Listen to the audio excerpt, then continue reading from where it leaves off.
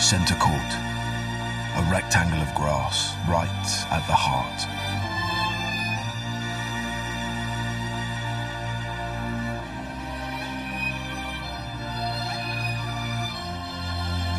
The place where it starts. What a concept! Measured 78 by 36, 100 years. One net, two sticks. It's a simple lawn, unadorned but revered and adored. That is so good. A living surface marked in chalk and lime, grass roots stretching through 100 years of time. As players emerge, quiet please, pauses, applause, the pop of the strings and all eyes on the court where champions are born and historic tales told. The next 100 years about to unfold. The stage awaits.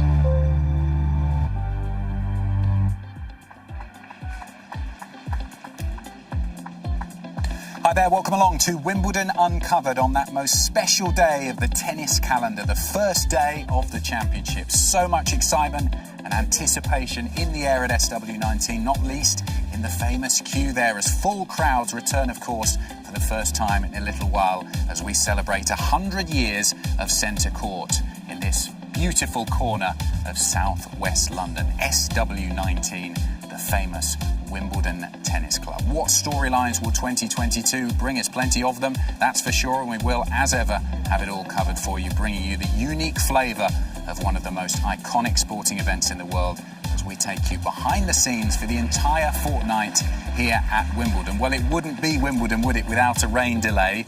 And we're getting them out the way early this year. You saw the roof on both centre court and court number one. Play did start as planned a couple of hours ago on those outside courts, but stopped after about an hour and should resume very, very soon. Welcome along to Wimbledon Uncovered. Delighted to say I'm joined by former British number one Anett Kontaveit from our beautiful vantage point. We're here high above court number 18. It was raining earlier on, wasn't it, Anne? But now it's nice and sunny, and it's always brilliant to be here at Wimbledon on day one of the championship. Yeah, I mean, this day of the year is so exciting for everyone involved in the tournament, the players especially. First day nerves, the prep, has all been done, and now it's ready to get out there and compete to your very best of your ability. And lovely to have the crowds back, as we said, for the first time in a couple of years. Yeah, I mean, that's what it's all about. Having fans watching, appreciating the tennis, supporting their favourite players, and for the British players in particular, having the home support makes a huge difference. Yeah, the most number of British players in the men's and ladies singles for 21 years, so plenty for the home crowd to look forward to watching, not least on court. Let's take you through the order of play, the matches we've got to look forward to today. Starting on centre, as we said, celebrating the centenary, 100 years of that famous arena. A 1:30 p.m. UK time start for this one. First up, Novak Djokovic, the defending champion, against Soon-Woo Kwon of South Korea. Djokovic looking to win his 7th Wimbledon, 4th in a row. Only 3 players have ever done that before, win 4 Wimbledons in a row. Bjorn Borg, Pete Sampras and Roger Federer. Kwon, the world number 81, he's got a mountain to climb, doesn't he? He sure has. I mean, Djokovic hasn't played in any of the grass court lead-up tournaments. Did play a match or two last week at the Hurlingham, but that was an exhibition event. But he knows what to expect out there on centre court, and I'm sure he will be well prepped. And that is the amuse-bouche, shall we say, for 2 brilliant matches after that. Emma Raducanu returning as a Grand Slam champion, having done the impossible. She wowed the sporting world to win the US Open last year. I suppose since then, injuries, mixed form have really hampered her progress, but she will have the famous centre court crowd right behind her. It's going to be a brilliant atmosphere. It sure will, and can you believe today will be her debut out on centre court. So, lots of nerves and excitement. Huge expectations from a British perspective on her shoulders. Her opponent, Alison van Oitbank, should not be underestimated, though. She's won a lot of matches in recent weeks on grass, very experienced opponents. So that's a tricky opener for Emma Raducanu. And there's sure to be an electric atmosphere after that when Andy Murray takes to court, the two-time former champion, hoping to shake off his own injury problems. He's had an abdominal strain he suffered a couple of weeks ago in Stuttgart. That saw him miss Queens. And he's against the Aussie James Duckworth, who's an experienced campaigner. He's been around the tour for a long time. He's also had his own injury problems, and Murray won their last 3 meetings in a row. So he is the favourite, and the buzz around the grounds is always great here at Wimbledon, but particularly when Andy Murray's playing, isn't it? Yes, everyone here in the UK absolutely adores Andy Murray, and he is looking good. OK, and over on court number 1, Ons Jabeur, the world number 2, is first up. She wowed the crowd here last year with her, shall we say, unorthodox style. She likes to come to the net, a lot of slice on the backhand as well. She got to the quarterfinals last year playing against the Swedish qualifier Miriam Bjorklund, who's already come through 3 matches to get to this stage. After that, Carlos Alcaraz against Jan-Lennart Struff. There's going to be some big hitting in that one. One of the most exciting young stars in the men's game, Alcaraz of Spain, the number 5 seed, enjoying his breakout season. Against the big serving German, who actually beat him at Roland Garros last year. And then finally on there, Angelique Kerber. She's always a fan's favourite here, the former champion from back in 2018, a real grass court specialist, up against the former world number 10 from France, Kristina Mladenovic. And we're going to take you over to court number 1, Ons Jabeur against Miriam Bjorklund, the Swede, the qualifier, who is serving, and we can join the commentators.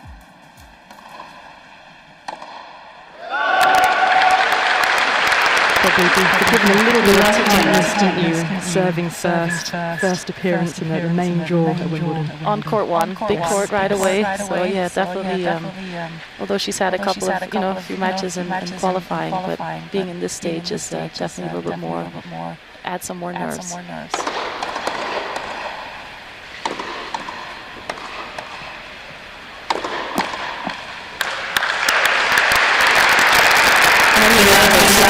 It's so important to try and just keep things simple. Try not to overthink anything. Try not to focus too much on your tactics already. Just try to get into that groove, get your breathing under control. Try to get a good rhythm out there. Keep it simple. First serves. So far she's missed. A couple of first serves already, which automatically puts a little bit more pressure on you when you have to play that second serve.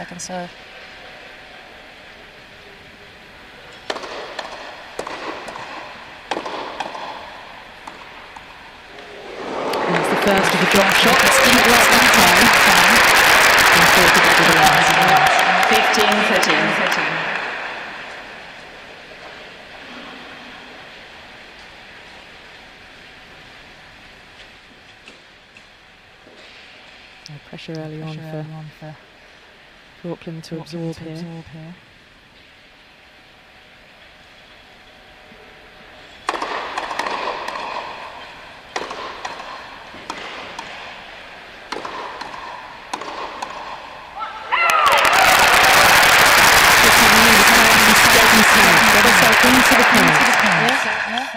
Don't overdo it. Try to make a lot of balls into the court, and because the opponent, although she has more experience, she's also going to deal with a few nerves, right? So it's try to get settled as quickly as possible.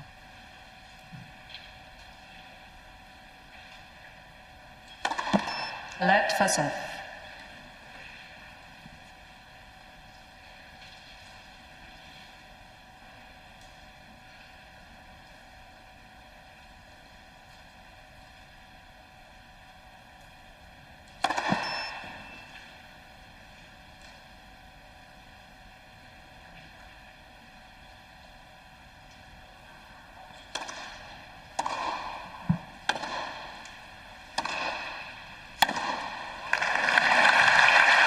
That's the first break point for the world number 2.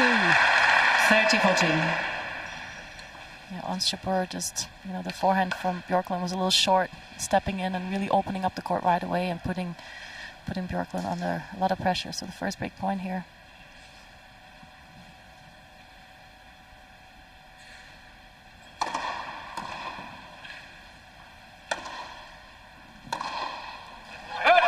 With the first serve, when required, under some pressure, Bjorklund. Deuce.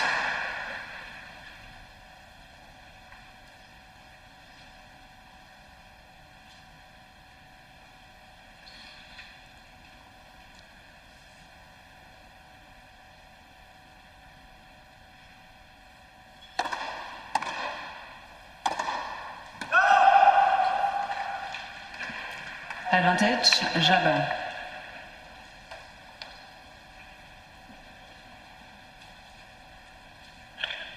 Did you find that first serve again? Help. Game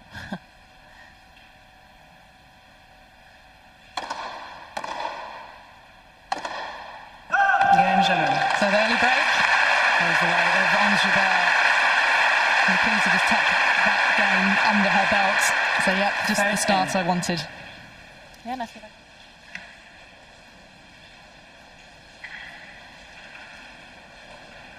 here with you this morning. It is day one, morning one. How does it feel to be back at full capacity here today? Oh, hugely exciting. You can already hear and feel the buzz of people back at the championships. Of course, we had a decent-sized crowd last year, although it was COVID affected. But this year, back to full crowds, you can just feel the excitement and anticipation of everybody coming in today. And it's just a great way to kick off the championships. Now, the queue is back in full force. A queue is something hugely iconic to Wimbledon. Tell us a bit about why that's important that it's back. It is a really iconic and important part of the championships, and I think having done the championships last year without a queue, it reminded everybody quite how important it is, and we really missed it. And I think it's important just to say that although it's an important part of getting extra people into the grounds and there's lots of fun to be had if you're queuing, actually the real purpose of the queue is making the championships accessible. We're one of the only events of our size and scale where you can still buy a ticket on the day, and that's at £27. So that accessibility is a really important part of us maintaining the championships position. I agree entirely, and it's always, as you say, such fun, the activations that are going on. Now, is 100 years of centre court a huge moment too? What things have we got going on? What celebrations and activations are happening? Yes, very important year this year, celebrating 100 years of centre court. So we've got some facelift things happening inside centre court. So there's some things we've altered. So a new umpire's chair. We've got a new central entrance for the players to come through, which I think will be absolutely spectacular. I think the fans and the players will love that. We have a celebration planned on the middle Sunday to celebrate some of the iconic moments, both on the court and off the court, and really just set us fair for the next 100 years of centre court. And of course, many of the players we'll see here today are really about the future. So I think we can look forward with lots of excitement. Oh, I'm really excited. And for the new entrance for the players, oh, that sounds very box office. Okay, finally, I guess, prize money's up. Like, there's lots of little details that you've made great changes to. Can you let us know any of the others and why you think that they've been good changes? There's always a whole range of changes we make every year to the championships, and the trick we try and focus on is changing and evolving things without people overtly noticing them. Right. And so we've got lots of different things. So yes, of course, the prize money has increased this year. We've got the changes to centre court. We've got the new umpires' chairs in place. Of course, with 14-day championships this year, that's quite significantly different and very obvious. We've changed the schedule slightly because we're now at 14 days. So there's lots of tiny different things around the grounds that we're improving as we continue to evolve and grow as a championship. And just finally, Sally, for you, what would make this a successful tournament? Like, what are your kind of markers that you hope to hit? I would love the sunshine, at least for most of the championships. Given we had such a wet one last year, that would be fantastic. What I most hope for when I think about the 2 weeks ahead is that every player that comes here performs at their absolute best and goes away with some really special memories, and that every person who attends the championships goes away with a really magical memory that they hold for life. It is a very special place, and for many people they get just one opportunity to come here to experience the championships, so it's our job to make sure it's truly special. Thank you so much. I hope you have a brilliant fortnight. Thank you. No matter how small, how tiny, or how minute, the technicalities, the particulars, the seemingly insignificant. At Wimbledon, these details matter. And this year with Oppo, we'll capture the detail like never before. In low light and high intensity. Because when you take care of the detail, the rest takes care of itself. Greatness. It's all in the detail.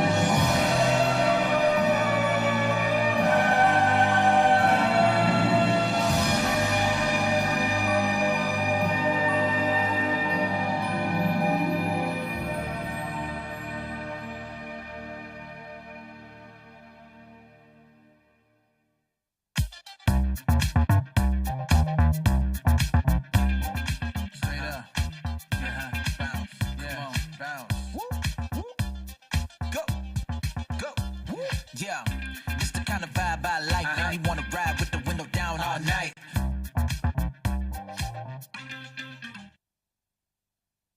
So Wimbledon is all about tradition and it's all about iconic images and things that go on. And there is nothing more iconic than the order of play board. Yes, you can get it all digitally, but it looks amazing and so impressive to see all the names they've been slid on for all the matches and the order of play, the courts they're on and the times they're on.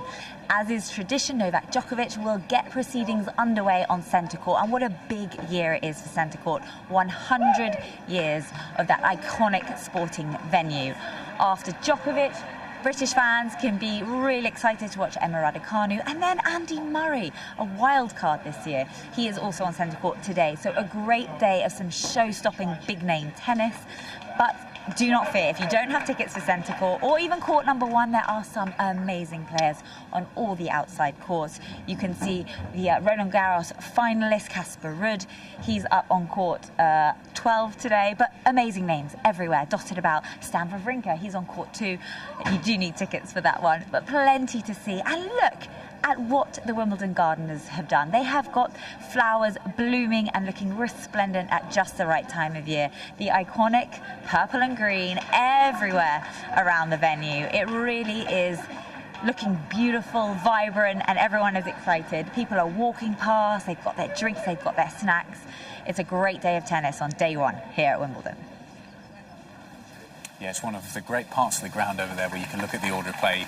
Obviously, everything's very digital these days on our phones and tablets, but also the old school traditional I'm store all board. about the old school traditions. Yeah, I remember it when I was a little kid, and I always make a point of going back to that corner every year to check it out. And you see them up the ladder when they're putting the... They've got to be...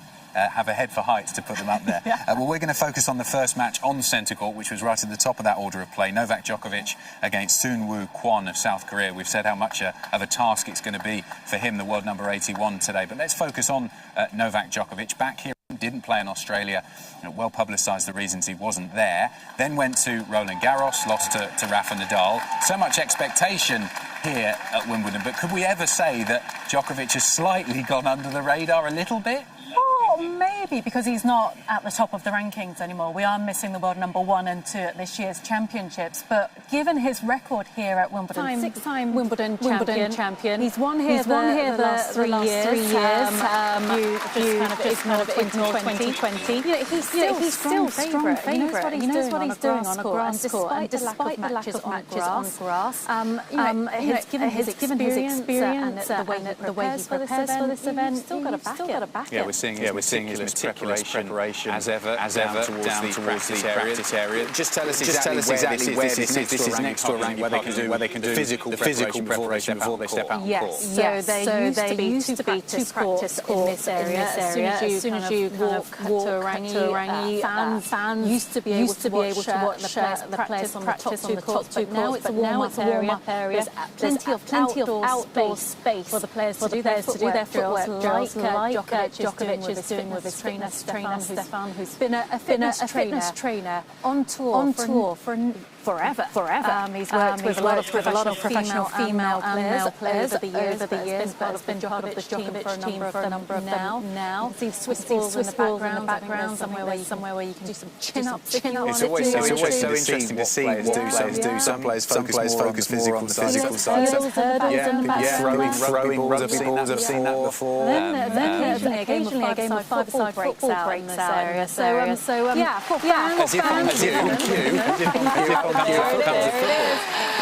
decent pickup there. He's not a bad player, is he? It's a great place for fans to go and watch and see how the players prepare for their practice sessions, for their matches. It's interesting throughout his career how he has become so good on grass. Because earlier on, I remember when he first came out, played here at Wimbledon, he openly admitted he'd hardly ever played on a grass court. Not too many grass courts in Serbia. And he's had to modify his game to work on this surface. Obviously, he's been helped by the fact that the grass is slightly slower now than it perhaps was in the early days when McEnroe and Borg, the likes were playing here. when it was a serve and volley game, but he now has a game that is so suited to this surface. Yeah, and I guess one of his super strengths is his ability to move so well on all surfaces, and that is actually something that's tricky to master on a lot of players find that the hardest thing to just pushing out of the corners, making sure you don't slide and go off and go down. So you've got to have the strength in your legs. You've got to have the confidence to push out of those corners well, and Djokovic has that. How much do you think the weight of expectation Djokovic is aware of that because clearly he wants to break the most number of Grand Slams. He has that in the back. No matter how much he pushes it away in interviews, he is on that race to try and break the record. And with every slam that passes, where either doesn't win it like he did at Roland Garros, or can't play like he did at the Australian Open, is one that gets further away. We've seen how that's influenced Serena Williams in the past. How do you think that's affected him? Look, the passion, the desire is still very much there, and I think there's even more motivation to go deep and lift that trophy once again this year, because as it stands at the moment, he won't be able to travel to the States, so this may be the last Grand Slam that he can compete in this year. So the motivation is there in terms of expectations, pressure. He's been through it all. He knows how to deal with it, and he can lay his way into this tournament. First round matches are always tricky, but Djokovic has never gone out in the ground of this event to someone low as his opponent today.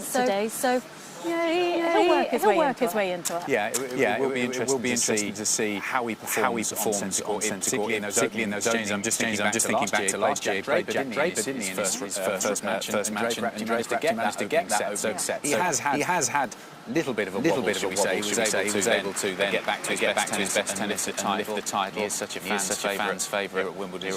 You can see taking his time to sign the balls, engage with the fans there down Arangi. Soon Woo Kwon. Tell us what you can about him. I guess let's focus on the task that he has today. What's he got to do? Try and draw some inspiration from what Draper was able to do in that here last year to try to trouble a player like Novak Djokovic, who's so at home centre court. From South Korea, 24 years of age, ranked 81 in the world. He's never beaten a top 10 player. For any player up against one of the greatest, it's going to be intimidating. It's going to be a tough challenge for him. But an opportunity to step out there on centre court, the most iconic court in the world. So there will be excitement, and it's important he gets off to a good start, or at least is able to stay with Djokovic early doors. Well, let's hear how Novak Djokovic is feeling, shall we? Speaking to former women's player Renee Stubbs. It's great to have you back here. Wimbledon, how is it to be back on the grounds here? It's an honor to be in this court. As I told you before we started the interview, first time in an interview on the stands of the center court in Wimbledon. So of course, after many years and many interviews, it's nice to do something for the first time. I'm excited. You know, as really probably any player in the men's and women's field to compete in one of the greatest tournaments this year. Different circumstances because of no ranking points included, but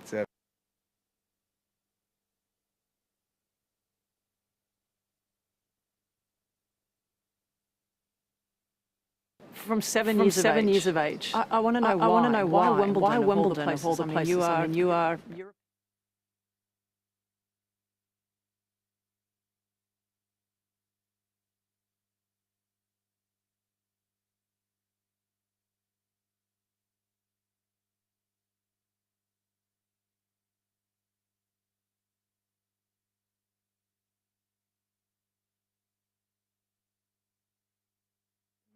made me for the sport. I asked my parents to buy me a tennis racket, and we were at this Kopaonik mountain.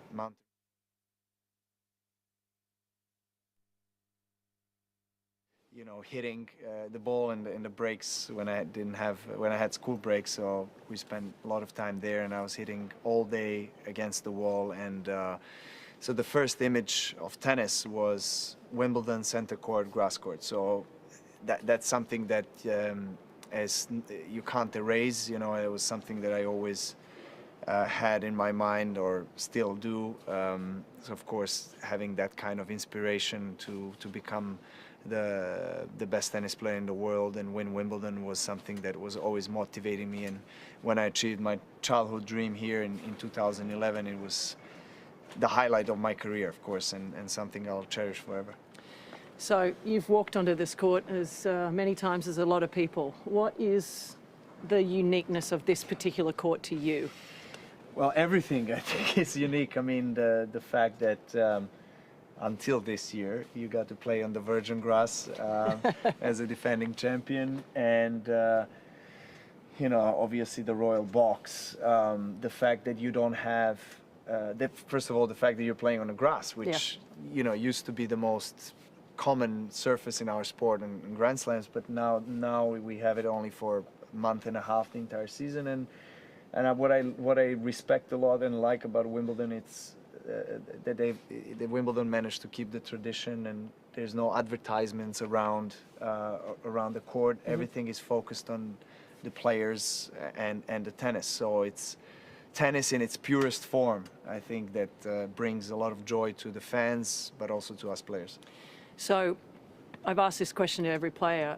You know, it's the 100 years of this centre court in particular. But if there was one place that you could build a court and play a tennis match on another unique and incredible stadium around the world, where would that be for you? A stadium or anywhere? Well, anywhere. You can say a stadium or anywhere. I've had some very unique answers to this one. If it can be anywhere, I mean, probably on top of the world, you know, the highest point at Mount Everest. Well, that's a new one. We wouldn't survive 2 seconds playing there, but yeah, I guess, I mean, now you made me wonder, you know, to be creative, where would I put a tennis court? I played once with Nadal. We played an exhibition match in Argentina, and it was back in 2011 or 12, and we went to the southest point of Argentina to play, to see Perito Moreno, which is an iceberg, and it was during the summertime there. It was, I think, December. And we played, you know, hit some volleys at one of the boats that was around with Perito Moreno behind us. So that was probably one of the most iconic, you know, tennis images and tennis venues, if you can call them that way. And I've seen, of course, Nadal. I think was it Federer and Andre Agassi. I think back in the days played some balls at the Burj Al Arab in Dubai, you know, those types of things. And I've seen also in Acapulco, I think in Mexico, they play as a pre-tournament advertisement. They play some tennis on the water. So it's, you know, I think there was a lot of experimentation with that, and which is nice, but Wimbledon Centre Court is still probably the best place. Well, speaking of the Wimbledon Centre Court, if you could come here as a spectator, I mean, fortunately, you've played some of the greatest matches here yourself. But if there was one match that you could sit as a spectator and watch again over the last 100 years of this court, what would it be? Oh, wow. The match that already happened, it was already played. Yes. Oh, that's a good question. I'd love to see Borg McEnroe. Borg McEnroe, definitely.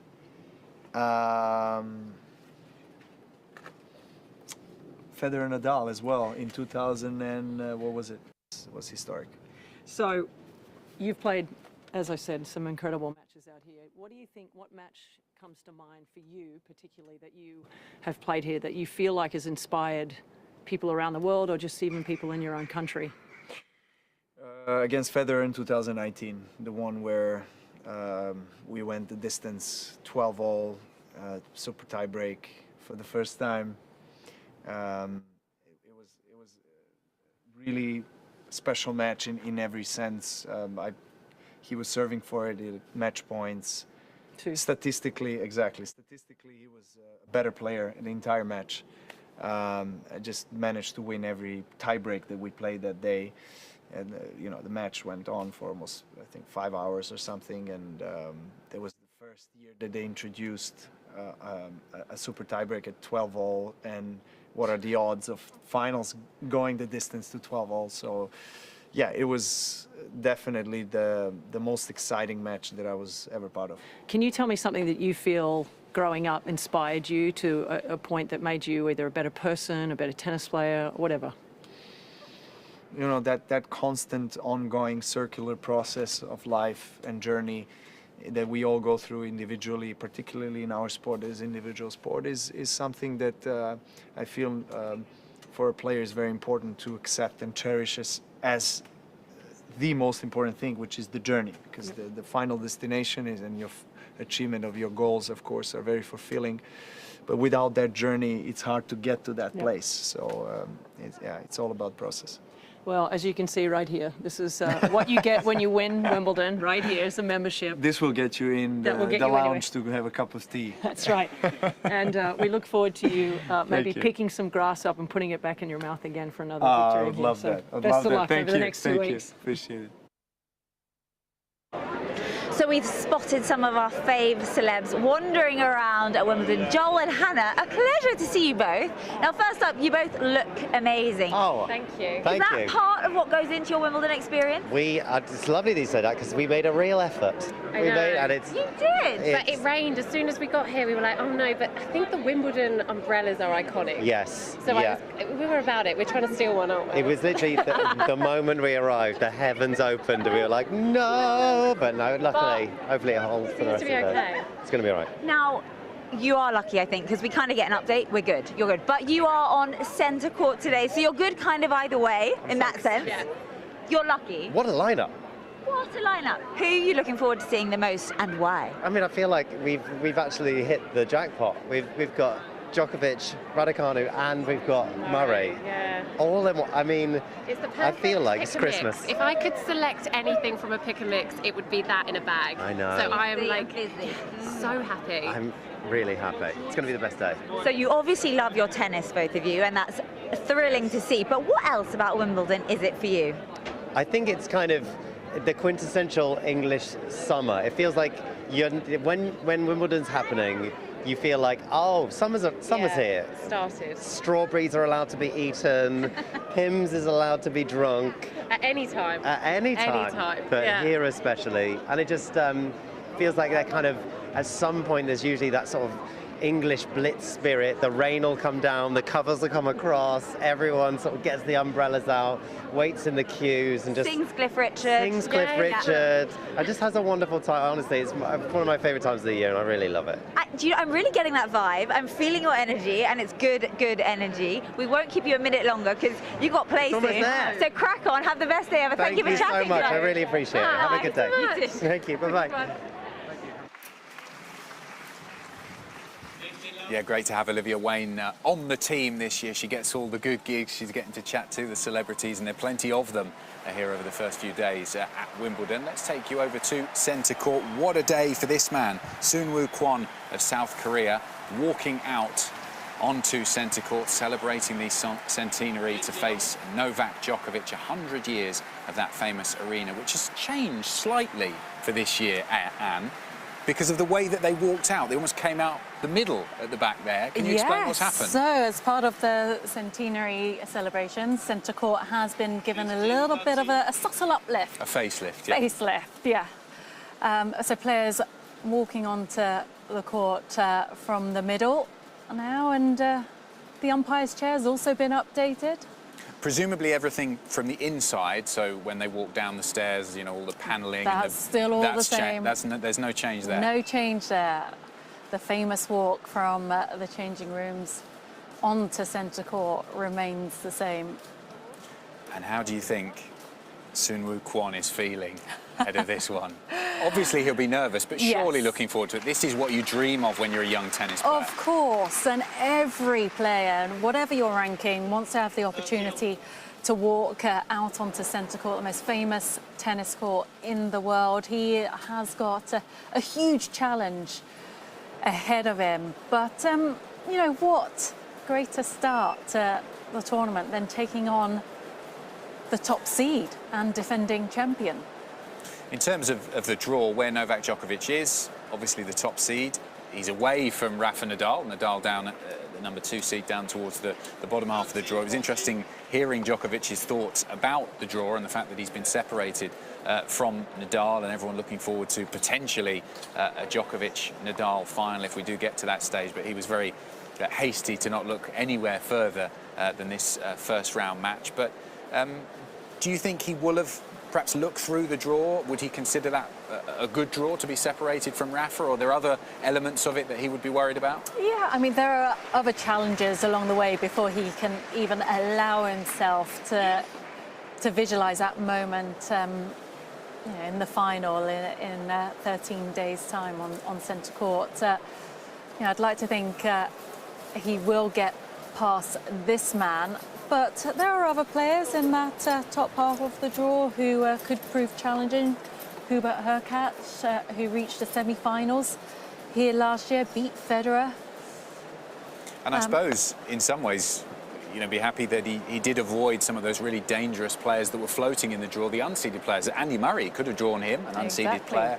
Nick Kyrgios, for example, as well, who's playing Paul Jubb, one of the British players in the draw. Because there were this year, in the men's draw in particular, some really dangerous unseeded players that I think all of the seeds will have breathed a sigh of relief when they didn't get drawn against them. I think Andy Murray being at the top of that list. There's a lot of talk about Andy Murray not being seeded and dark horse, and I was told by a good source this morning that Ivan Lendl said Andy Murray is hitting his forehand better than ever. So when Ivan is complimenting Andy's game and talking that positively about Andy's game, then I guess, the rest of the field have to watch out. And he knows what it takes to become a Grand Slam champion. He helped guide Andy Murray to the title here at Wimbledon a couple of times before a few years ago. The crowd getting ready. We know who they're supporting. Sun Woo on the banners. We saw there from the head-to-head that they have played once before in Djokovic's home city of Belgrade. That would have probably been a difficult atmosphere for Sun Woo Kwon as well. Djokovic winning that day on the clay, 6-1, 6-3. The roof is closed on centre court. Where we're sat at the moment, it's not raining. It's much more pleasant than it was earlier on today, but they have kept the roof closed for the moment. There is the threat potentially of some showers for the next hour or so. Still some grey clouds overhead. How will that influence the match? Does it help or hinder either player? Well, I don't think it'll make any real difference in this match, but conditions may feel quicker with the roof closed. The atmosphere will certainly feel more electric, will certainly sound more electric.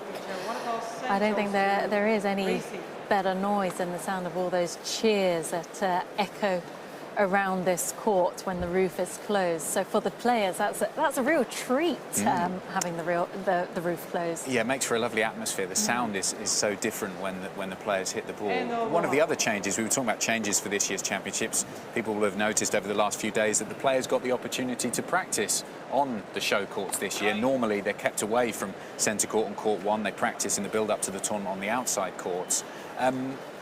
The reason for that, and how much of a special thing that would have been for the players to get an opportunity to practice on centre court beforehand? Yeah, it was to help the players, I guess, build confidence that given the number of players who slipped last year, this year the tournament wanted to give the players the opportunity to practice on the grass on Thursday and Friday. Players had opportunities to practice on centre court and court one.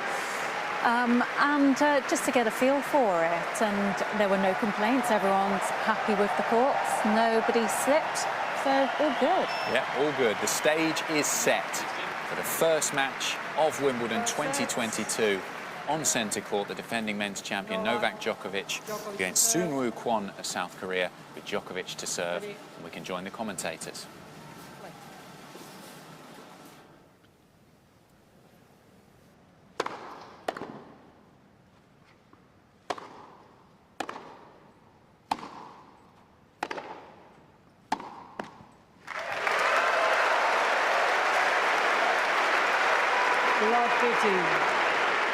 Big upset brewing on centre.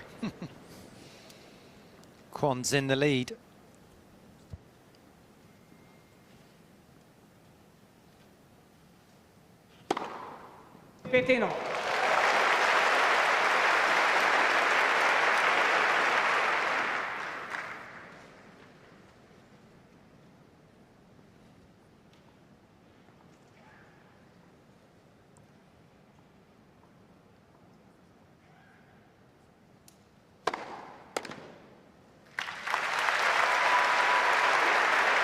15.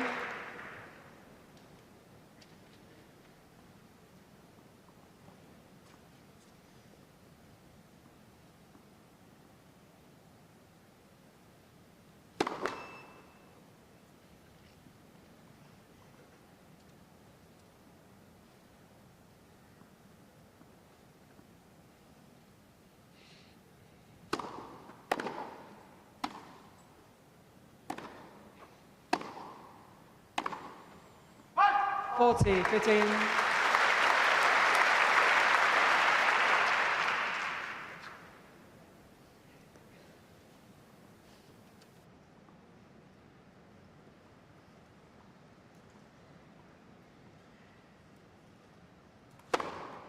Game Djokovic. Missed the punish on the corner of the left. Set of design balls called in.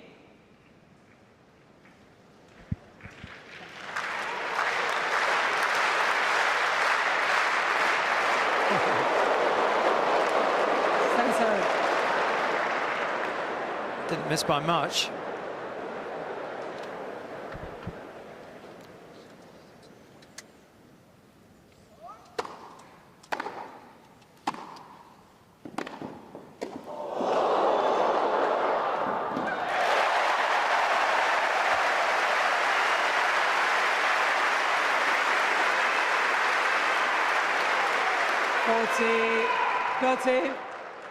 Necessarily think we were going to be talking about one-handed backhand passing shots, but that was mighty impressive.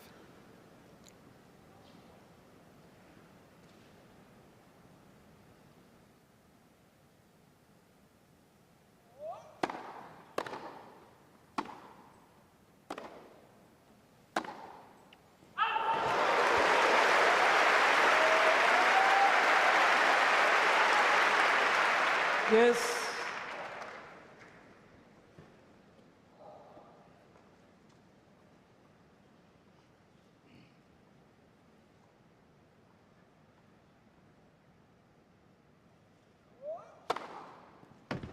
Advantage, Djokovic.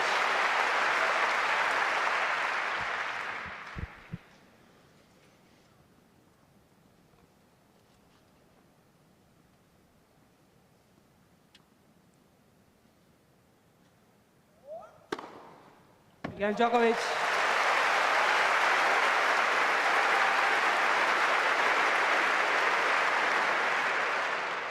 First game. Yeah, close first game. Soonwoo Kwon showing what he's made of there on centre court, but Djokovic holding serve to lead 1-love. Let's take you to another member of our team, Nick McCarville, who is at Arangi Park, the practice facilities, watching Andy Murray. Nick. Third on center court today is two-time champion here, 2013, 2016.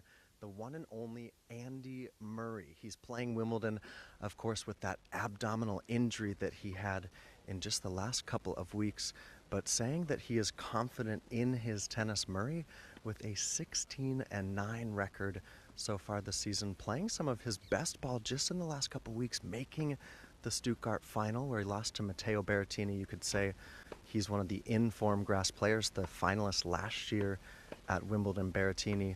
We're getting a great look here at Arangi Park of Murray himself, having a good knock-up with Kyle Edmund, actually the British player who's going to make a comeback himself here in the mixed doubles is Edmund.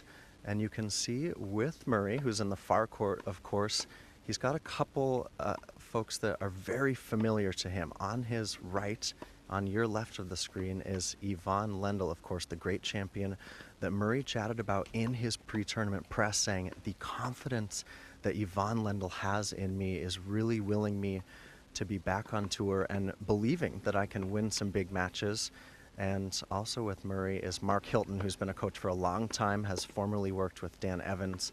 But these two guys just going through the steps. We had some rain earlier, of course. It affected match play around the grounds. It also affected the Arangi practice schedule.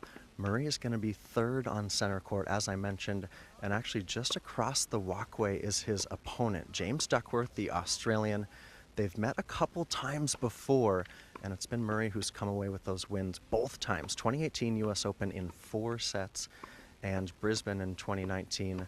He also won that one in straight sets. Murray looking for a 60th Wimbledon win. And what are the expectations around Murray? Could he make a deep run here? The question really has swirled around the abdominal, around the stomach, of course, and I have to say he's looking good out here, good spirits, having a glance up there at the sky and just taking a little bit of a breather. This is not abnormal if you're a constant watcher of Andy Murray practices, often bending over, checking in with himself. He's got his whole team around him. He's going to be third on center after Novak Djokovic and Emma Raducanu. Of course, big day for the Brits on center court. And should he make it as far, he's got a lot of matches, a lot of tennis to play before he can think about a match with Novak Djokovic in the quarterfinals. A 14th career Wimbledon for Murray. Mentioned those 2013 and 2016 titles, but at 35, he is an icon, of course, in the sport, in British sport. And a lot of people thought with that hip injury, with then the surgery, the subsequent metal pieces that were put into his hip, would he be able to make a comeback? He has, and he's done it slowly but surely. Made the third round here last year against Denis Shapovalov. He would like to make a march here on the top half of the men's draw, mentioning, of course, that he could play in the quarterfinals against Novak Djokovic. Looking here, Murray now into the part of the practice where he's going through the steps of the serves. That means he's nearly done. And again, I can't stress enough the importance of Lendl and what he has meant to Murray in his career and the way that he has continued to have confidence in Andy Murray and the fact that he does feel like he can play that top level tennis. These are the champions of our sport, right? A Murray who wants to come back and prove to himself, prove to all of you that he can still do it. I think for me, being here just courtside, just loves being out here. The circumstance, Wimbledon, and the way that it has become, well, Andy and Wimbledon, it's something we expect every summer. We're going to see how he goes today, third on center court. Yeah, great behind-the-scenes look there at Orangi Park with Nick watching Andy Murray. Good to see Andy Murray. Looked like he was moving quite well there. We mentioned his injury problems coming into Wimbledon this year. Got to the final, was playing well in Stuttgart.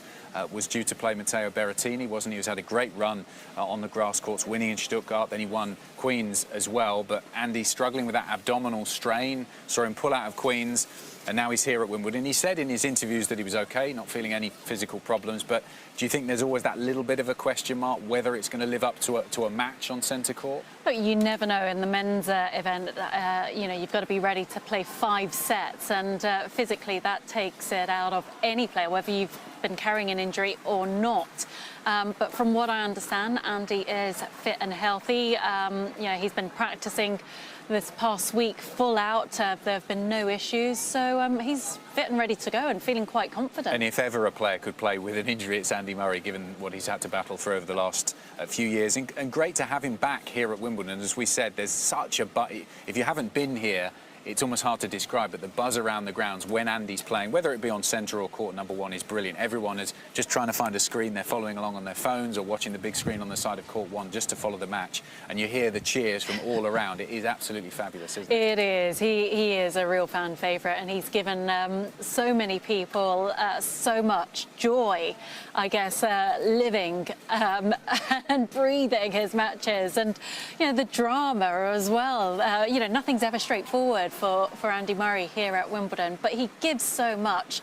You know, the people love that, which is great to see. It is one of those where were you when moments, isn't it, in your life, I suppose, as a tennis fan, when Andy Murray won Wimbledon. We can all remember what we were doing that day, and there were few people lucky enough to be inside centre court watching. We did notice there that he was practicing with Kyle Edmund, fellow British player who we haven't seen on the tour for a little while. He's been struggling with injury. You know Kyle. Is he closing back in on returning? Yeah, well, Carl's had so many issues over the past year with his knee. He had surgery on his knee just over a month ago, but he's hoping to play in the mixed doubles event this year with another British player, Olivia Nichols. So that'll be the start of his comeback. OK, let's catch up with Olivia Wayne again. The celebrities are crowding around her like a bee to honey. Who's she caught up with now?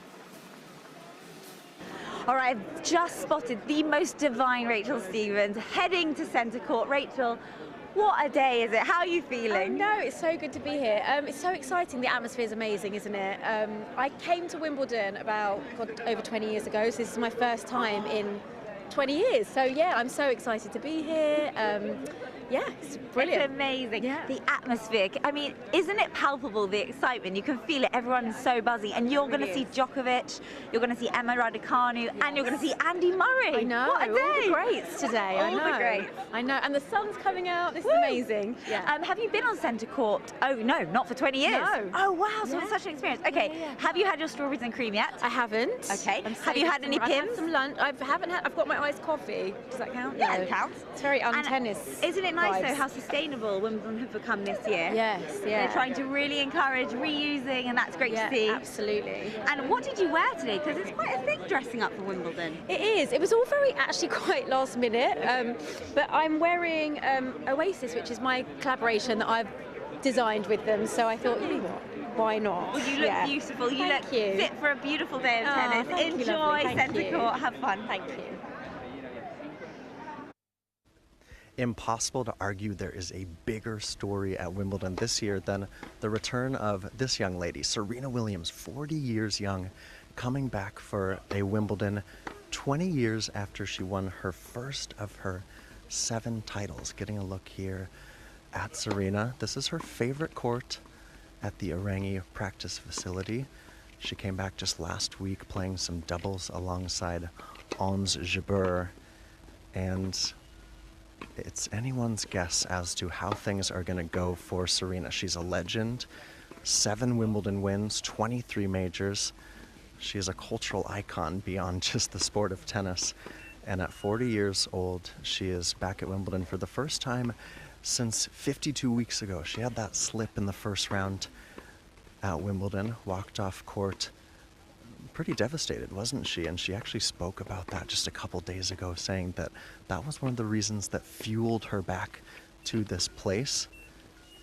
Working with Eric Heckman, who has been coach to Sister Venus for the last couple years, also with Jarmir Jenkins, who has been Serena's hitting partner for the last few years on tour. Not with Patrick Mouratoglou, who's been her coach since 2012. Said that that was something that she hadn't really thought much about in her return to Wimbledon. She's obviously doing things as she always has on Serena's terms. And in the first round, she's playing on Tuesday. She's going to take on Harmony Tan, 24-year-old from France, ranked 113th in the world. And anyone is a challenge to Serena, and of course, Serena is a challenge to any player that she faces. We're getting a good look here at the practice through for Serena. She was just up at net taking some low volleys and then some overheads. And this is what she's going to have to do well this Wimbledon. First strike tennis, coming off those serves, pouncing on second serves. Her own delivery. I have to say the serve looked really good last week in Eastbourne. And you can see Serena right on top of that baseline. Jenkins putting a lot of action on these serves, and she's meeting that ball right on the rise. She was asked just the other day in press, what would success look like for her at this Wimbledon? She said with a smile, you know what. That means that Serena is out here for the title. She's in the quarter of Karolina Pliskova, the finalist here a year ago. She could take on Coco Gauff in the 4th round. She's going to play the winner of Cristina Mikhail or Sarah Sorribes Tormo of Spain in round 2, should she win it. Mentioned just a couple minutes ago, 20 years since that first of 7 Wimbledon singles titles. It's her 21st appearance here at Wimbledon. She wants to go far at this tournament, and all eyes are going to be on Serena. Really felt like when she talked about that slip from last year, that it was something that weighed on her in the months to follow. Serena oftentimes very closed about what exactly her motivations are, and she's got that right, doesn't she? She is Serena. We're going to see her on the Wimbledon stage for a 21st time, and there really is nothing like it, is there? Great insight, great intimate look here, just courtside with the champion that is Serena Williams. Either past so he can get into the players area, just for today.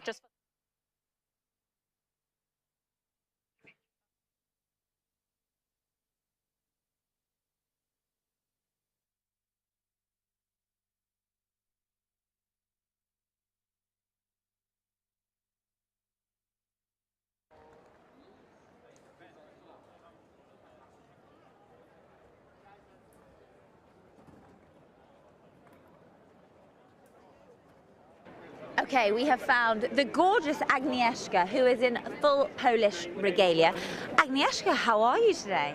Yeah, I'm fine. First time in Wimbledon. Wow. Yep. And who are you here to see then? Well, my dad was rushing off to see Hurkacz, but we got here pretty late. I don't know if they're still playing. That would be nice, but he's leaving tomorrow, so that's his kind of like last chance to see one of the best Polish players here this year. So I don't know if we still can make it. Well, we won't keep you long so that hopefully you can. And are you a big tennis fan? What is it about Wimbledon and why did you want to come? No, I came mostly because of him, because he is very much into tennis and he watches all the big tournaments and Wimbledon as well. I think Wimbledon is his favorite. He likes his own grass. Right. So he always says that it's the fastest play because of the grass. So yes, he had a chance to come here for one day and we're trying to see in person. Wow, how iconic. Okay, and finally, what do you make of it all? What do you think? Well, I haven't seen much so far. Okay. The queue was great.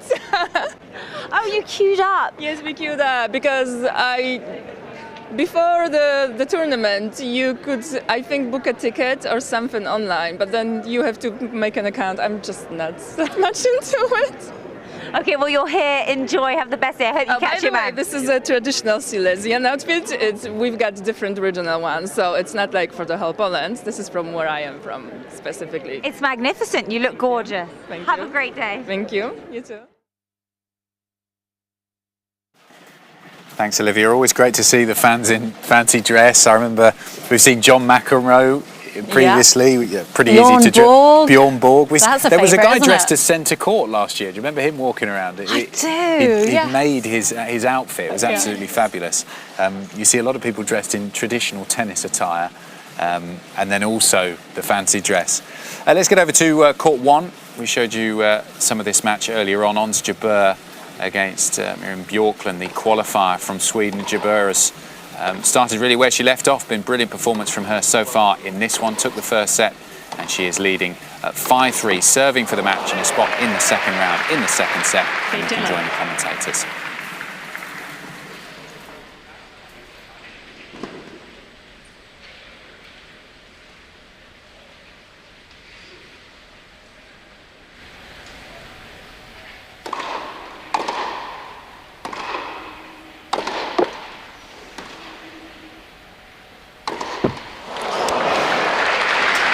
But even that observation, though, is a sign of a thinking tennis player who's trying to problem solve mid-match, which is part of being a player, is what you have to do. And finding the combination between being aggressive enough, being patient enough, right, making the right choices at the right time, and that will come through experience. And that's something that Ons Jabeur knows how to do very well. Is when am I aggressive? When do I play? Become a little bit more tactic, focus on tactics, and she has that good variety. So we have 3 match points here. Yep. This match has rattled along very, very quickly. 3 match points for the world number 2.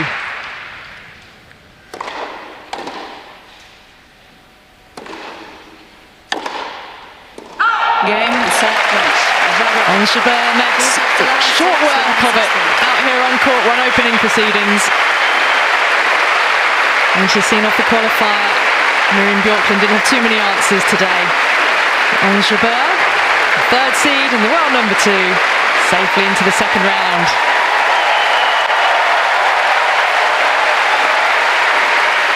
The crowd have really enjoyed having a chance to see in person a player they would have watched on television, read a lot about, and her achievements.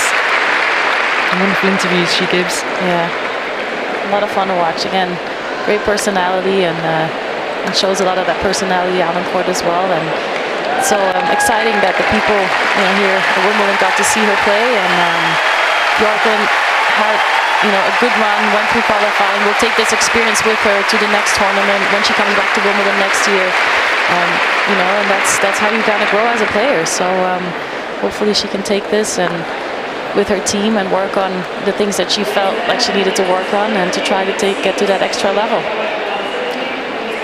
Yeah, it's all part of the experience. On Jabeur, quarter-finalist last year. It's the first job done, get through your first round match, because this is where she fell down at the French Open. But yeah, looks very comfortable out on grass, right?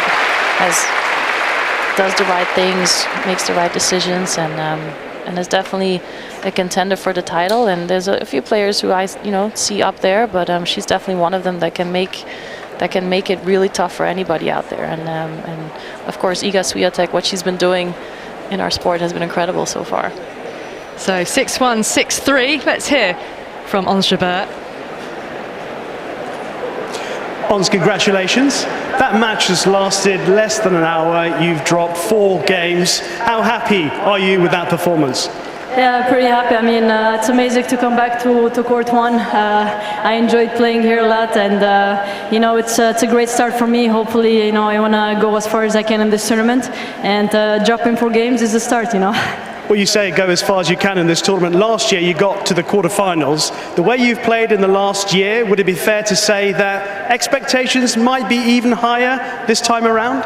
Yeah, for sure. I mean, especially, today I achieved my highest ranking, and it's really amazing, to be here, to come back to Wimbledon, to play one of the greatest surfers that I like, and especially that loves my drop shots and my slices. So I'm happy to be back, and hopefully, we'll go further than quarterfinals.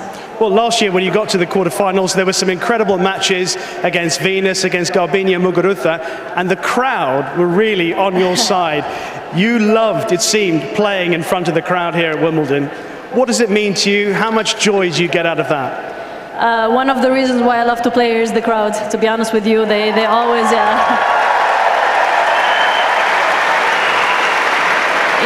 no matter what the ranking is, they always support me. I know last time I played Venus, everybody was cheering for Venus, but at the end, they were cheering for me a little bit, which is great. They helped me push through a lot of matches, and I hope I see you for the next 2 weeks here.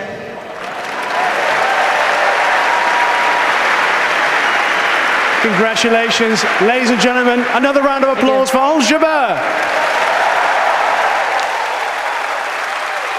Ons Jabeur with Rishi Persad asking the questions. And Kim,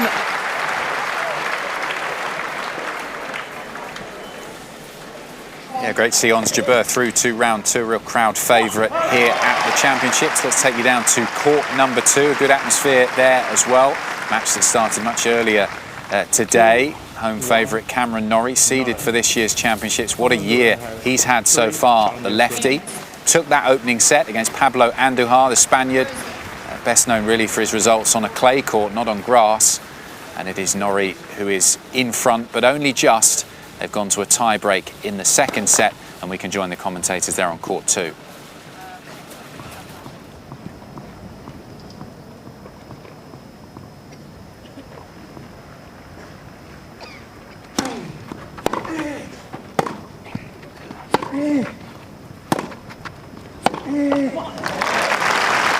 That was what was happening in the first set.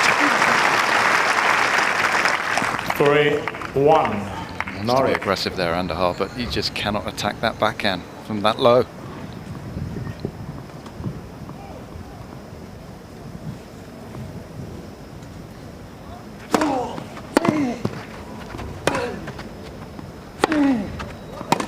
Out. Yeah. Pablo Andújar's trying to call the right baseline, the ball's called out. Definitely was out. I think that was just missed by the linesperson. Well long.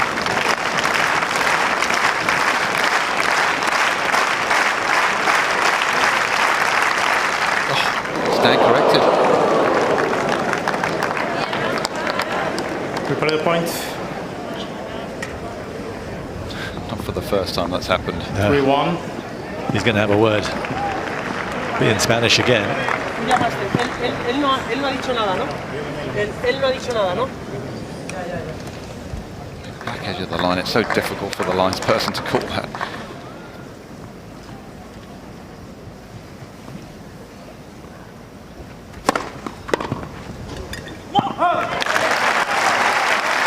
And that won't improve Nadal's mood. Staring up at his coach. Twice that's happened. So he's gone on to lose the point when Norrie found the ace, and they're the unreturnable.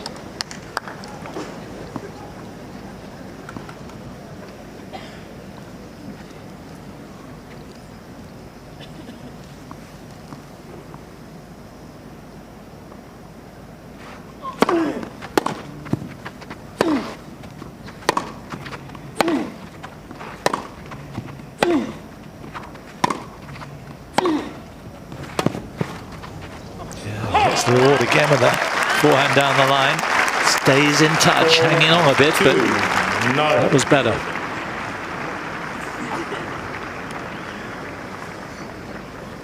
Well, he's been around too long just to fade away. And this one 4-1 down. Nadal gets it back to 4-2. He's a battler.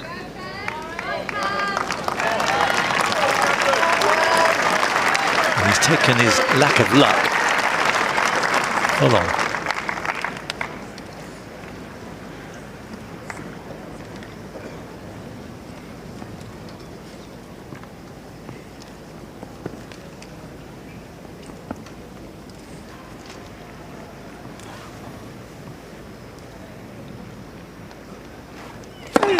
Lat. First service.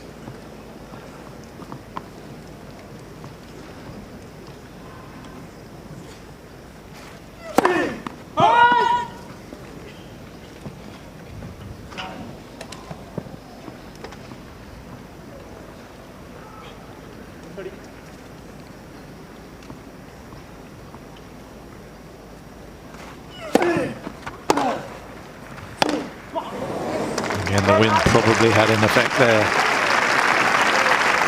No, it doesn't look good for Anett. Norrie.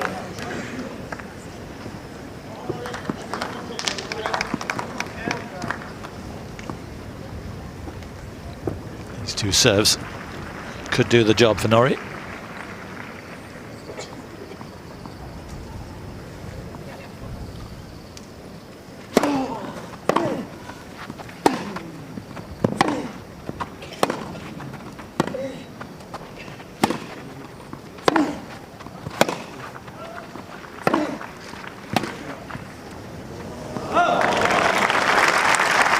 Top draw. Bit of his own medicine there, Norrie. Norrie. Very well struck backhand from Nadal. That one skidding through.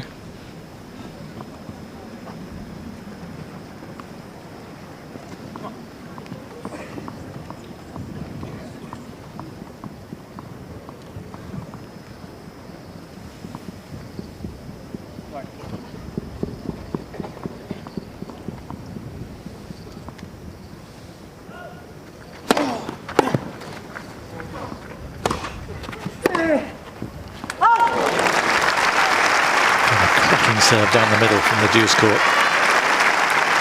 Happened time after time, and this time it set him up with 3 set points for a 2-set lead.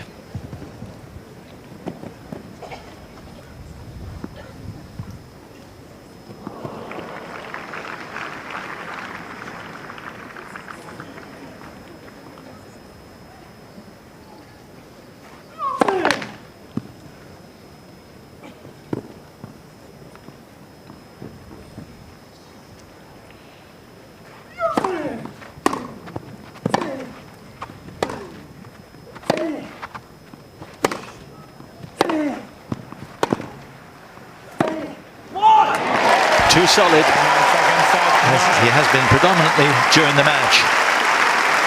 So after an hour and 21 minutes, the British number 1, 2 sets to the good.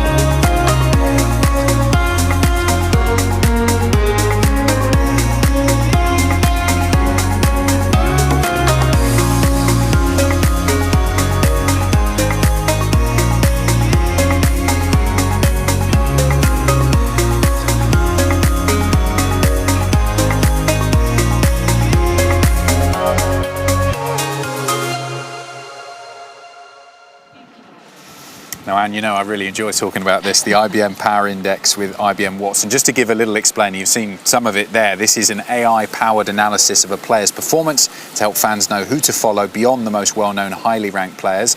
It uses IBM Watson Discovery and IBM Cloud to analyse performance data, mine media commentary and measure player momentum to give us an idea of who might win this match. We're looking at Emma Raducanu versus Alison van Uytvanck coming up later on centre court, the second match of the day on centre. Now, it had Emma there as a 61% favourite. Do you think that's about right as we go into this one? I would probably give it more 55%. I was going to say, I was actually surprised at how separate it was. Yeah, they have played once before. They played last summer at an event in Chicago. Emma actually came through that match in straight sets. Grass is a surface that Van Uytvanck actually enjoys playing on, and she's won a lot of matches recently. She's won 2 ITF titles on grass, so she comes into this tournament with a lot more match confidence than Emma, who hasn't completed a grass court match this year due to injury issues. But I do understand the last few days, or the past week, she's been practicing down at Orangi, full out, and yeah, is fit and ready to go. And to draw some parallels with a match that Van Uytvanck played a few years ago, back in 2018, she was up against Garbina Muguruza, who that year was the defending champion and the world number 3 at the time as well, having won Wimbledon the previous year. And Van Uytvanck was able to win that match. So she has done this before, where she's gone up against a player perhaps not expected to beat, with the crowd against her, the pressure on her, and perform. That will help her here today against Emma Raducanu. Yeah, it will, but Emma will have the fan support, and when the fans get behind Emma, she loves it, and she's capable of really using it to her advantage, and we saw that from her last year and how it was able to lift her level. And once she gets going, you know, she enjoys playing on grass. She enjoys the quick, fast-paced nature of the surface. You know, she knows she needs to get off to a good start, and if she does, then I do give her the slight edge. Because that was the thing last year, and then as it carried through, of course, to what she did at the US Open, it didn't seem that it was just a flash in the pan. We've seen it so many times here before, where a player produces a brilliant performance to win that first round match. They get through, the expectations on them in the second round, and then they crumble. But with Emma, she was able to deal with all that pressure and, as you said, harness the power of the fans to keep her through to the fourth round. Certainly, last year she really embraced it. It was unfortunate what happened in a fourth round match against Ajla Tomljanovic, which she wasn't able to complete. But then when she moved on to the hard court swing and obviously that dream run at the US Open as a qualifier to then lift the trophy at the end of the tournament was just something I don't think we'll ever witness again in our lifetime. I mean, it really was a fairy tale for Emma Raducanu. You know, coming into Wimbledon this year, expectations are different. You know, everyone's aware of the pressure on her shoulders. I think she's been handling it as well as possible. You know, and I do try to urge everyone, you know, she's 19 years old. Just give the girl a break, let her play. Even if things don't go to plan this year, you know, she's got the rest of her 20s to really shine a light on tennis and be the leading figure, potentially the leading figure in this easy sport. To forget this time last year she just finished her A-levels, which is crazy, the exams. I think the question marks really on Emma coming into the championships this year, a lot of it have been around the physicality, the injuries that she's struggled with, different set of problems. Sometimes it hasn't just been one. You know, with Andy Murray, it's often been one problem that's been plaguing him for a long time, whereas Emma's had a few different injuries that she's had to work through over the last year or so. Where is she at in terms of her body and her fitness at the moment? She does need to build more resilience. She does need to be more robust. That's no secret, and she is aware of that. It's finding the time to fit everything in, which is a struggle for her right now. And, you know, we've just got to remind ourselves she's only been on tour for the past year, so everything is still new. She needs to learn how to manage her time and understand what works for her physically, off the court, what doesn't. So there's still a lot of learning for her to do. So, I don't think there's any huge rush.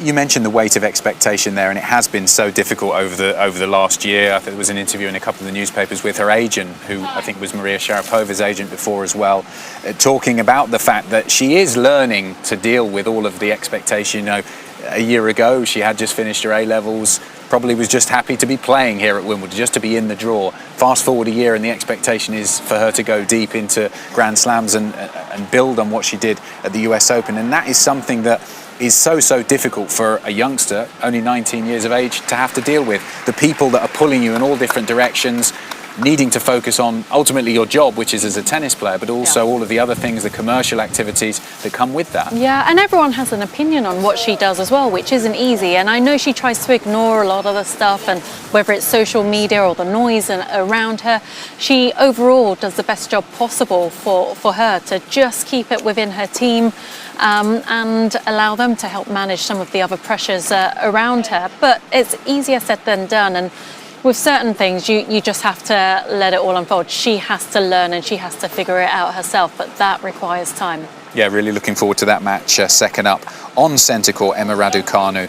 It will erupt, I think, when she walks out against Alison van Uytvanck. The second match of the day on court one, which is about to begin, Carlos Alcaraz against Jan-Lennart Struff. We were talking about players who've wowed the tennis spectators all around the world in the last year or so.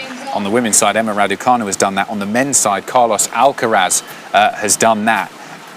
I say come out of nowhere, but I don't think we can't compare it to Emma Raducanu. It really did come out of nowhere. Carlos Alcaraz has had huge amount of pedigree, so much expected of him, but this year it seemed to have all clicked for him, and he is now one to watch. I think the number 5 seed here at Wimbledon. Yeah, in only his second Wimbledon last year, also a wild card like Emma Raducanu, required a wild card to be in the main draw of this event. Doesn't have that much grass court experience, but that's okay. He's still learning. There's still time. Didn't play in any of the grass court warm-up events, only featured in the exhibition event at the Hurlingham Club last week. And Jan-Lennart Struff is an experienced player, although his ranking has now dropped outside the world's top 100 for the first time in over 5 years.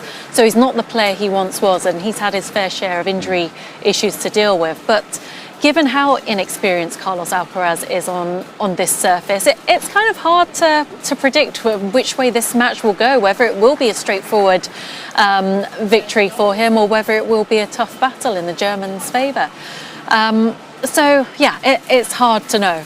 He's such an electric player to watch, Alcaraz, the tennis club I play at. When you talk to a lot of the youngsters about who they like to watch, and they've got a big choice now of young players to focus on. You know, so many different choices in terms of styles of play, the way that they go about the game.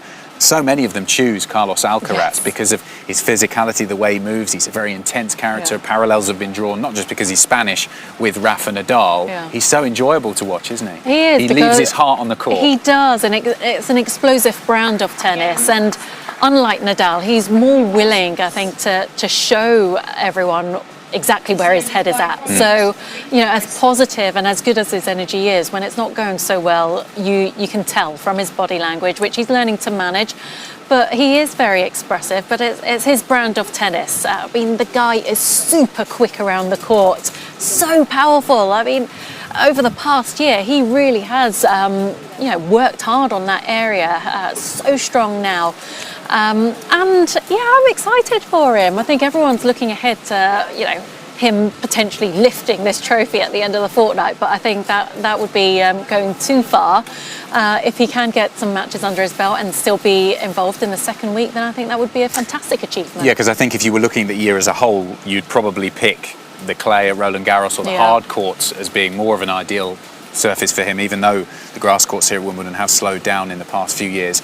Do you think he will have perhaps gone to someone like Rafa Nadal or some of the other experienced Spanish players who've had success here on the grass to perhaps ask, okay, where does my game need to move in order for me to have some better results on the grass? Where do I need to modify things? Because I think one thing that strikes me when you watch him, particularly on other surfaces, is he's returning the serve from almost back on the fence. Yeah. And that's something something we've got to keep an eye on today. Where's he going to stand to return on a grass court? How far back?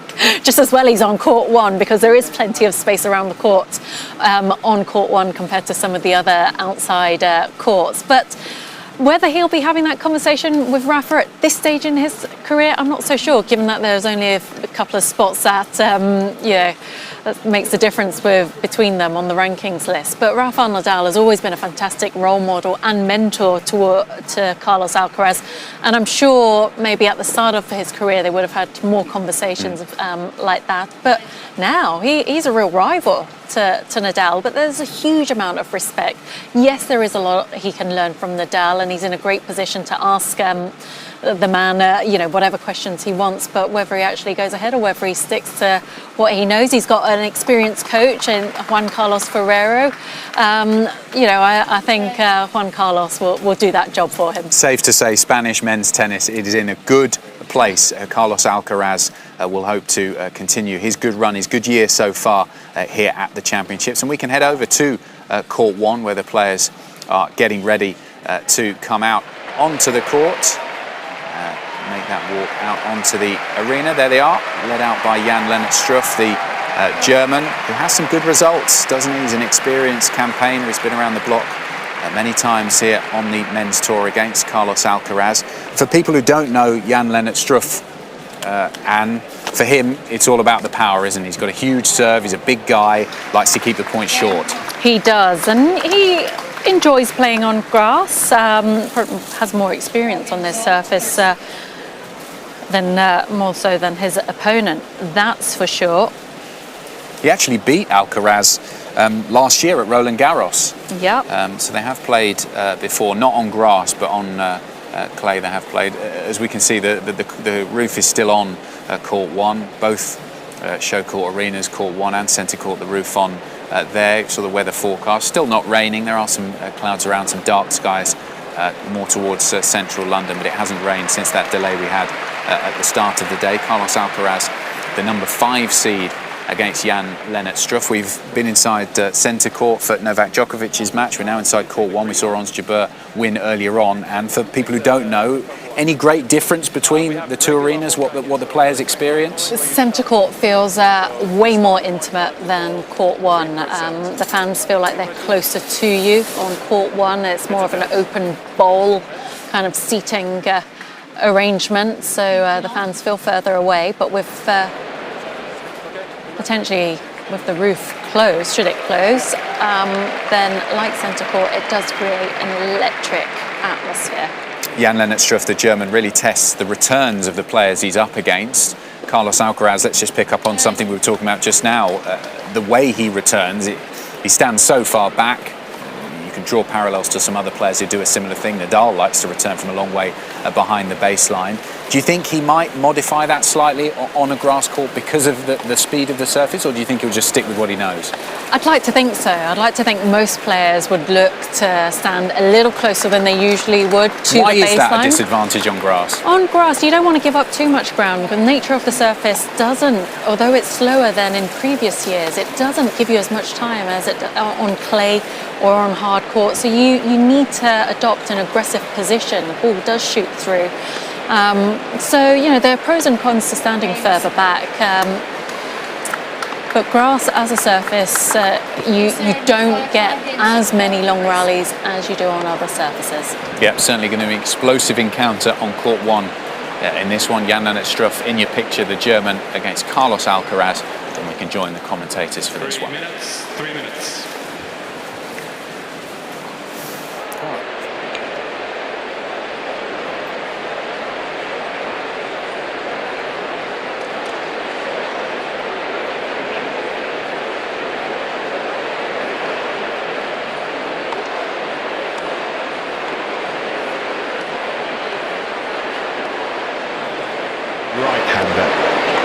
So many words, so much has been said about this young man over the last year or so. There's a real tingle of excitement about him and his game right now and where his game might take him over the next decade or so. Absolutely right. I loved his warm-up, and we're used to, and you can see his record here. And hasn't obviously played too much in the slams yet because, well, he's a baby in terms of experience, but boy, has he moved up to become a senior pretty quick. You see his record there, and it's already this year has been sensational. But the warm-up, it was like Rafael Nadal when they were doing the coin toss there, and he was doing the jumping jacks and smacking his racket, swishing his racket. I thought, I wonder who he's learned that from. And then he sprinted back to the baseline like he was going out for the Olympic trial. Unbelievable.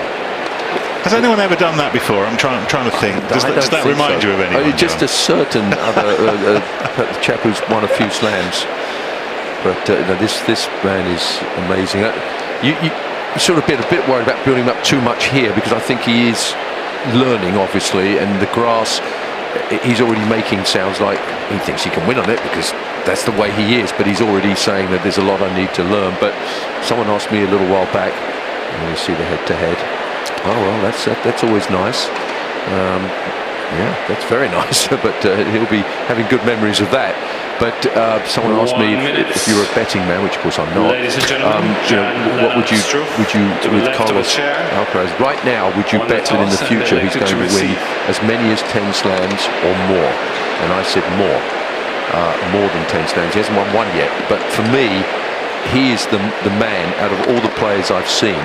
If you take away the Novaks, the Rafa, the Roger, and you can't take them away yet because they're still there, but he's the one, I think, out of the next group that will win multiple slams. When I say multiple, I mean double figures. I think he's that good. Well, the great thing about the next couple of hours is we've got plenty of time, John, to look at the various bits of his game that lead you to say something like that. That previous meeting, by the way, third round at Roland Garros last year, that Struff won in 3 sets.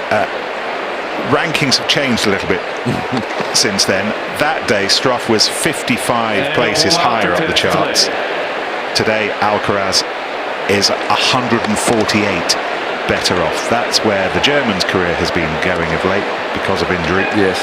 And it's where the Spaniard's career has been going. Absolutely. I feel sorry for the German player, obviously, because you hate to see injuries, and this year has been riddled by it, and he just hasn't played enough matches. His record this year is, well, it's almost like he's just warming up, and here he is at Wimbledon. And so, you look at this in the matchup and you think, well, best of 5 sets, really. Has he got enough in his game? Even when at his best, it may be a struggle, but with this year, it's going to be tough. But he's been around the courts, he knows the way to play, he's a good solid vet, and so hopefully we'll have a good match here.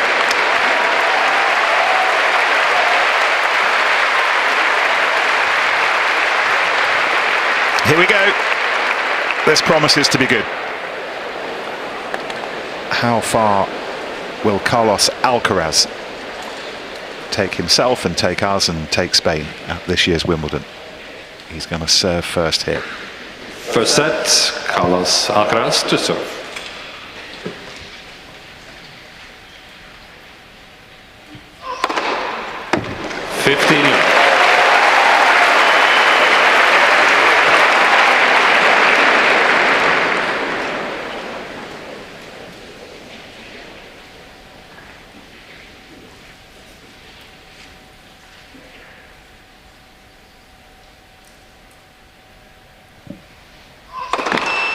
Let's first serve.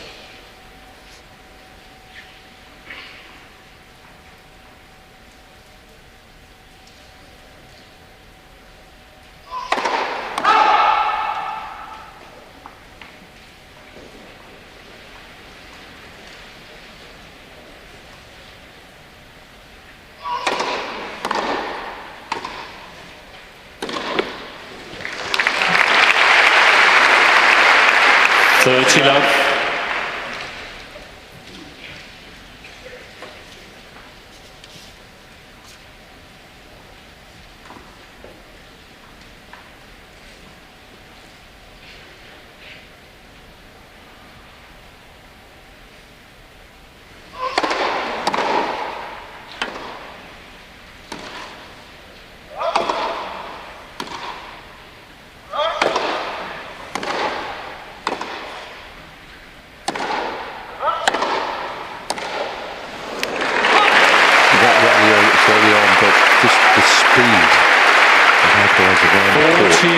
The first forehand that he had to run out to get to that one, and then the way he zoomed out to get the backhand, the feet were so quick, and he ran round that ball that was about an inch from the backhand corner, and he still got round it to hit a forehand. Amazing foot speed.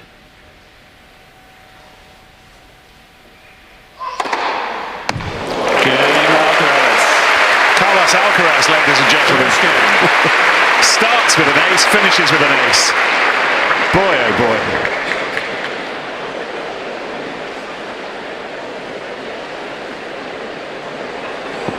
Well, welcome to the HSBC Fan Zone. It is day one of Wimbledon, and you can feel the vibe around the grounds. Great energy, and we've got a great player alongside me. Yeah, we can make some noise, everyone. Come on. Give her a welcome. Oh, I like that. Shelby Rogers, welcome back to Wimbledon. There's no place like Wimbledon. How does it feel for you to be back here? Amazing. Every single year the players come here, we step on the grounds, and we're like, appreciating everything, taking it all in, because you never know when it's going to be your last year, you know, like this might be the last time we're here. That every year we say that, and then 10 years later we come on, well, maybe this is the last one. So we definitely appreciate it, take nothing for granted, take it all in. Sorry it's raining on day one, but I'm glad you're here with me today. Yeah, we've got some great fans here. It's our first People's Press Conference, so Shelby's, you're ready for some questions, aren't you? Absolutely. From the fans. My favorite, yes. First off, I want to ask you, we were talking about before we started, no bubble, you get to see London, you get to feel the energy of these people, of the place. How does that feel? It's amazing. No COVID testing, no bubbles, like we are free. We're out seeing the sights. It's so nice going to dinners and really just, you know, being with each other again. It's really special to see London properly. Okay, and you had a couple tournaments before Wimbledon to get used to the grass, but what are those challenges? Grass court tennis, lower bounces, more slices, I think. How do you get ready for grass court? Yeah, I mean, the body definitely takes a little adjusting going from the clay to the grass. I think the biggest adjustment we make as players is the movement, because you go from a little bit of sliding to then a really hard deceleration, stopping, changing direction, that sort of thing. The bounce is lower, so the hips, the glutes just take a beating. Like, you're definitely very sore the first week. And it's back to back to back too. Grass season is very condensed, so it's a lot of tennis in a very short amount of time, hopefully, if you're winning the matches, you know, so that's a good problem to have. But it's such a fun transition for a lot of players, and one that you just try to learn something different every year, I think. Yeah, awesome. Shelby is seeded at Wimbledon this year. How about a round of applause, a career high ranking? Thank you. I mean, there's always a challenge. There's no free passes now, but how confident are you about your tennis? You've got Petra Martic first, but you've been playing some great ball. Congratulations. Thank you. Yeah, I mean, I always say on the grass, if you think you can play on grass, you can, because everybody's kind of, I don't want to say it's an even advantage, but like I said, there's not a ton of tournaments on the grass, so you just try to adapt as best you can and take it one set at a time, as they say. But I do like the grass. I mean, it rewards you a little bit. I think actually it's slowed down a little bit over the years, so the points are a little bit longer for you guys. You're welcome. No. But yeah, each year is just a different challenge, and I'm very proud of myself for being seeded this year. That's a really cool accomplishment. Yeah, thank you. So I'm just trying to enjoy it. And Petra Martic, you've played her a couple times before, but not on this surface. So what's that challenge? Yeah, we were joking when we saw the draw. We've played on clay, we've played on hard, and we've split those. So now it's going to be grass, which is the decider. And we've played doubles quite a bit together over the past year. So it's always tough playing someone you're really good friends with and you know very well. There's definitely no secrets on the court, but that's when you step on court, do business, and then step off court, and you can still be friends after. Okay, so one cool development for Shelby in 2022. You're working with Peter Szyszpatowski, who's the former coach of Iga Świątek. You have taken your tennis to the next level, and then you said, let me try to bring someone into my team that can help me maybe even go to that next level. What's it been like working with him? Yeah, it's been really fantastic. Sometimes just getting a new perspective and some fresh eyes on your game is really helpful. And he's just got great energy. He's excited about tennis. He loves being on tour and being at the tournaments just as much as I do. So it's a good fit so far. Yeah, awesome. And mini golf? You guys played some mini golf recently? Who's the better mini golfer? Yes, I won by 1 stroke. Thank you very much. Oh, a round of applause for that too. Yeah, there's always something competitive going on. It's a really fun atmosphere for us traveling around and trying to keep that balance of on-court intensity and enjoying life on tour, as they say. Yeah, that's huge actually. Shelby and I were talking about before we started is the fact that you want to be serious about your job. You're here as a professional tennis player, but also you want to have a little bit of fun as you're traveling the world too. Yes, well, we are human after all, so we need a little, time to blow off some steam and enjoy what we're doing and go to dinners and have some activities and like I said, just enjoy our time out here because we're on the road most of the year, so we have to get creative sometimes with our downtime and make it worth it. Yeah, awesome. Okay, it is our first People's Press Conference. I think we have some questions from the people. Who's going to go first? Who's our brave first question asker? You could? All right, grab a microphone. First, tell us your name and where you're from. David, I'm from Oxford. Okay. I saw you play at Roland Garros on court 10. Very cool. We got old coach Mark. Okay. Awesome. And you won. Excellent. What do you think, here's a question, what do you think is your best shot? And what do you think is your favourite shot? Oh, I like that. This guy's going to steal my job. Best shot, favorite shot. That's interesting. Because now I'm like, are they the same? I'm not sure. Ooh. I would say my best shot on a good day would be my serve. It can be a big weapon for me and something that I really enjoy setting up points with. Hitting an ace is probably the most rewarding thing you can do on a tennis court, in my opinion. So I would say that's probably one of my favorite shots, but hitting a really nice drop shot is very satisfying as well. So I'd have to say one of those two would be the favorite. The serve and the dropper. I love that. David, thank you. So much. Yeah, good question. Indeed. All right, we've got another question. First off, please tell us your name and where you're from. Hi, I'm Kathy. I'm from Coventry. Okay. Shelby, I think you were the last... I don't know where that is. Yeah, where is in that? the middle somewhere, near Birmingham. I think you were the last person to beat Ash Barty, and I just wondered, what was the reaction like from the players when Barty retired? Thank you for bringing that up. That was a huge win at the U.S. Open, right? I think the reaction, gosh, we're just so happy for her, to go out on her own terms and to do things the way she wanted to do. Obviously, we miss her very much week to week. Some more than others. I don't miss her that much. I feel like I played her every week, but no, she's such a fantastic person, and we were so grateful to have her representing our sport the way she did and being a fantastic number one.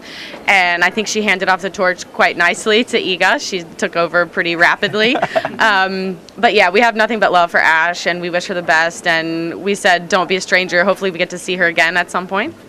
Awesome. Thank you for that question. Good factoids from our people here at the People's Press Conference. We've got another question, sir. Hi. First, your name and where you're from. Yeah, I'm Glenn. I'm from the West Midlands, again in the centre, like this lady. I'm interested to know, Shelby, when did you first become interested in tennis? And as you were growing up, who were your idols on the male and female side of the game? Nice. So I picked up a racket when I was 4 years old. I don't know that I was interested in it, but my older sister started taking lessons, and I did everything she did. So she took lessons, and I followed right along.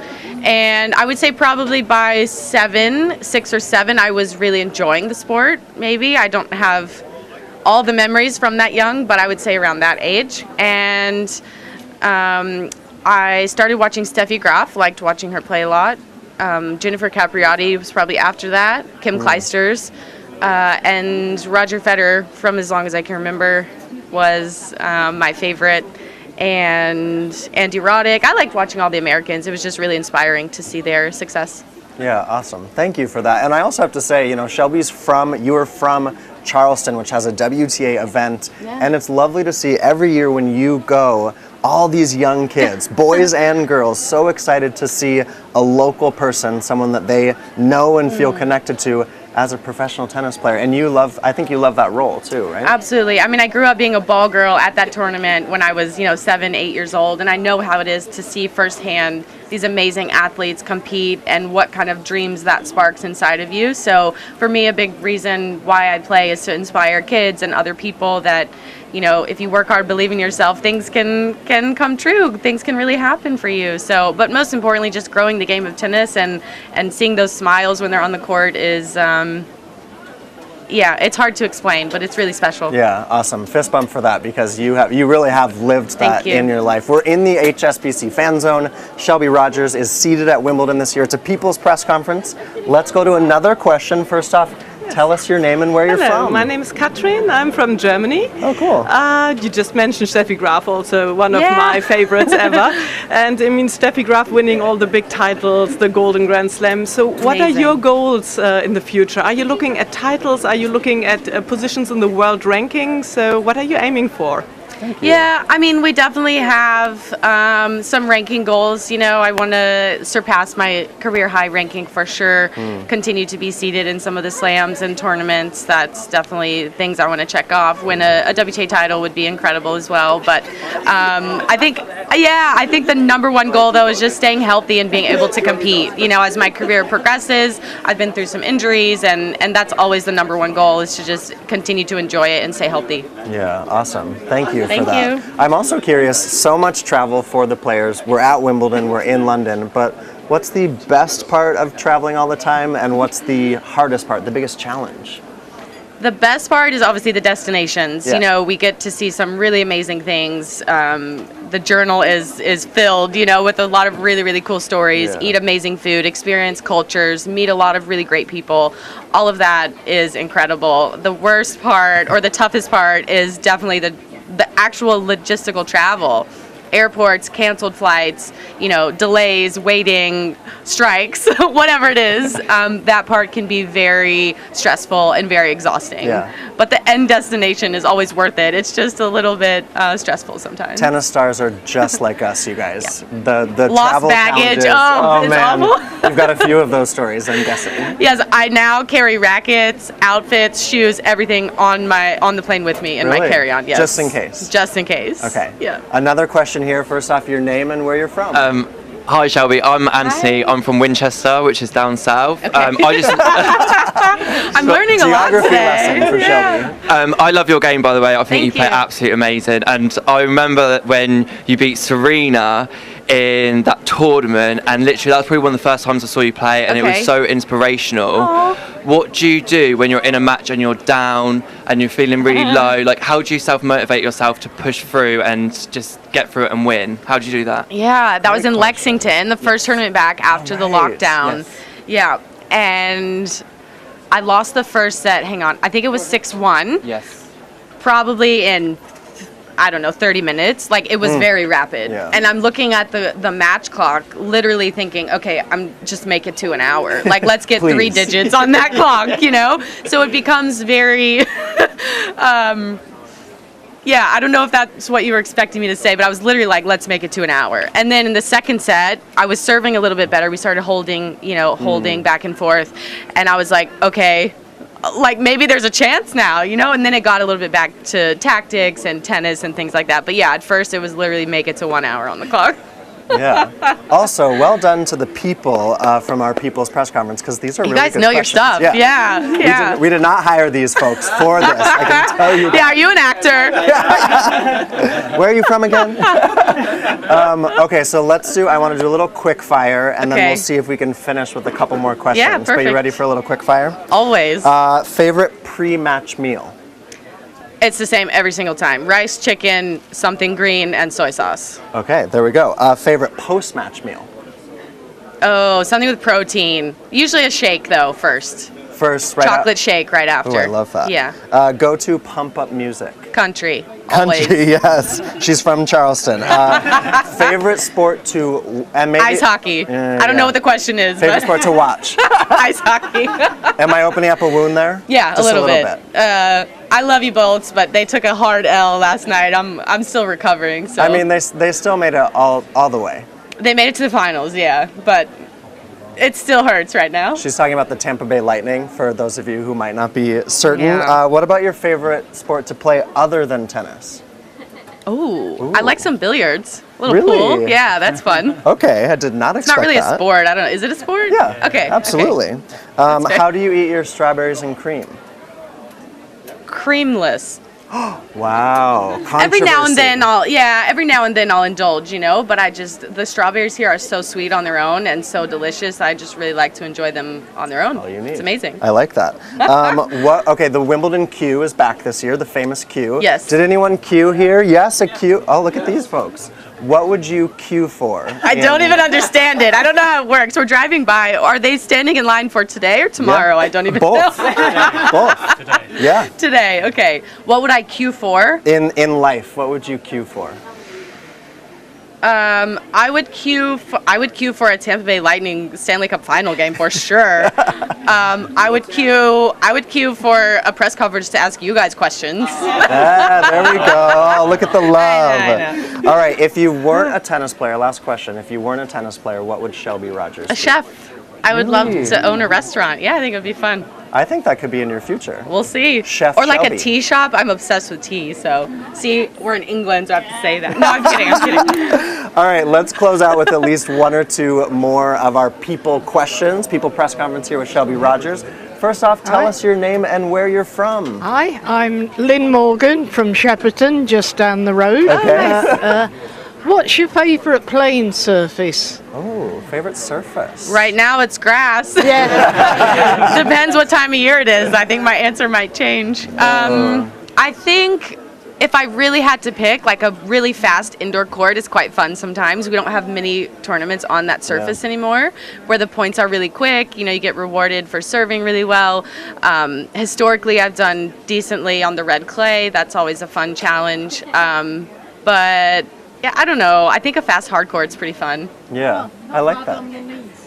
Oh, everything. Tennis is bad on the knees in general, so it doesn't matter what surface you're on. All right, let's take one more question. First off, your name and where you're from. So I'm Liam, and I'm from Horsham in West Sussex, which is just south of Gatwick. Okay. And my question Still is, not helpful. and my question is, what is the hardest transition for you, from clay to grass, or from grass back to the hard court? Clay to grass, for sure. The movement's very difficult, or very different, rather, I should say. And you don't have a lot of time to prepare and train the muscles a little bit differently, so it's just a very quick transition. Because it goes from the slowest to the fastest. Yes. Yeah. So yes. that's and the lowest bounce, the highest to the lowest bounce. Yeah, there's a lot of variance there, and it's definitely a challenge. All right, thank you so much for that. And also, thank you to all of you for the questions. Let's hear it for Shelby Rogers, please. Thanks, guys. Thank We've you been so hanging out much. with Shelby Rogers at the HSBC Fan Zone. We've got a lot of people's press conferences this Wimbledon, but Shelby, good luck. Thank you. Thanks for having me. Of course. It's a pleasure to kick off Wimbledon. Awesome. See you guys later. Bye. No matter how small, how tiny, or how minute, the technicalities, the particulars, the seemingly insignificant. At Wimbledon, these details matter. And this year with Oppo, we'll capture the detail like never before. In low light and high intensity. Because when you take care of the detail, the rest takes care of itself. Greatness. It's all in the detail.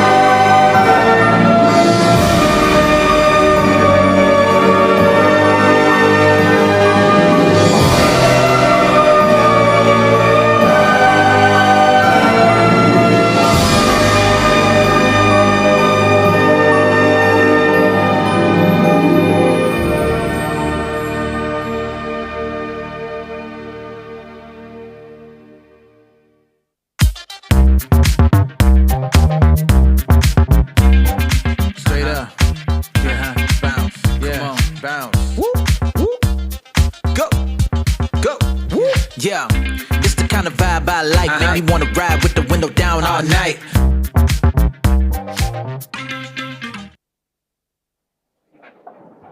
Well, I'd absolutely love to be saying what a glorious day we have here in SW19 on day one of the 2022 Wimbledon Championship. But unfortunately, the covers have just come on all the outside courts here at the championships, which just mean that we've halted play for the time being. We'll bring you up to speed on what the weather looks like, but I'm not an expert on that, unfortunately. But it seems like everyone here at the club are, because as always, they're super speedy, with everyone running around making sure the courts are protected so that when the rain has stopped, obviously we can get back under play with the play as quickly as possible. But welcome then. Rachel Stringer here alongside me is Radzi as always. AKA a glamorous umbrella holder. Well, I can't actually hold my clipboard and hold the umbrella, so I thought Radzi would be great at that on day one. But I know my place. Radzi, we were together here last year, which was great. So we're back. What are you looking forward to? I'm looking forward to seeing some tennis, seeing some quality tennis, seeing crowds back without masks, the energy, the atmosphere that only Wimbledon can bring. But I'm also excited to be introducing to you our special guest, the third musketeer, if you will, the former British #1. And as we say it, the heavens open, Laura Robson. How are you? Trying to stay dry, which isn't looking too good at the moment, but otherwise very good, and excited to be back on day one of Wimbledon. This has become monsoon-like in an eye blink. We've got the guys holding the cameras, because they're the most important things, let's be honest. The technology, it cannot get wet. But Rach, how impressive were the court covers, by the way? Yeah, they're impressive. You were actually filming it. I think it took about 36 seconds for all the courts behind us to get covered. But yeah, what a disappointing start, Laura, to day one here. This has been kind of built for almost 3 years now, because last year, obviously, we didn't have capacity crowds. Even before, there wasn't a championship. So we haven't been back here like we predicted since 2019. And what a disappointing start to day one. And I got here at 6:45 this morning to do some breakfast shows, and it looked delightful. The sun was out, it was shining, it was warm. I don't know where that's gone. Bradsy's in a puffer jacket, so it's not exactly late June weather, but we're making the most of it. At least we have seen some tennis today. There's been some matches that have finished already, and of course we've got the two roofs, so we'll see some tennis and we'll just focus on that and focus on the positives for now. No, there is a positive in terms of Emma Raducanu. She's going to be on centre court. You're going to be commentating on her. We were worried about the fact you might have to run off. Potentially not necessarily as much of an issue now. I think the roof is already closed on centre court, so the play will continue, and hopefully she'll be on relatively soon. Djokovic looks well on his way, and I feel like we're in the middle of a hailstorm here. And I'm looking forward to Emma, actually. I feel like she's raring to go. It's her first time on centre court. Well, I think for the time being, we're just going to go over to a VT with Renee Stubbs, our reporter, with Emma Raducanu, because the heavens have absolutely opened up here. But it was very nice when Renee caught up with Emma a couple of days ago. As a US Open champion, welcome back to Wimbledon. Thanks. I guess, what are you looking forward to the most this year being here? Definitely looking forward to walking out onto the court for the first time and just experiencing the atmosphere. I think that whatever happens, it's just something that I would dream of. You know, why I play tennis, to walk out onto court here at Wimbledon, hearing the atmosphere, hearing everyone behind you, and I'm just really looking forward for that moment. It's been a tough couple of years for the world, really, also for Wimbledon. And finally this year we're going to have a full house. How special is that going to be for someone like you, and being obviously British, to be here with a full crowd? Yeah, incredibly special. I felt like everyone was really behind me last year and it wasn't even full capacity. So I'm really looking forward to getting out on court this year, of course. And I think that Wimbledon, everything sort of started here for me, and I'm really excited to come back here with some of the experiences that I've learned in the last year. So as you can see behind us, as they're watering this beautiful, magnificent court, it's the 100 years anniversary of Centre Court. Can you tell me your earliest memory of this particular court, whether it was on television or in person? Yeah, my earliest memory of Wimbledon Centre Court in person was I came here with my first ever coach and a little boy who was like a bit older than me at the time, but we came here and we actually watched Serena. She absolutely creamed someone in like 45 minutes and that was definitely my earliest memory, and I just couldn't believe, you know, how hard she was hitting the ball and how good they were. But that whole day trip for me was so much fun. I remember it was like a once a year thing that we would look forward to, and we were asking everyone for their autographs. From the ground staff, we were getting everyone's autographs, and it was a treat. So whenever we would have the courage to, you know, ask a player for their autograph, we'd get a jelly baby. So yeah, that's definitely my fondest memory. Can you take me back to last year? Because it was just a phenomenal rise for you. That's where really everyone sort of found out about your name in particular, before what happened in New York. What was that feeling like for you to play here and get the support of the hometown crowd? Yeah, that experience for me, it's where it all started. I just came out of my exams, so I just felt so relieved, like everything was off my shoulders. I was just like, you know, a kid having fun, like just going crazy. And then playing, I think the most special moment was when I won my third round match on court one, and the feeling I had it once after I won the US Open. It was literally just like, I don't know, my body sort of stopped and I didn't know what was going on, and very emotional, but I really enjoyed that, and I feel like coming back here I'm even more looking forward to it because of the crowd and everything. When you were here watching that match, when you saw Serena play or sit in here, what's the one thing about this particular court that is so unique and different to anywhere else in the world? Well, for me, I feel like it's just the feeling and the history and the prestige about it. I think that it's just like being British. I feel like I always grew up, especially at Wimbledon, following it. You know, all your memories to do with tennis are sort of Wimbledon from an early age, and that's definitely, I feel like, the most special thing about this place is that it's got a bit of a different feeling to maybe the other tournaments. Now, you said you had watched Serena in here, but if there was another match throughout the last 100 years of this particular court, and there's been some spectacular matches, if you could sit in a seat here again, not that you need to worry about getting tickets anymore, but if you had to and you got that lottery ticket, what match would you like to go back on in history of the last 100 years here and watch? I would say I would have loved to have been here for Andy Murray's first title. I think that the whole country was just going wild, and I would have loved to sort of be here and experience it in person and hear it, because I bet the sound was pretty surreal, and I think that they turn it down on TV because it's quieter when I watch things back. Well, that's because you've experienced it now. We've talked to a lot of people in the local area about the inspirational things, whether it be, you know, watching their kids ride a bike for the first time or whatever it is. Is there one memory that you have that inspired you, just in general? I would actually say one that's more recent is last year. I was ranked like 360. I came out of my exams. I was just buzzing to be here, practicing and just trying to line up these great hits. And Nigel, who I was with last year, he knew players because he's been on tour, and he set me up on this hit with Garbinier.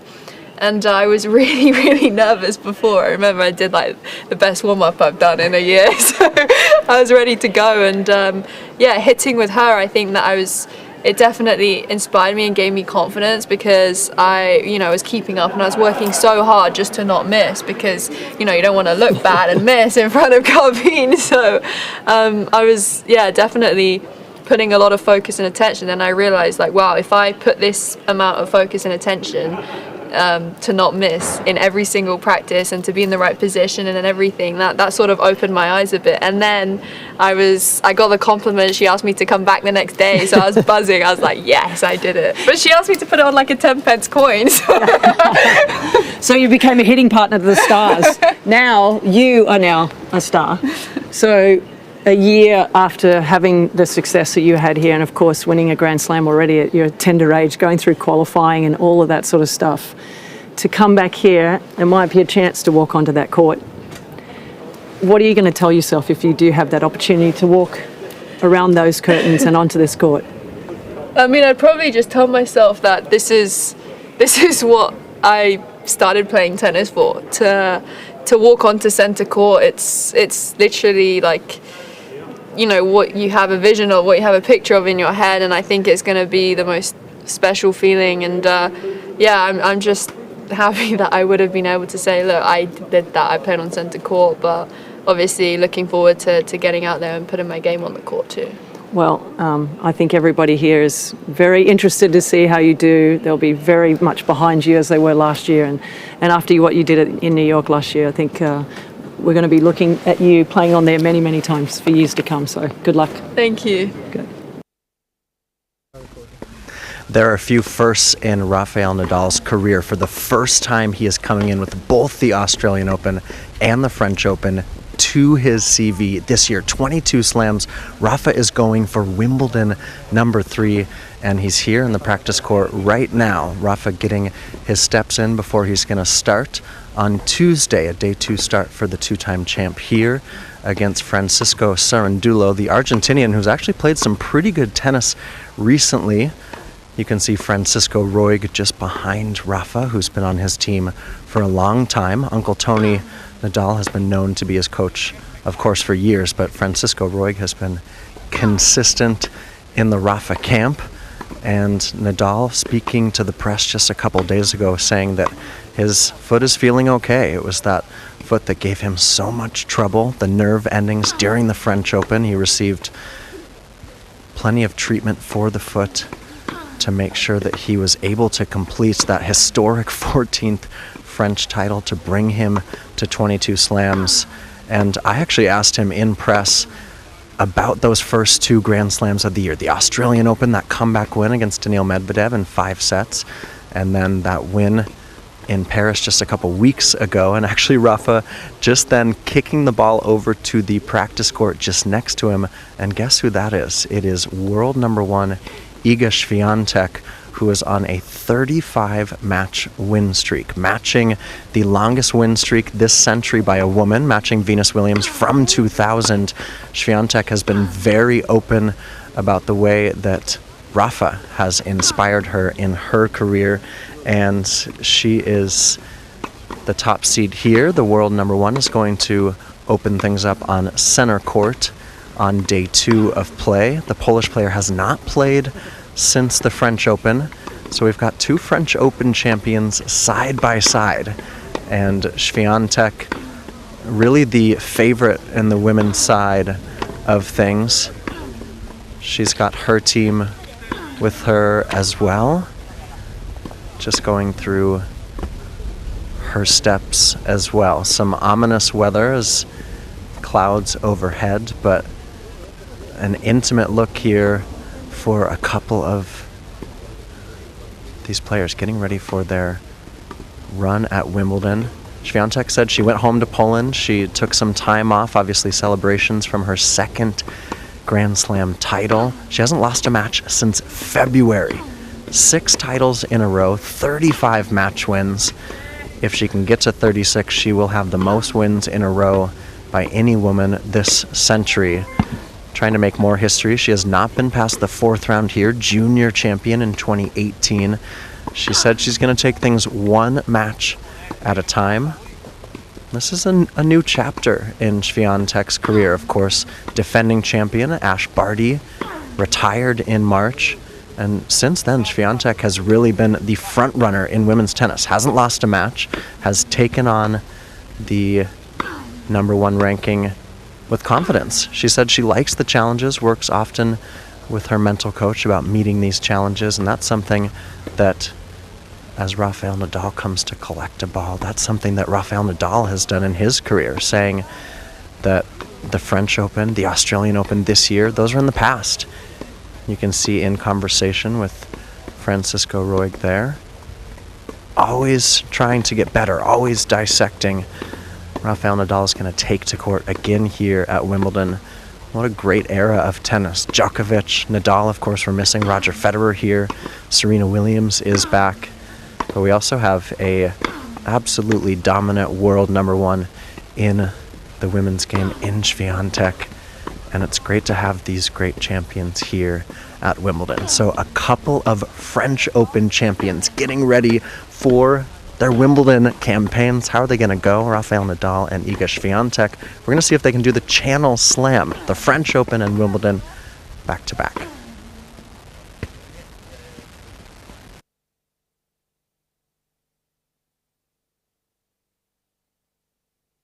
Well, that was a message service game, and you wouldn't imagine that this game coming up would be easy. Djokovic will be looking to get the ball back into play. That's the first task. The crowd come alive here. Match 1 on centre court.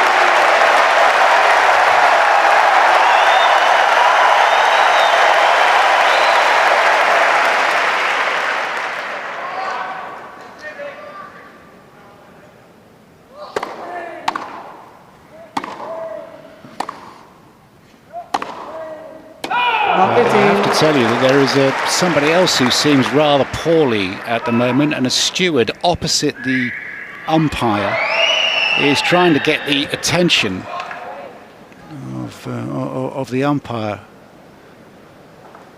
So this, for the second time, we have what appears to be a medical incident, and the stewards were in there very, very quickly. Well, this is a difficult situation for everybody, and we hope that that person is okay as well. The other person has been taken off, and presumably is okay now. So it appears that some sort of a medical treatment is ongoing now. A second incident of this nature.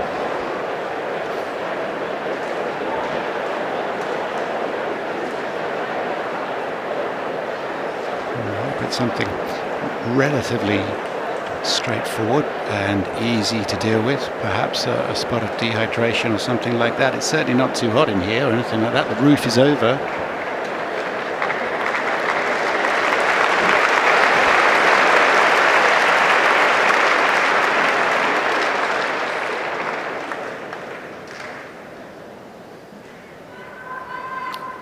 Oh yeah, there's a lady there who's just being escorted away, and will be well taken care of with the medical facilities here. So she'll be checked over.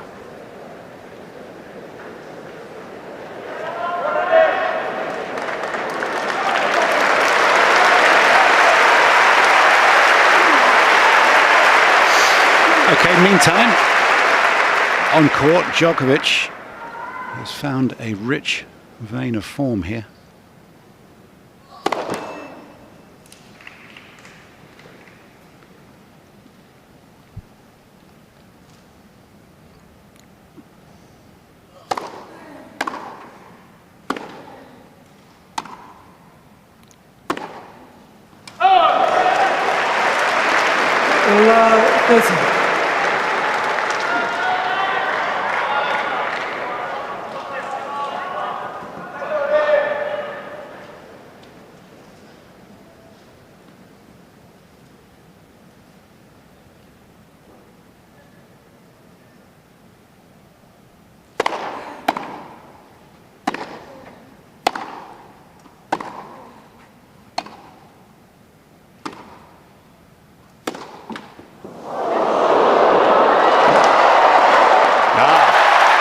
Couldn't find the pass.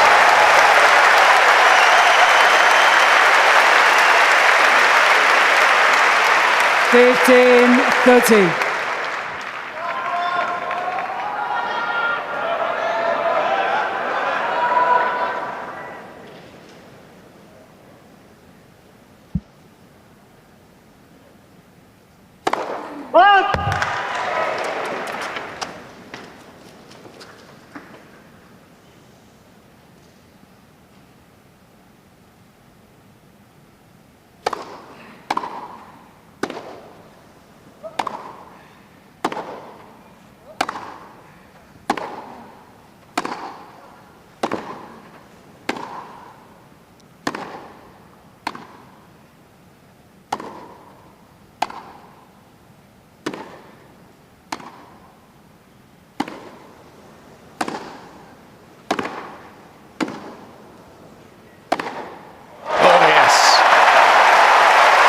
Djokovic looked absolutely set in stone at the back of the court.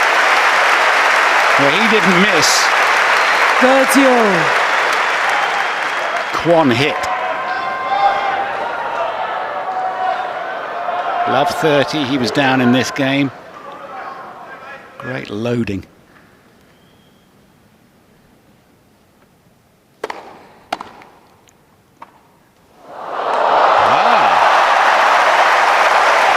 We're going to need a new line on these statistics because I've counted 6 of those.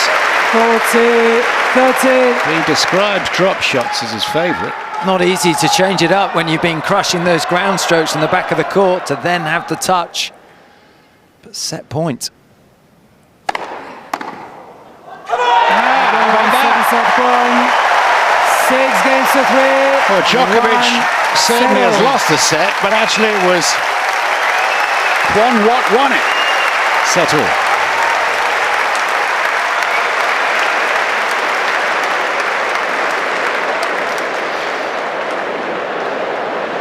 Oh, this is a bit of a turn up, Tim. Yeah, certainly didn't expect this, but Kwon absolutely deserves this second set. He's been consistent, he's been aggressive. And when the big points have come, he's the one that's come out on top, so...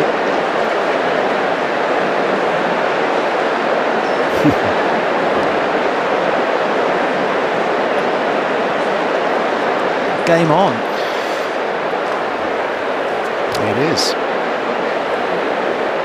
Not a situation Djokovic easily finds himself in. Not too many people out on the hill at the moment. We've got the court number 1 roof over as long as joining centre, I should say. Yeah, you see that first serve points won, 89 against possibly the best returner in the sport. Breakpoint opportunities.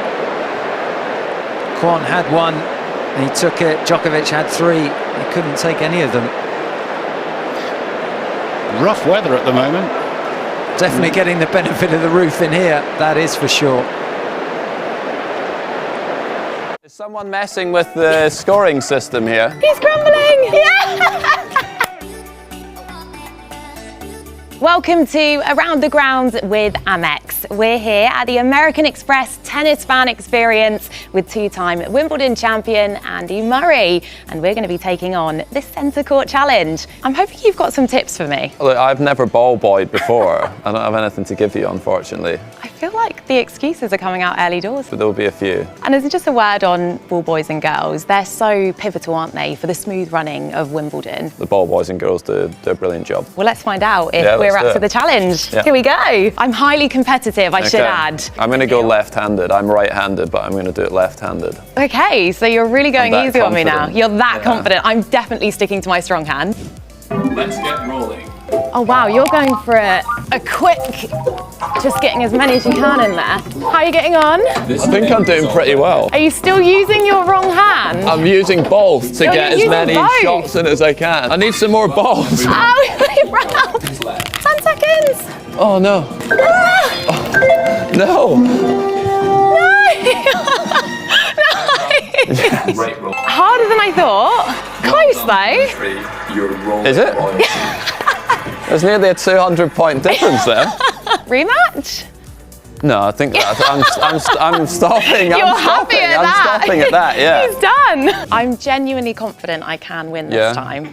You going to do anything differently this time? You threw me with the Yeah, you got to focus on intensity, yourself. yeah. Maybe try and hit a few more strawberries as well. that would always help. Yeah. Should we go for round 2? Let's do it, yeah. How You I see feel the about technique it? they've got, the bowl boys and girls, they're all down on one knee. Is that what you're going to go for? Yeah, A bit because of a- when I sort of the whole time was kind of like bending over like this and the balls ends up coming back. Bouncing. I feel like if you're you get helping down me here, here. it's maybe a little bit easier. I appreciate the advice, but there's going to be no more friendship here. Oh no. Oh okay. How's that technique Oh working no, it's for not you? really working. No? Come on, come on. I need some balls. I'm going to steal some of your balls. Ah no! Yes! The thing's over! No! Yeah! What happened there? Yeah! I was like 150 points ahead and then... Oh my goodness! I mean, I have no idea what happened at the end there. well, we're even now. Is someone messing with the scoring system here? It's one apiece. How do you feel about a little decider? Yeah, let's do it, yeah. May the best person win. Yeah, let's do it. Okay, you're definitely going for a much slower approach this time.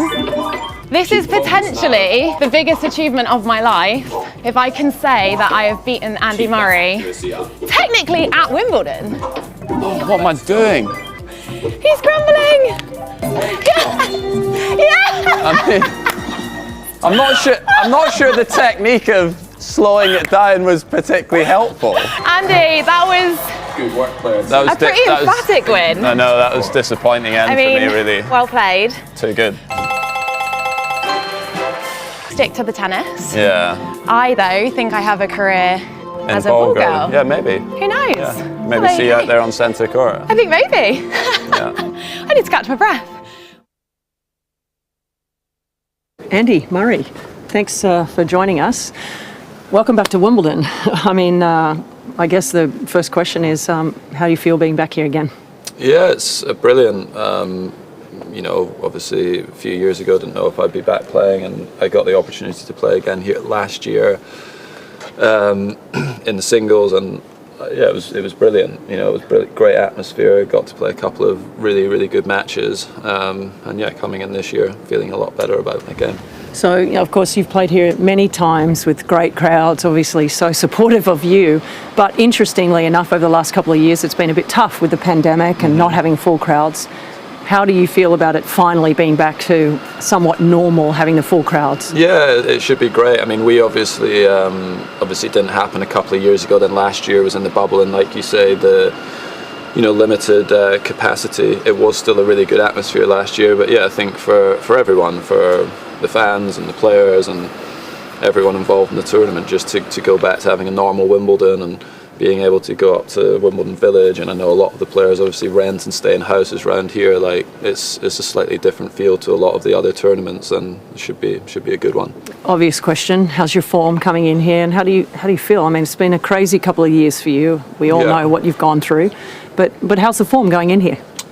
Yeah, I mean it was good. I played the Surbiton Challenger and then went over to Stuttgart and made the final there, and I played 9 matches across 2 weeks, which was the most I'd played in 2 weeks since 2016. You know, it was a really long time that I played that many matches, and unfortunately got a niggle, slight issue with my ab in the final, which required a bunch of days off serving, and have had to build up pretty slowly this week in terms of that shot. But I've been able to practice everything else, so I've been on the court every day, and yeah, physically I feel like I'm in a good place, and my game was right where I wanted it to be a couple of weeks ago. It was just unfortunate that I got the injury.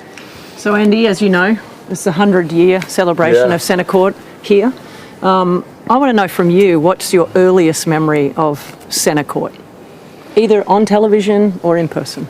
We came here, I was young. My mum brought a minibus of Scottish tennis players down to come and watch and be at the tournament. And she don't remember watching any matches at that time. I just remember going and waiting for autographs.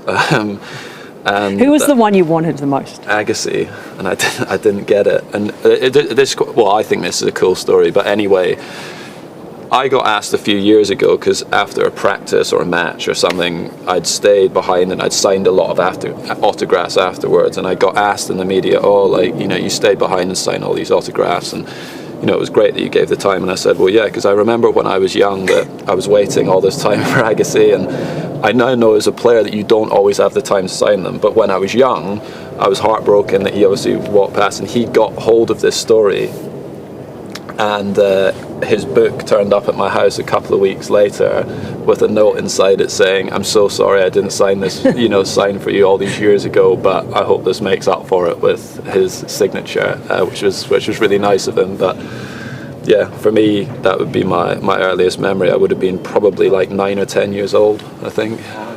So, in particular, what about this court is the most unique thing for you? It's the atmosphere. It's just different. It's obviously very quiet during the points. It's it feels like very respectful of the game and the players and everything. And for me, that's probably what is unique about it. All of the other slams are special, but it is different. It's certainly different here, and that's what I always enjoy about playing on this court. So take me back to the most special moment for you on this court. I don't know if this is slightly controversial. Go ahead. It was the final of the Olympics for me. That whole week was amazing because it was just because it was unique. A once-in-a-lifetime opportunity to get to play, a home Olympics at Wimbledon, and I'd also had lost to Federer in the final of Wimbledon 4 weeks earlier, and then I got to play him again in the final here, at an Olympic Games, and it was just different. It was unique, and that's probably my best memory. What would you say, in particular, about inspiring somebody? When you watch somebody on TV or a match on television, or you inspire people by playing on this particular court. What do you think is a moment that you think inspired so many kids after you to pick up a racket on this court that you remember? There was one moment that I had on this court, which was it wasn't like winning a match or anything, but it was like when I was playing against Gasquet and I was down 2-0, and on set point, I anticipated a shot that he had up at the net, and I basically ended up in the crowd. And I don't know, like that moment, like when I was celebrating, like right basically in the front row was a great moment. I've seen that quite a few times, and I remember that one well. I think we all do. Yeah. Do you remember the first moment where you got the schedule the night before and you saw your name on centre court for the first time? And do you remember thinking, oh my God, wow? Well, I don't remember like the build up to it. I remember playing on the court. I was 18 and I'd played my first round match on court 2 against Jabeur, and I played Stepanek on court 1, and then I was playing Nalbandian in the third round, and then obviously got to play on here for the first time, and it was amazing. Like, there was probably the last time the only time I played on that court where there was like no expectation or no pressure. I just went out and played, and I loved it. And physically I was exhausted by the end of the match, but it was like brilliant experience, and probably one of the most enjoyable matches that I played on there, because there wasn't that pressure on the result, which there has been pretty much since then.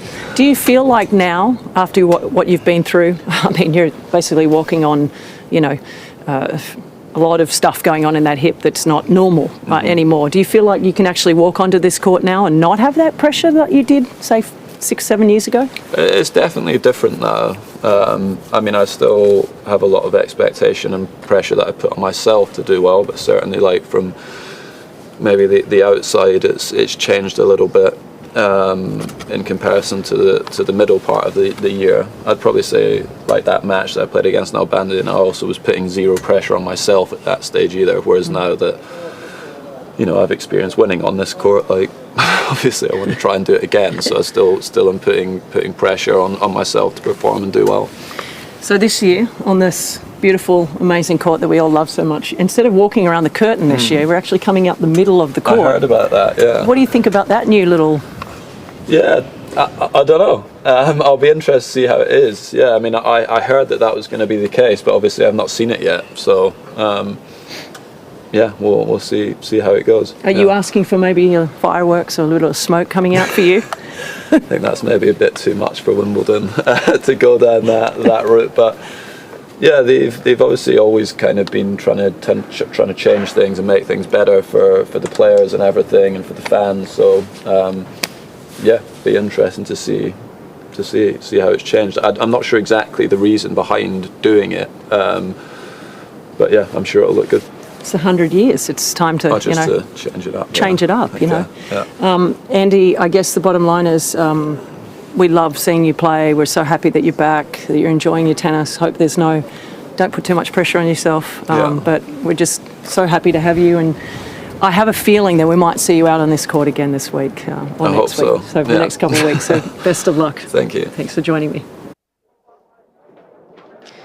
Well, of course, we will be seeing Andy Murray out on that court again. He's due to go on third on centre court on day one against James Duckworth. But as you can see, the rain has now finally stopped after about half an hour. So hopefully we'll have some play back underway shortly. That's the view from the back of Henman Hill looking down to centre court there. It's a great place to sit and watch and have a picnic and soak up the sun when it finally comes out and watch the action get underway. Well, Laura Robson is still with Radzi and I. Laura, finally we might be seeing We're a some bit drier. action. Yeah, the covers are deflating. It looks like they're working away and they're so good at it, so the players will be back on in no time. And of course we've still got play on centre and one, so not all hope is lost today. It's good news. I wanted to be a court cover in 2004. Didn't happen for me. It did happen for your brother.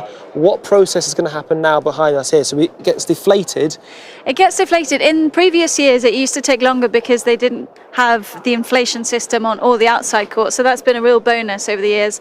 So as soon as they deflate it, get the covers off, it's already pretty dry underneath, and then a couple more minutes to set everything up again and players back on in no time. And of course Cam Norrie was almost finished his match, so I think he's raring to get back on. And so literally match point for him. I think it was. We could sort of see it in the different distance here, and yeah, I think he was serving for the match, so not a good time for a rain delay, but he'll be sprinting back on court to try and finish it off. And Rach, it's good to know that inflation in this country is at least helping one thing. That stuff behind there. That was niche, but it was good, Rach. The first gag of the tournament. I'm just going to move on for that one. And talking of Cam Norrie, Laura, let's just talk a little bit about the 17 Brits in action. That's quite a record number, isn't it, that we have here? Kind of obviously shows the state of British tennis at the moment and that we're possibly in safe hands. And what do you think their chances are? I mean, obviously there's some names that everybody knows, there's some new names progressing through. What are your thoughts on 17? There's so many at the moment. A big prospect for me is Jack Draper. He's already just inside the top 100. He made the semi-finals in Eastbourne last week. He's playing some unbelievable tennis on the grass, and he's 6'3", I think, so he's got that lefty swinger on the serve, which has just been lethal.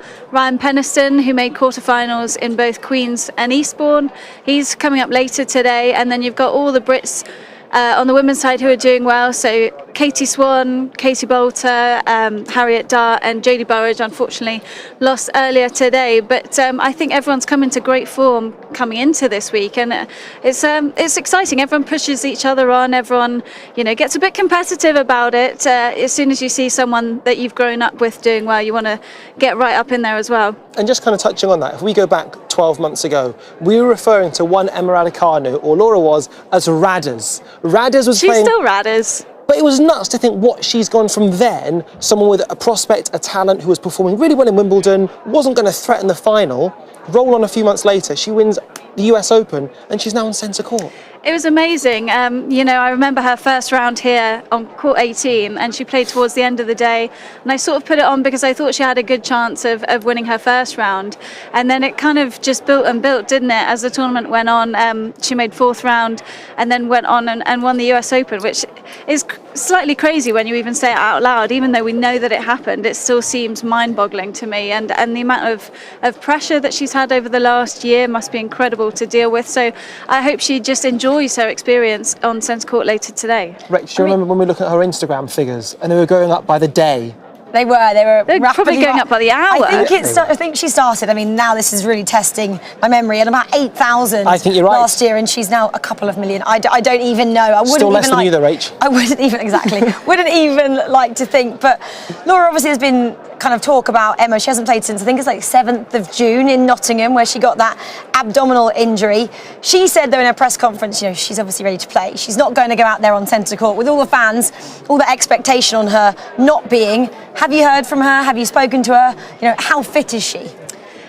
She's, in her words, 100% almost. She unfortunately hasn't been able to get the practice that she wanted since Nottingham. There's been quite a few days where she's hit 2 days, then had to take 2 days off because she was still in a bit of pain. But the decision was made for this week to really commit, and that's the only way you can go on court at Wimbledon. You don't want to go out there thinking I'm not 100% healthy. So as soon as she had that in her mind that she was okay to play, then full steam ahead. So I think this is going to be an unbelievable opportunity for her to go out on centre court for the first time, and just to have that experience of walking out there with the new entrance the way that it is. It's a little bit intimidating. So I think for both players it's going to be a new experience, and hopefully they both enjoy it. Do you think Wimbledon helps or hinders the Brits because of all that expectation and all the media coverage and everyone cheers every shot you have?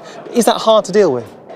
It is, but it's such a privilege to have that. And I think people, especially some British tennis players, take it for granted because we have access to this place throughout the year, and you get to come down and hit even in the winter. So I think sometimes you forget how special it is just to be on the grounds, to be able to play on the courts, and let alone get the chance to walk out on a stadium court. It's a different feeling, and one that I'll have for the rest of my life. When Emma goes out there today, she's going to remember that moment of walking out on centre for the first time for the rest of her life. I'm sure there's pressure on every player though on day one. They all want to get through, don't they, to day two, to the second round matches, of course. And Nick McCarville, he caught up with a player who's done just that, Alison Risk. Well, we're fresh off the court. Actually, one of us is fresh off the court. Alison Risk into the second round, escaped a round one, and also escaped the rain. How do you feel with the straight set victory today, just in time? Yeah, I think I actually feel more excited that I escaped the rain, to be honest. I feel great. It was awesome to get a round under my belt and start off with a win. Obviously, being back at Wimbledon is a very special place for me, and I think for most people on tour. So you can't help but be happy when you're here. So to cap it off with a win, it makes it even better. You've been to the quarterfinals here before. Your game, it just suits the grass so much, and vice versa. What do you feel right now with where your tennis is? Maybe didn't have exactly the lead up that you wanted, but you get a win today and you move forward in the draw. Yeah, I think comparatively to other years, I didn't obviously have as many wins leading into Wimbledon.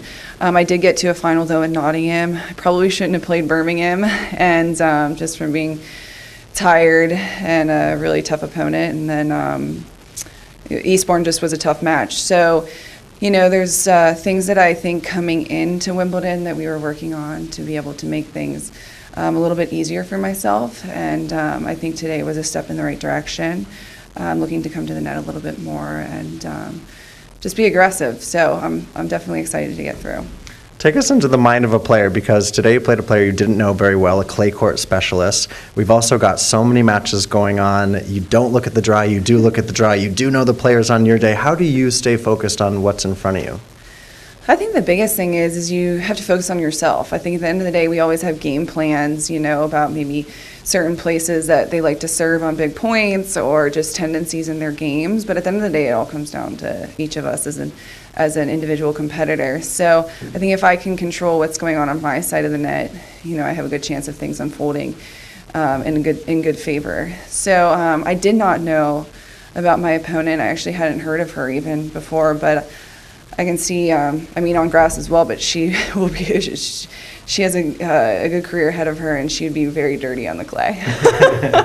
Well, you were cleanly striking the ball today on the grass. That's what mattered. I mentioned that former quarterfinals, obviously here, and no one likes to see your name because of the way that you get so low, you play well, your game matches up well with the surface. Do you feel like this is a tournament that you could once again go far at?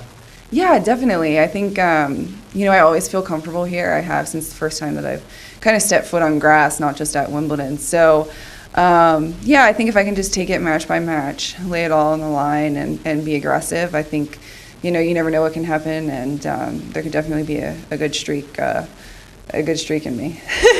There is run in me, I should say. There we go. There is a special place here at Wimbledon too. It's called the Last Eight Club, which you're a member of. Have you utilized any of those special sort of VIP treatments? I did get an extra ticket, which I tell you what, is literally the golden ticket. So I am so grateful for that. I have so many people here supporting me, which is really special. And to be able to give them a ticket to be able to come and watch me is really special instead of them queuing or paying or whatever. So an extra ticket at Wimbledon, you can't put a price tag on it. Absolutely. Tell us, away from the courts, away from Wimbledon, you're out of the bubble this year. It's feeling a little bit more like the before time in a sense. How do you spend your time away from the court and in London? Yeah, I love London so much. A fun fact, my husband and I actually hired a real estate agent pre-COVID to look for houses for us in London because that's how much we loved it. Unfortunately, we didn't pull the trigger because it probably would have been great pre-COVID, but we love it here so much. There's so many different amazing areas too, which is amazing about London. And we just love trying new restaurants, honestly enjoying time in the Hyde Park, Green Park. We went there last week. There's just so much to offer in London, and it really feels like home for me. All right, well, congratulations to you. Excited that Ali Risk is into the second round. I think I'm stuck in round one, but you escaped the rain, and we're looking forward to seeing more of you this Wimbledon. Thank you. Thank you so much. Thanks. Well, I'm delighted to report that the sun is officially out for Wimbledon. Doesn't affect centre court, though, celebrating its centenary year. And in the third set, serving for the set, Novak Djokovic, the reigning Wimbledon champion. Massive question marks about whether we'd even see him play. We're delighted to say that he is back and he's playing extremely well. 3-6, 6-3, and this is now 6-3 in the third set.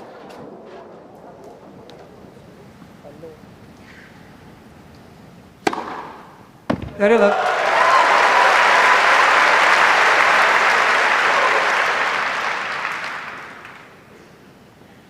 4 points in a row quickly becomes 6.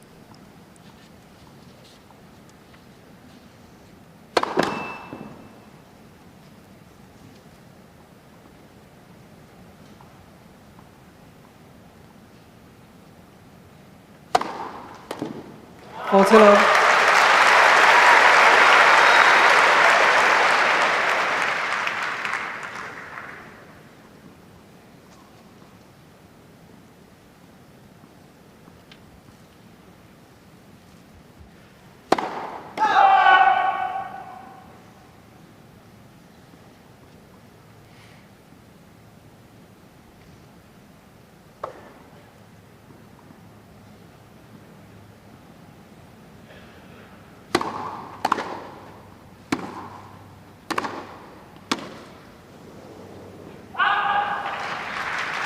Forty, 50.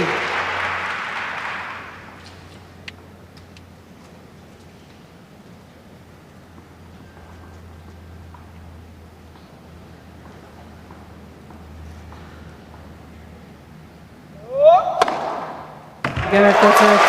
With the belief of a man who has won the last 3 titles here, and for 21 consecutive matches at Wimbledon, Djokovic wins the last 3 games of that set at 6-3, 2-1.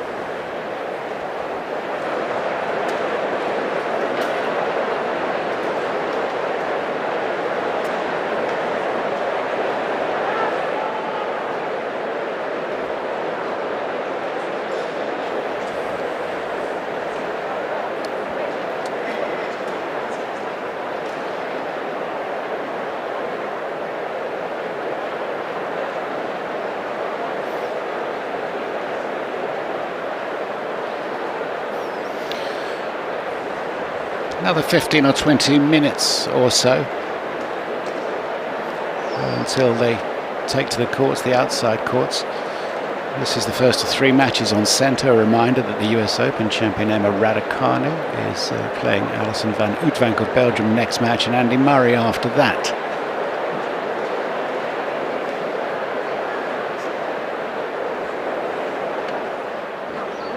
So if you need a little break, maybe to take some time off from those feet, why not get your trainers polished? I'm here with Fuller, who's doing a fantastic job making my trainers sparkly white. And it is Wimbledon white, so your trainers have to be clean and fresh. And he's doing such a fantastic job. Thank you so much. There's plenty to do at Wimbledon, even when the rain comes. Phil, I'm going to come back from my right foot. I'm going on a little journey. So, what else can we do? Well, we're here in the American Express Experience. Lots going on. Loads of people. It did rain, so we all had to come inside and take a break. And look who I found. Richard, how are you? Very well, thank you. Very well. How is your day going, and who have you seen? Watching Norrie. Missing 3 match points was a bit disappointing before the rain, but I'm sure he'll finish it up in a minute. Right, so you've come in here for a bit of respite. That's right. What have you been up to in here? Well, we've been losing at this game, and I'm actually still on the leaderboard for the ball boy. So I don't know if there's a prize for that, but I'll stick around. Well, Richard. Okay, so should we have a little go? Yeah. On this one? Yeah, yes. I'm very good. Right, are you? Yeah, come here. Okay, Maybe just stand back this way. Come over here. Okay. There you go. Right, yeah, we know, Andy. You're so busy. Ready? 60 seconds. Let's go in the queue. The queue's back this year. Let's play in the queue. We're looking for Andy Murray in the queue. He looks like that. White cap, blue things, and a backpack. And Andy, where are you? We've only got 60 seconds. This is all quite tense, and the competitive spirit in me really needs to win. I can't lose on camera. Oh, I found him last time, and I can't even find him this time. Can you help me out, Richard? I can try and remember. No, I've done this, and found him there. Oh, phew.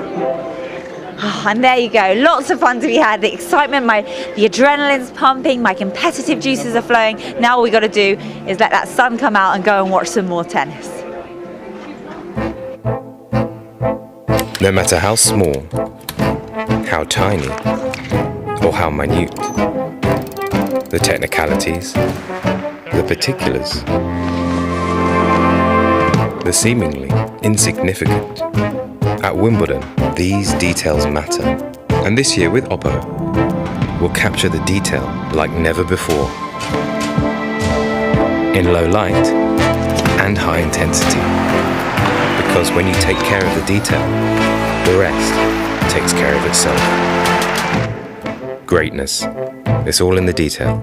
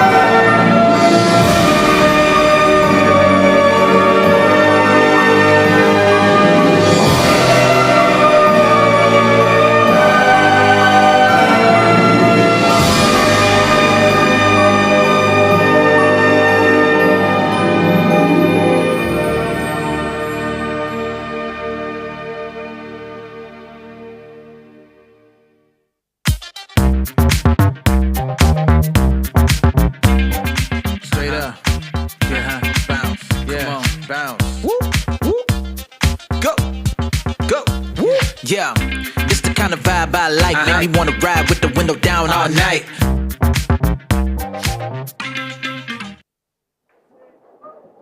We've just watched then Novak Djokovic. He's in action on centre court in the 4th set at the moment. He just served out that 3rd set 6-3, 3-6, 6-3 at the moment.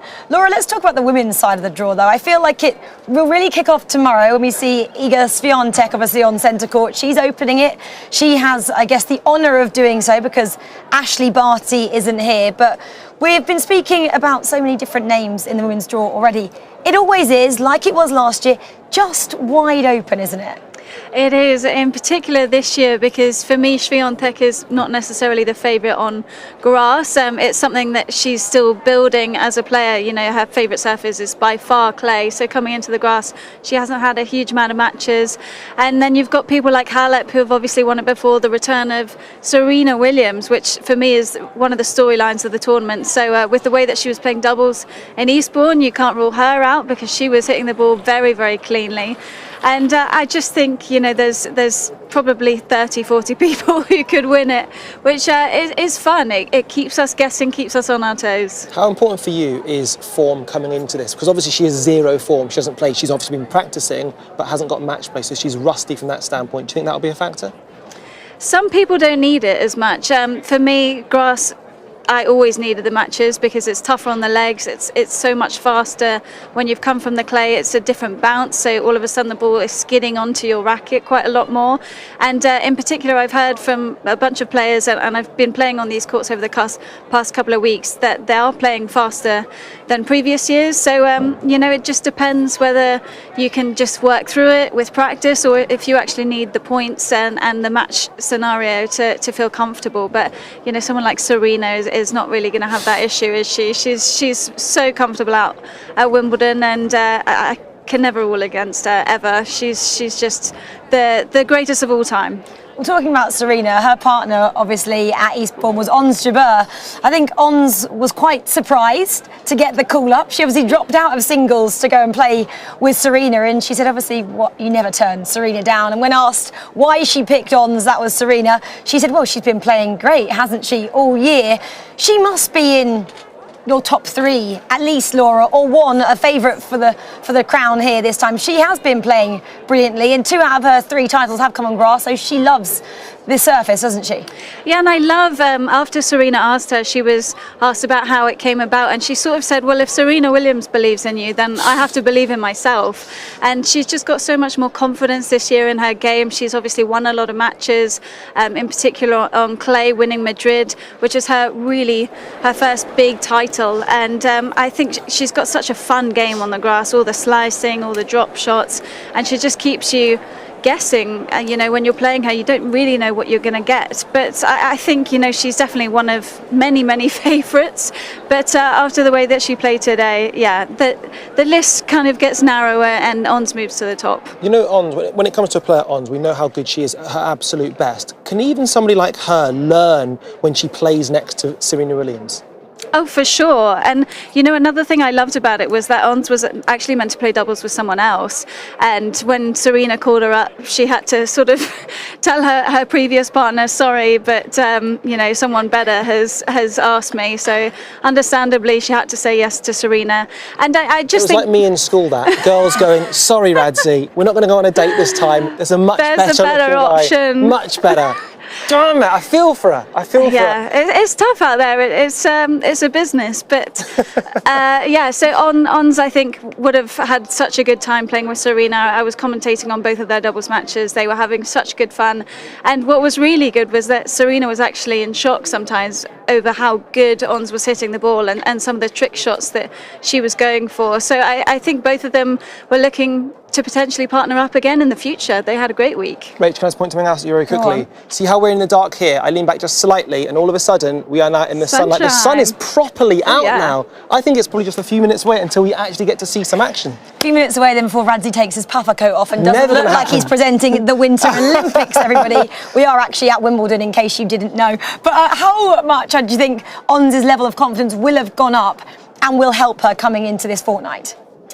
I think, you know, coming into the year, she was playing better and better, and then the results started coming. Obviously, the win in Madrid, and then the final in Rome, where she came through some really tough matches, and wasn't necessarily playing her best tennis, but found a way through it, which is always such a key factor when you're looking to build confidence and looking to really get to the next level. And she's number 2 ranked now, and I think we'll go from strength to strength. The other name we haven't mentioned is obviously Raders. Raders. What potential chance do you think she's got going all the way? I mean, look at US Open. You never know. I think Emma's one of the cleanest ball strikers in the women's game. She could hit anyone off the court on any given day. It's just whether she's healthy, and it depends on how the draw opens up a lot of the time. I think, the way that it worked out in New York was perfect. It was the dream scenario, and now it's so tough to back that up so quickly. So I wouldn't put her as, in my top 3, but on the women's side at the moment, absolutely never say never. Well, here's a sort of follow-up question then, sorry Rach, is that what would success look like for her, do you think, in Wimbledon? Would quarters be enough for her to say, I've had a solid campaign? I've got no idea. I've got no idea what her own expectations are of her game. I think everyone in tennis is just looking for her to build some more consistency, to stay healthy, to be able to put in weeks on end on the training side, and then the tennis results will come. So it doesn't really matter that much how she does results-wise this year, because when you think about it, this is her first full year on tour, and so it's a building block. Yeah. It's crazy. It's not going to be the easiest matchup, is it, first round? Alison van Ertvank is her opponent. Laura saying that's going to be quite tough. Very tricky. Yeah, you never know. You said which one could just brick it on the day, really? I mean, there's no other way of putting it. Alison's coming in with some unbelievable form on the grass. She's already played 14 matches on this surface, and I think she's a very tough opponent anyway, but especially on the grass, because she's another one who can slice it, who can come forward. I think the matches that I've seen her play on show courts are not necessarily her best ones, where she can get a little bit overwhelmed with the crowd and not play her best tennis. So she has done well here in the past. Her best result at Wimbledon is the round of 16, but she's also lost first round 4 times. So it depends what Alison we get, but it also depends what Emma we get. I wonder the effect. Beast, isn't it? Anyway. Absolutely. Talking about that, it's celebrating its centenary year. How special would it be to go out there this year, knowing all the history that's been on that court? I mean, you've played there. What's it actually like? It's nerve-wracking, and there's no other walk like it in tennis, from the locker rooms all the way down, past all the trophies, down the stairs, and it's just that build-up as well. When you're thinking about it, then that's when you start to feel nervous, and you've got the escort on the way down, and it's one of those walks where usually players, I think, keep their headphones in until basically they're at their chair, but surely today everyone's headphones off, just soaking up the atmosphere. It's not usually that loud in centre court, but I think it will be today. Let's go back to court number 1 then and talk about what happened earlier. On Jabeur, we've mentioned her already. She got a really easy opponent and she managed to beat them 6-1, 6-3. That was Borkland from Sweden, and we caught up with her afterwards. This is her press conference. Yeah, pretty happy with the first win. Great match for me, great start, and hopefully it will be a great start for other great matches for me. Joseph Riegel, tennis head of Play It Ons. Thank you. You finished your match in under an hour, played well, got it done quickly. Could you just sort of compare and contrast or see how your mentality has changed since your last slam match in Paris, and sort of how much of that you changed yourself and how much of that was sort of, a little bit helped by playing with Serena in Eastbourne? Yeah, I don't like to make the mistake twice, I just, like I said before, I learned a lot from the first round in Roland Garros, and obviously everything feels different here. I feel like more ready. Starting Monday, not Sunday, is much better for me. Let's say I opened the court 1 and it was great. Just I enjoy playing a lot on grass and scheduling, playing few matches and just get the perfect amount of playing on grass was great. Plus gaining more confidence playing along Serena also helped me with the great attitude on the court, and kind of start to be a leader on the court. That's what I'm trying to do, and trying to have that attitude.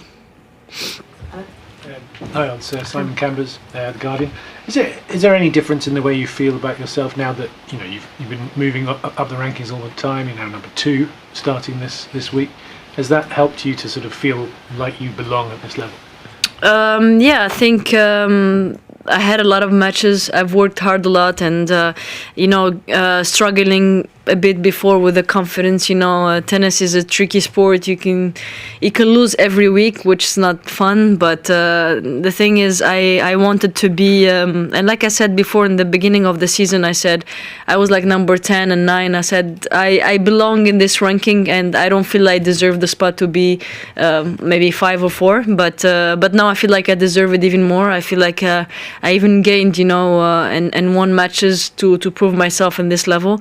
And I do feel more confident. I do feel like I deserve to be in this level, and hopefully next step will be number 1.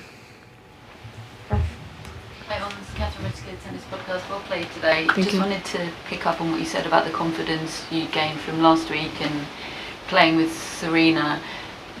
Is that to do with the fact that Serena handpicked you to be her doubles partner? Was the confidence from something that happened during the matches, and just what you mentioned about learning to be a leader? Did you feel like the leader in that partnership with Serena? No.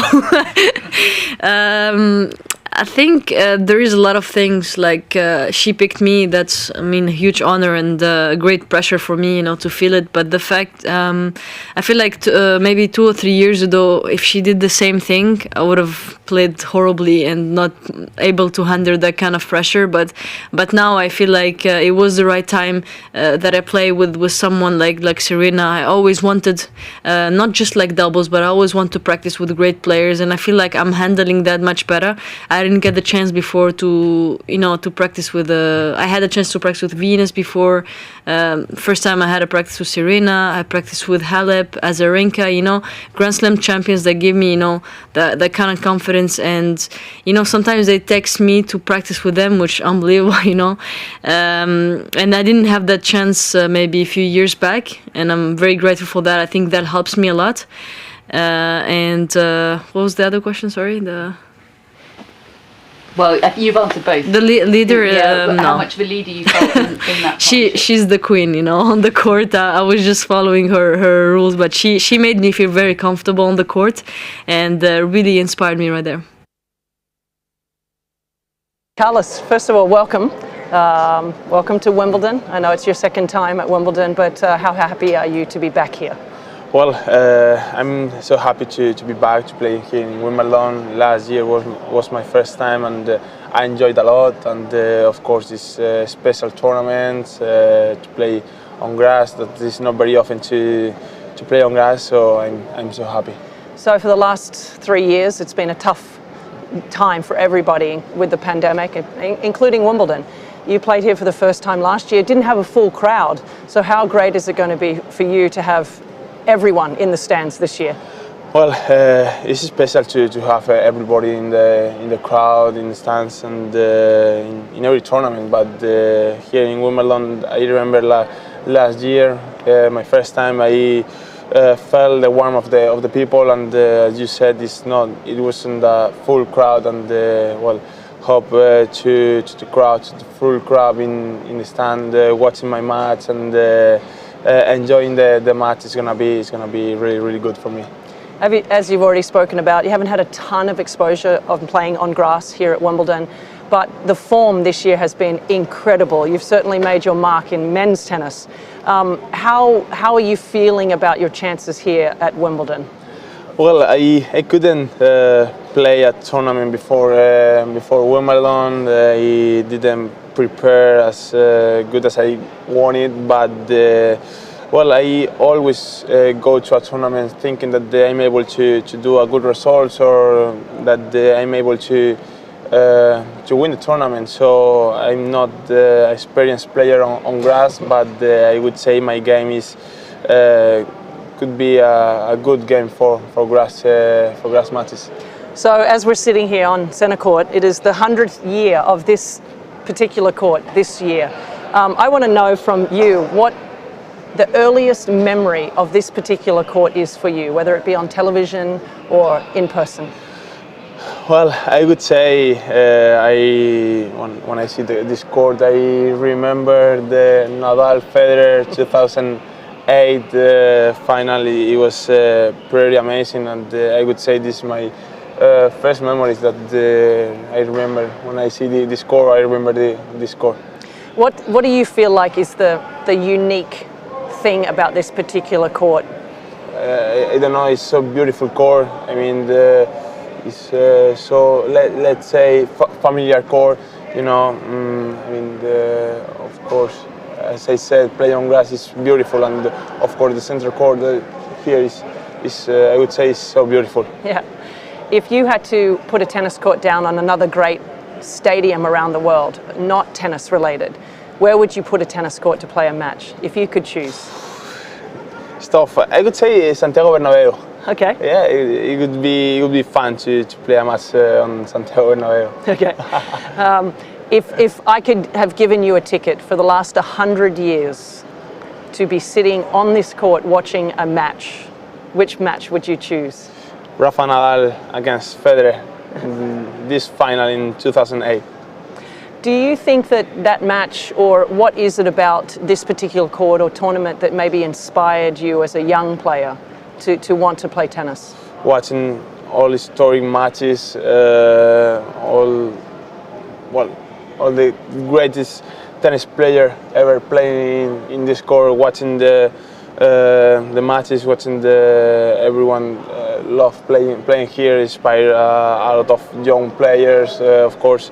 As I said, watching the best tennis matches in the world, you think that one day you want to be in the position of the best players. So inspiring me a lot watching a lot of matches here. Now, a lot of players, a lot of commentators, we like to kind of compare players, and the thing that a lot of people talk about with you in particular is that you're kind of a combination of a lot of the great players, right?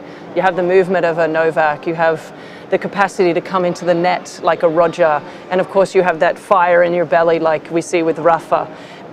Do you think that your type of tennis can translate to playing on grass? Because you do, particularly in my opinion, like to come into the net, and of course you have a big serve.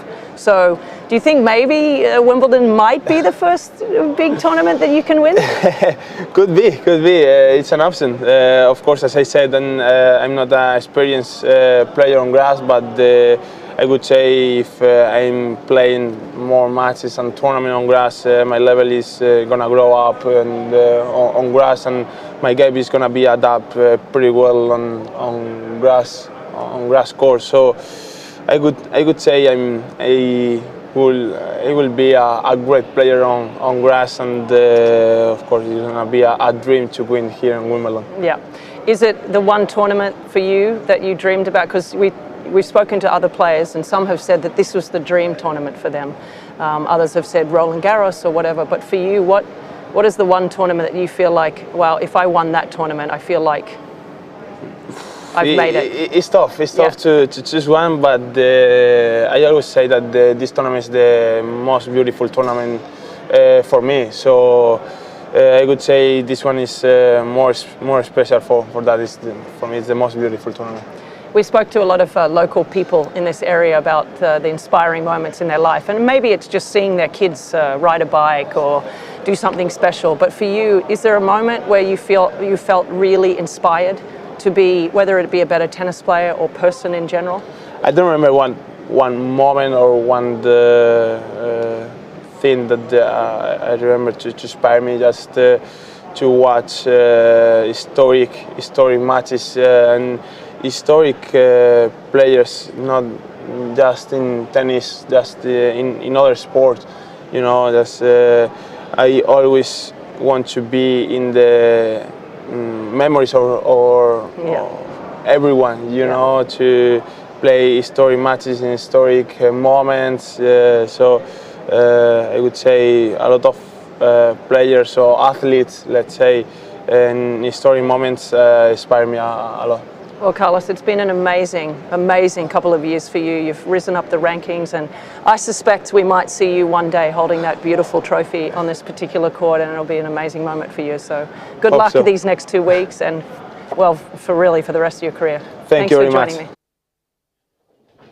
me. You're watching Wimbledon Uncovered. Sunshine and showers was the order of the day today, and at the moment, at least, it's sunshine rather than showers. The weather has improved significantly after the downpours we had earlier on. Players aren't quite yet out on all of the courts. I can see just behind us on some of the outside courts, they're starting to get back underway. Hopefully, it will stay clear for the next few hours. At the moment, we've got blue skies overhead. The dark clouds are a long, long way away over central London. So hopefully we're set fair for play to continue as we head into the late afternoon here at SW19. Adam Hunt alongside Nick McCarville here. We've back to our position above just to give us a sense of where we are. We're behind court number 1. We've got the big screen and Henman Hill just away to our right. It's a lovely vantage point. We've got the ticket resale queue just on the other side of us, well, which is starting to elongate as people get closer and closer to seeing Emma Raducanu and Andy Murray after that on centre court. And there's always a nice little buzz around the grounds, isn't there, when the likes of Raducanu and Murray are in action here at Wimbledon? Yeah, certainly we can feel it right now on the hill. Obviously, Novak Djokovic on court now. I think people really buzzing to see Emma as she comes out onto center court, and then of course Andy to follow that. Very curious to see how Andy turns up onto court. Adam, I was watching him on a Rangi earlier today with Yvonne Lendl. He's hitting with Kyle Edmund. Looked really good, looked relaxed. They were worried about that abdomen, obviously the abdominal injury that took him out of Queens, but a couple of big British names coming onto center court, and I'm excited for it, and I know everybody else here is too. As a Brit, I can say I am. Murray's coming on later. He's the third match on centre court, but the next match on centre court is Emma Raducanu against Alison van Uytvanck after Novak Djokovic will, you would imagine, see this off against Soonwoo Kwon of South Korea. It was Djokovic who took the first set 6-3, lost the second 6-3 as well. The South Korean playing really, really well. Took the third set 6-3, and here he is serving for the match in a spot in the second round at 5-4, and we can join the commentators there on centre court.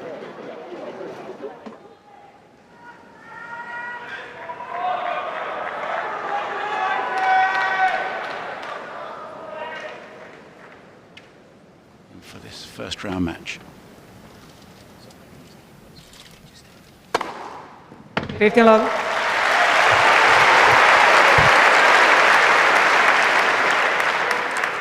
Fourteenth ace match.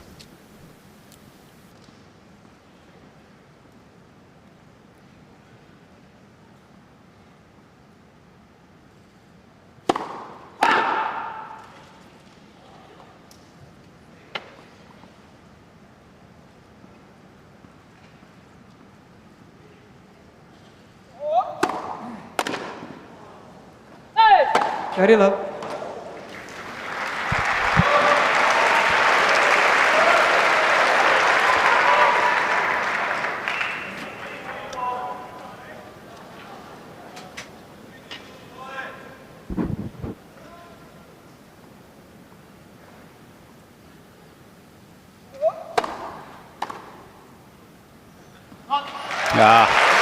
Just unable to get the ball back in play. Accurate serving.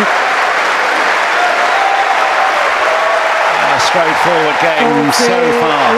It's a welcome back to centre court, and it looks like a welcome back to the winner's circle for Novak. Against Anett Kontaveit. It wasn't without some difficulty. Ace number 15 closes out a 4-set victory. Djokovic is back and going for a 4th Wimbledon title in a row. Efficient most of the time.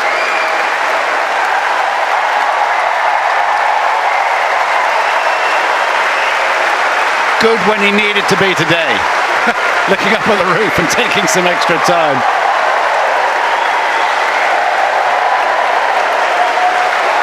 And the trademark salutation. Last seen here after last year's final against Matteo Berrettini. So there we are, he advances. Polish player Kamil Machrak, or Tanasi Kokkinakis, the exciting Australian, in round number 2, looking further ahead, which he won't probably. Apelka, Murray, Isner all await. Good effort. Soonwoo Kwon, most will not have seen him before. Great job. nicked one of the first 2 sets and made it tight in set number 2. 3, I beg your pardon. Before Djokovic raised his level of play.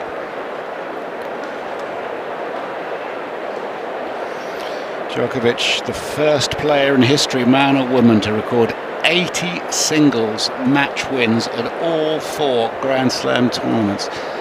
It's just absolutely relentless. A quite brilliant player. And one of the things that we'll have this year, which we haven't in the past, is a chance to talk on court with the person who has won the match. And on this occasion, that's Novak Djokovic.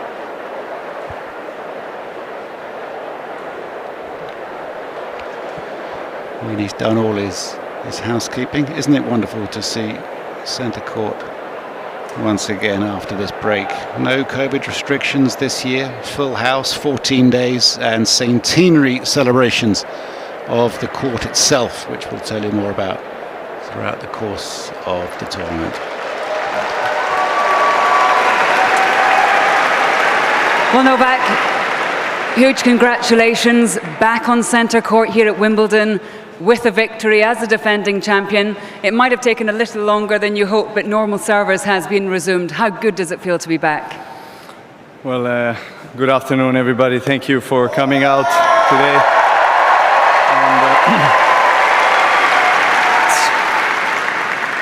And, I've said this a few times before, but this court is truly special for me. It has always been the court where I dreamed of playing and winning. All my dreams, childhood dreams, came true here in this court, in this tournament. So, of course, it's an absolute honor and pleasure to come back to the center court of Wimbledon.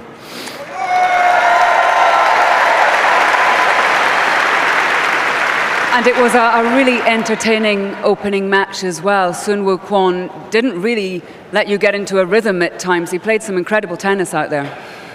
Well, credit to Kwon for playing some really high-quality tennis. He deserves an applause, definitely. You know, always starting the tournament, I didn't have any lead-up tournaments, preparation tournaments or matches prior to Wimbledon, so you're always going to feel a little bit probably less comfortable than you would like to at the beginning. Particularly if you're playing against somebody as talented as Kwon, who stays close to the line and hits very clean from forehand and backhand side. It was really difficult to go through him, so I had to figure out a way tactically to get in control of the point. It wasn't easy. I had to put a lot of variety in the game. I think serve helped. I faced a break point in the third set that really, if he broke my serve, it could have really gone in a different way this match. But, at this level, 1 or 2 points, 1 or 2 shots decide the winner. And I'm glad that I was on the winning side today. And I want to thank you all for coming out and supporting both players today. Thank you so much.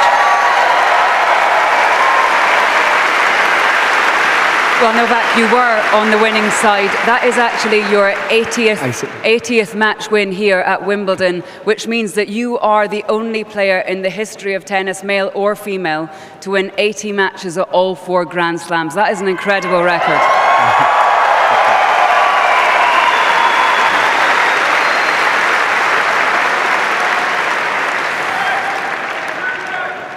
Well, thank you. I mean, this sport has given me everything. I owe a lot to this sport. Of course, I love it still with all my heart.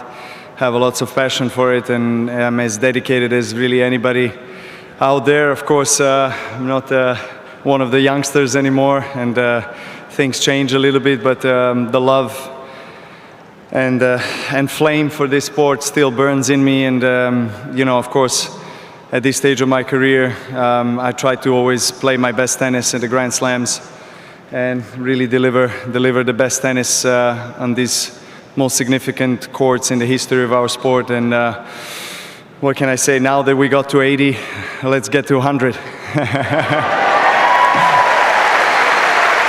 Novak, thank you very much. Huge congratulations. Ladies and gentlemen, your defending champion, Novak Djokovic. Thank you so much. Thank you.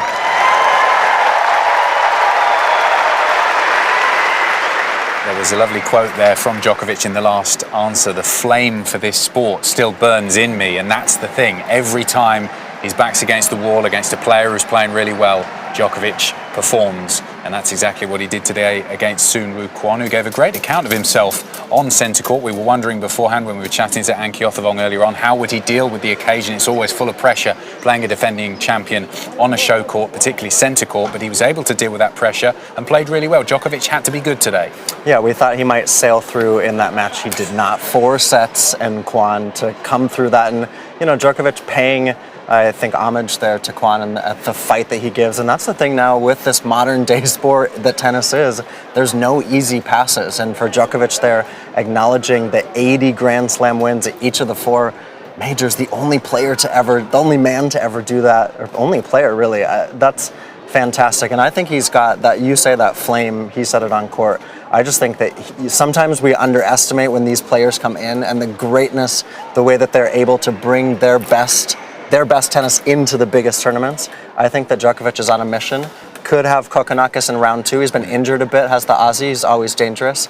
But Novak, #1 seed for a reason. He's won 22 matches in a row now here. The flame is burning for Djokovic, and the sun is starting to burn on our faces. It's starting to get really warm here at SW19. Let's head over to court number 2, where there was British interest first up today. Cameron Norrie, the British #1, who cracked the top 10 for the first time in his career this year. He's had a brilliant year on tour, and he's been performing really, really well on all surfaces, really up against Pablo Andujar of Spain in this first round match, having took the first 2 sets. Here he is, claiming that match point there on court number 2. I think some people were saying, perhaps, Nick, about Norrie, that being the British #1 and a top 10 ranked player in the world, that perhaps he was deserving of a place on centre court or court #1 today. But one thing you and I both know about Cameron Norrie is, whatever the circumstances, he always gives his all, he always battles through and tries to do his best out on court, whatever court he's on, and he is one of those most earnest of competitors in both draws. Well, and that's why he's become the British #1. He doesn't care if he's playing on centre court or court 18, put him anywhere. I mean, you see this, he also had a couple match points before the rain delay, had to come out and finish it against Andujar. But I just love the way that Norrie is a workman. I think that's part of the college tennis, the way that he went to TCU, played some ball there. And he said in his pre-tournament press, he hasn't been to week 2 at this tournament. He wants to get deep at Wimbledon. He certainly has that opportunity. But, especially for this crowd to appreciate Cam Norrie and the way that he came through today. He was defending champion at Indian Wells. He played on the back courts for 2 or 3 rounds before he got onto one of the stadium courts. So put Cam anywhere, he's going to give it his best. And that's the thing we were saying just before we came back on about him.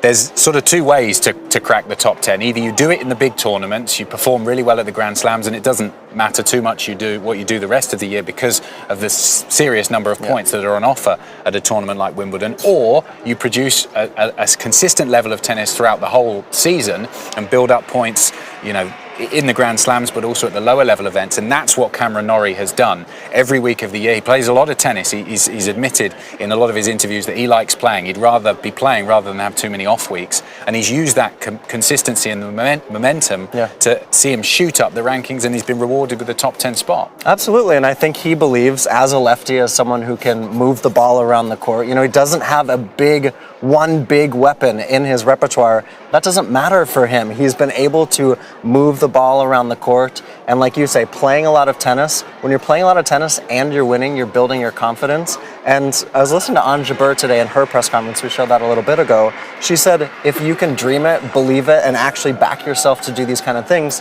Cam Norrie might not stride through the grounds like one of the true greats of the game, but if he backs himself, then he's got to give himself that opportunity to go out and win any tennis match he's going to play. So Cameron Norrie through to round 2. Another man in round 2, your countryman Tommy Paul from America. He's been speaking to Rachel after beating Fernando Verdasco on court 4. Tommy Paul, congratulations. Nice first round victory there over Fernando Verdasco. I mean, tell us about that, and that it's your main time being seated here at Wimbledon. Quite a special occasion for you. Absolutely. This is like my first real full grass season, so it's exciting. I mean, these are the best courts, best grass courts in the world, and probably the best venue in the world. It's exciting being here, and I played played well from the jump in the match today.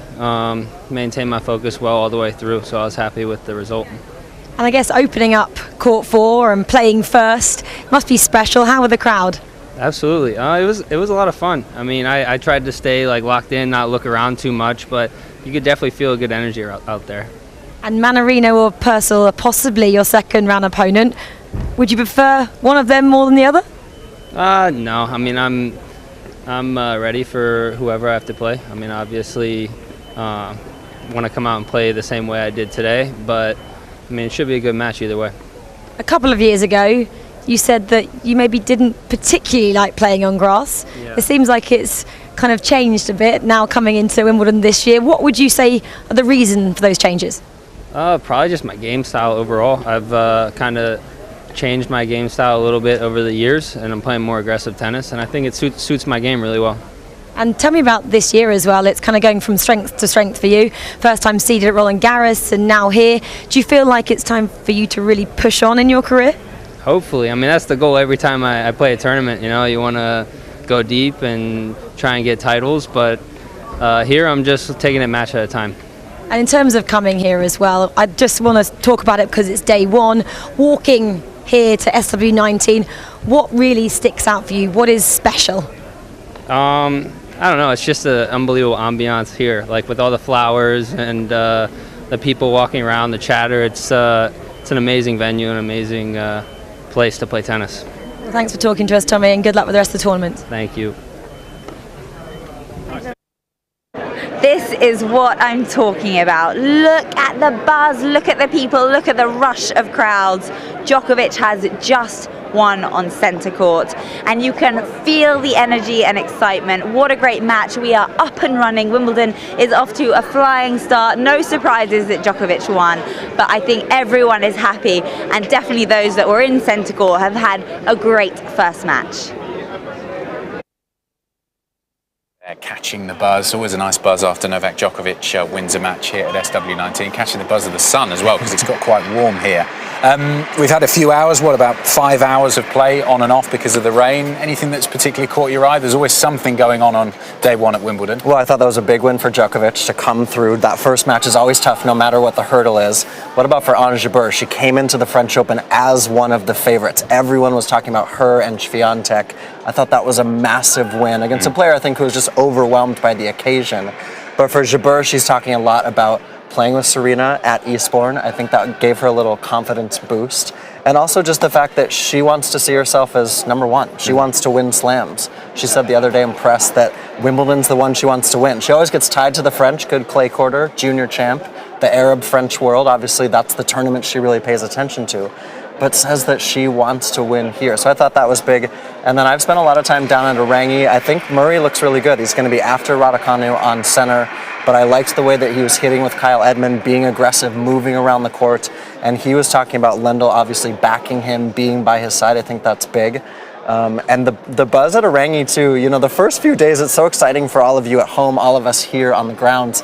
There's no place that's slow. Everything is busy, everything is buzzy. And how about Venus Williams? She's not playing in singles or doubles, but she's practicing. So we're going to see Venus Williams in mixed doubles? Yeah. Who are we going to see next? I don't know. You mentioned the practice courts there, and you've been lucky enough to cover all 4 of the Grand Slams, but Orangi is a special place to see these players up close and personal preparing for a Grand Slam match. There's almost nothing like it. There's nothing like Orangi. I mean, you know, and also I love that the fans have you have to queue for it. You have to queue for everything in the UK, but you have to queue to get into Orangi. And I love you can see it in the lower left side of the screen here. That's Orangi over there, just beyond the number 1 court, Adam. And yeah, it's the players can just have a different feel of Wimbledon at Orangi, and it's a nice way to see them relax, getting ready for the tournament. It's also a good spot if you are coming down to Wimbledon in the coming days and you've never been here before and you want to get an autograph. That's the place to go, because the players don't really sign much in the rest of the grounds. I don't know if they're allowed to, But at Arangi, we saw Djokovic doing it earlier, Serena Williams as well. There is a line there where they allow all the spectators to go when the players walk in after their practice, and they'll sign a ball or a card or anything if you hand it there. So if you are coming down and you want an autograph from your favourite player, that's the place to go. Sharpen your elbows, though. It was pretty busy there earlier today, and Adam, we're also seeing that the roof is open on center court. So Djokovic played under the roof, and Emma Raducanu against Alison van Uytvanck.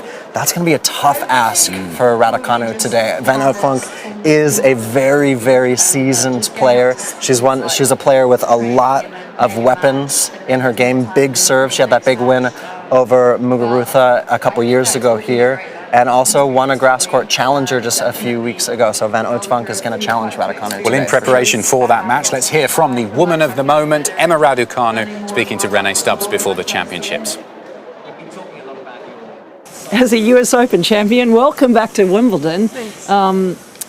I guess, what are you looking forward to the most this year being here?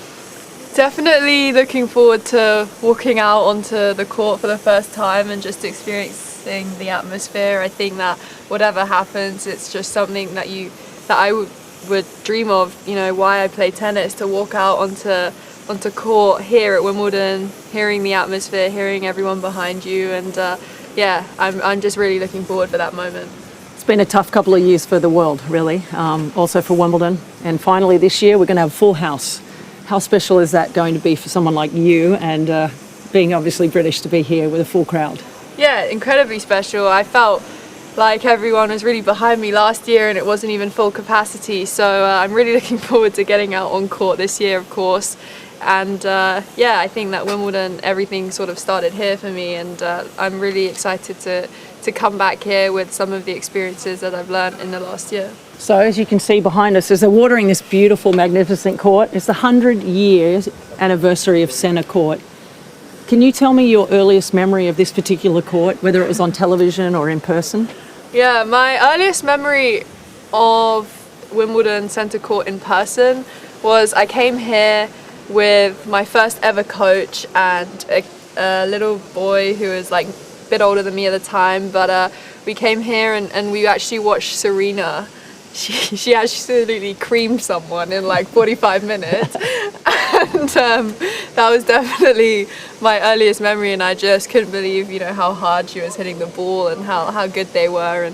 But that whole day trip for me was so much fun. I remember it was like a once a year thing that we would look forward to, and we were asking everyone for their autographs. From the ground staff, we were getting everyone's autographs, and it was a treat. So whenever we would have the courage to, you know, ask a player for their autograph, we'd get a jelly baby. So yeah, that's definitely my fondest memory. Can you take me back to last year? Because it was just a phenomenal rise for you. That's where really everyone sort of found out about your name in particular, before what happened in New York. What was that feeling like for you to play here and get the support of the hometown crowd? Yeah, that experience for me, it's where it all started. I just came out of my exams, so I just felt so relieved, like everything was off my shoulders. I was just like, you know, a kid having fun, like just going crazy. And then playing, I think the most special moment was when I won my third round match on court one. And yeah, the feeling I had it once after I won the US Open. It was literally just like, I don't know, my body sort of stopped and I didn't know what was going on. And yeah, very emotional, but I really enjoyed that, and I feel like coming back here, I'm even more looking forward to it because, yeah, of the crowd and everything. When you were here watching that match, when you saw Serena play or sit in here, what's the one thing about this particular court that is so unique and different to anywhere else in the world? Well, for me, I feel like it's just the feeling and the history and the prestige about it. I think that it's just like being British. I feel like I always grew up, especially at Wimbledon, following it. You know, all your memories to do with tennis are sort of Wimbledon from an early age, and that's definitely, I feel like, the most special thing about this place is that it's got a bit of a different feeling to maybe the other tournaments. Now, you said you had watched Serena in here, but if there was another match throughout the last 100 years of this particular court, and there's been some spectacular matches, if you could sit in a seat here again, Not that you need to worry about getting tickets anymore, but if you had to and you got that lottery ticket, what match would you like to go back on in history of the last 100 years here and watch? I would say I would have loved to have been here for Andy Murray's first title. I think that the whole country was just going wild, and I would have loved to sort of be here and experience it in person and hear it, because I bet the sound was pretty surreal, and I think that they turn it down on TV because it's quieter when I watch things back. Well, that's because you've experienced it now. We've talked to a lot of people in the local area about the inspirational things, whether it be watching their kids ride a bike for the first time or whatever it is. Is there one memory that you have that inspired you, just in general? I would actually say one that's more recent is last year. I was ranked like 360. I came out of my exams. I was just buzzing to be here, practicing and just trying to line up these great hits. And Nigel, who I was with last year, he knew players because he's been on tour, and he set me up on this hit with Garbinier. And I was really, really nervous before. I remember I did like the best warm-up I've done in a year, so I was ready to go. And hitting with her, I think that it definitely inspired me and gave me confidence, because I was keeping up and I was working so hard just to not miss, because you don't want to look bad and miss in front of Garbine. So I was definitely putting a lot of focus and attention. And I realized, like, wow, if I put this amount of focus and attention to not miss in every single practice and to be in the right position and everything, that sort of opened my eyes a bit. And then I got the compliment. She asked me to come back the next day, so I was buzzing. I was like, yes, I did it. But she asked me to put it on like a 10-pence coin. So you became a hitting partner to the stars. Now you are now a star. So a year after having the success that you had here, and of course winning a Grand Slam already at your tender age, going through qualifying and all of that sort of stuff, to come back here, there might be a chance to walk onto that court. What are you going to tell yourself if you do have that opportunity to walk around those curtains and onto this court? I mean, I'd probably just tell myself that this is what I started playing tennis for. To walk onto centre court, it's literally like, what you have a vision of, what you have a picture of in your head, and I think it's going to be the most special feeling. And I'm just happy that I would have been able to say, look, I did that, I played on centre court, but obviously looking forward to getting out there and putting my game on the court too. Well, I think everybody here is very interested to see how you do. They'll be very much behind you as they were last year, and after what you did in New York last year, I think we're going to be looking at you playing on there many, many times for years to come. So good luck. Thank you. Good. Yeah, what a special moment this is going to be in the young career of Emma Raducanu, returning here at Wimbledon as a Grand Slam champion, having lifted the US Open, and incredibly the first time actually that she's played on centre court, because all of her matches, easy to forget, on the route to the fourth round last year were played on different courts. She didn't make it onto centre court, so this is a unique experience for her, walking down those famous steps, the wood panelling everywhere. It is a moment for her to remember that I suppose she is only 19 years of age, and she's achieved things at an age that so many other players would have dreamed of. As she gets ready here, calms her nerves to walk out on centre court alongside the Belgian on the right of the screen there, Alison van Oudvank, who, Nick, as we've said, is a very, very tidy player in her own right, and will give Emma Raducanu a serious test today. They've met once before last year in the lead up, wasn't it, to the US Open, where Raducanu went on that amazing run and she was able to beat Alison van Oudvank. So she'll have to use those positive moments. We'll see when they walk out. Slightly different look to centre court this year as they walk out. It opens the arena, almost like a gladiatorial arena, as they walk out there to play this match. But what do you think Emma Raducanu is feeling ahead of this one? Because although she's achieved things in the last 12 months, the last 9 months really, that few would have dreamed of at this stage of her career, there is a tremendous amount that comes with that, and the expectation amongst the British crowd for her to go deep here at Wimbledon, when that isn't necessarily a divine right. No, it isn't. And I mean, what a special moment, obviously for Van Oudvank too, but especially for Emma Raducanu. The way that she came through that US Open title, I was there for a lot of that second week and saw a lot of the just amazing tennis. Let's just take this in as it happens for Emma. And listen to the roar of the crowd. Here they come.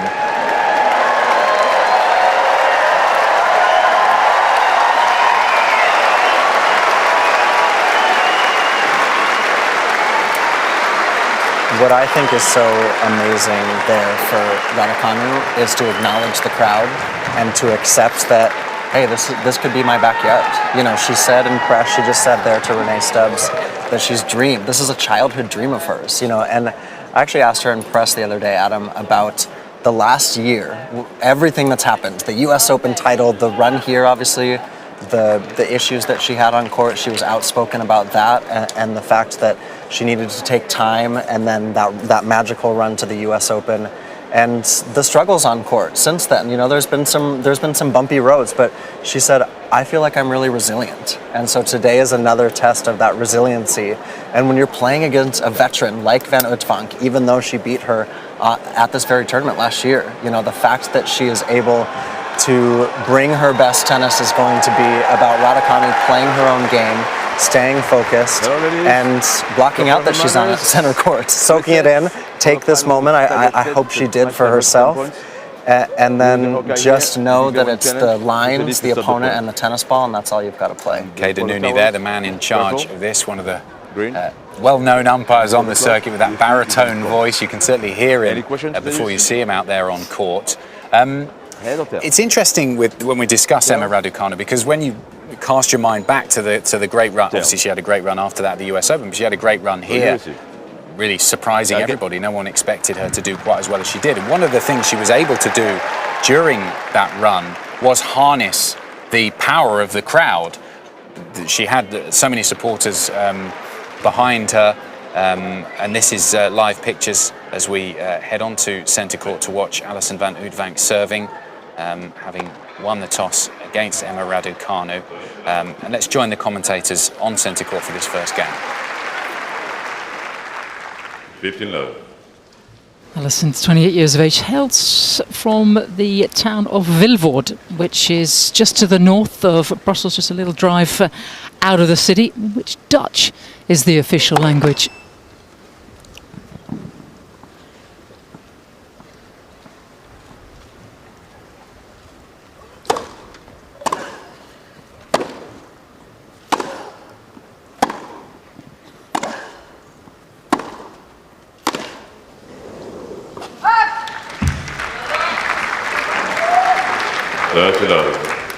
She comes in here in really good grass court form, won the Challenger event, which has a prize money of $100,000, much smaller than the prize pot at Wimbledon, in Surbiton, just across the way here.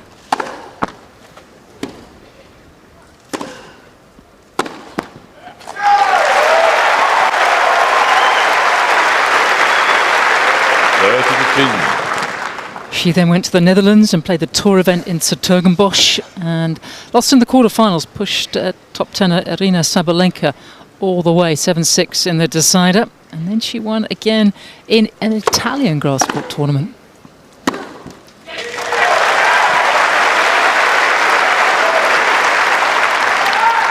And then just a pop over to Bad Homburg to the tour event, where she lost in the first round, but again played well, losing in 3 sets to the very talented young American Amanda Anisimova.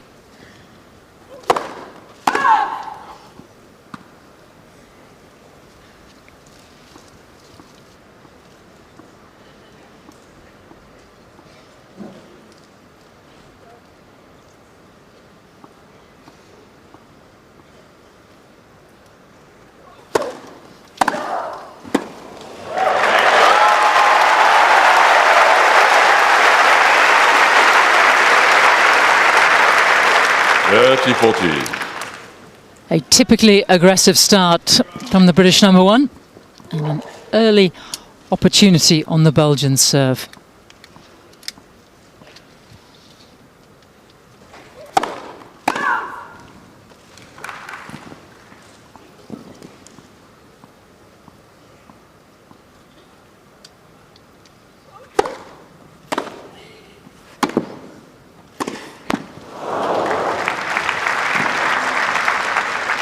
Use.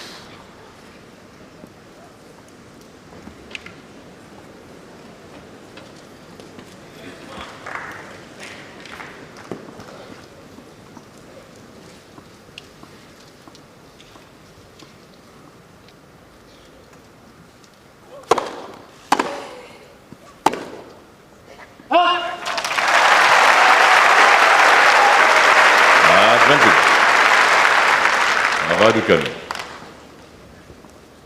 Another chance for Raducanu as Renee looks on.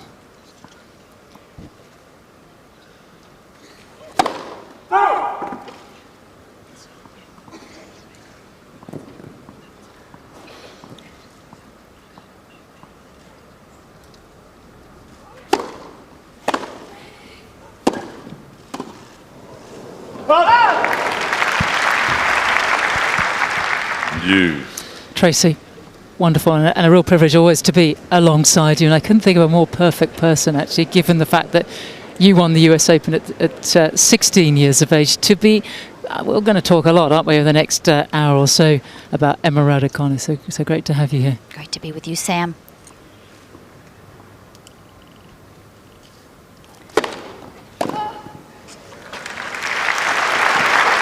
Advantage. Before you jumped in the box, I just had a chance to really talk about how in form Alison van Uytvanck is. Not at the highest level, but has won a lot of grass court matches, and she's going to be, you would imagine, a difficult opponent today.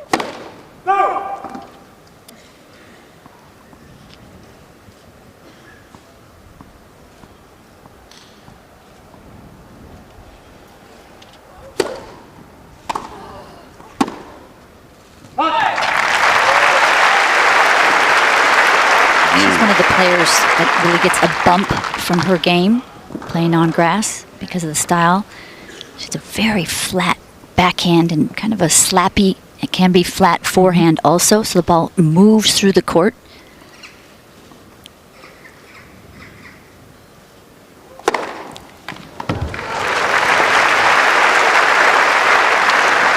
She can serve pretty well. And she's quite handy in the forecourt. She can hit backhand slices that are effective, drop volleys.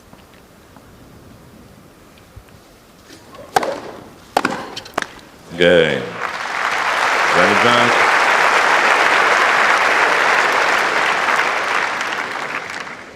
First game. All right, we're just outside centre court, and Djokovic has just won his first win of the campaign. Ladies, you were inside. Emily and Holly, how was that? Yeah, it was such good fun. The atmosphere was so good. It was really, yeah. And who are you rooting for in that match?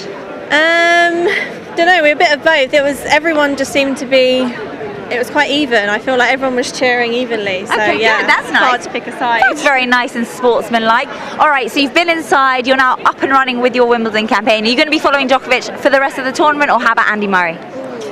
Team Andy Murray. Yeah, I think. Okay. Yeah. And what have you eaten today? There's so much on offer. Yeah, we did sneak out for a sausage roll halfway through. And are we on the Pims or? No, yeah, rosé. Rosé, nice, okay. And finally, any strawberries and cream action? You're at Wimbledon. We're going to go and join the queue now. All right, ladies, we'll have a great rest of your day. Enjoy the tennis. Thanks for chatting. Thank you. Bye. Oh yeah, that was better. Yes, Novak Djokovic giving those spectators plenty of reason to celebrate. A workmanlike performance, I think, is the best way to describe it on centre court before Emma Raducanu and Alison van Uytvanck had begun that second match on centre court. And just to give you a sense of where we're looking after that, the third match of the day on centre court after Emma Raducanu is finished will be Andy Murray, two-time former champion. Sure to be a brilliant atmosphere there as he takes on James Duckworth, the Aussie. We'll talk a bit more about that match later on. But let's just go back to discussing Emma Raducanu, because we must talk about the expectation that's been placed on her, not just by the British public, by the sporting world in general, because she came from, as we said, completely nowhere prior to her run at Wimbledon and then what she did at the US Open. And whilst that is the dream for any young sports person, to be able to enjoy success at an early stage of their career, it is also tremendously difficult for them to have to then deal with after that the weight of the world, the expectation that's upon you, all of the other things that are dragging you in different directions, the commercial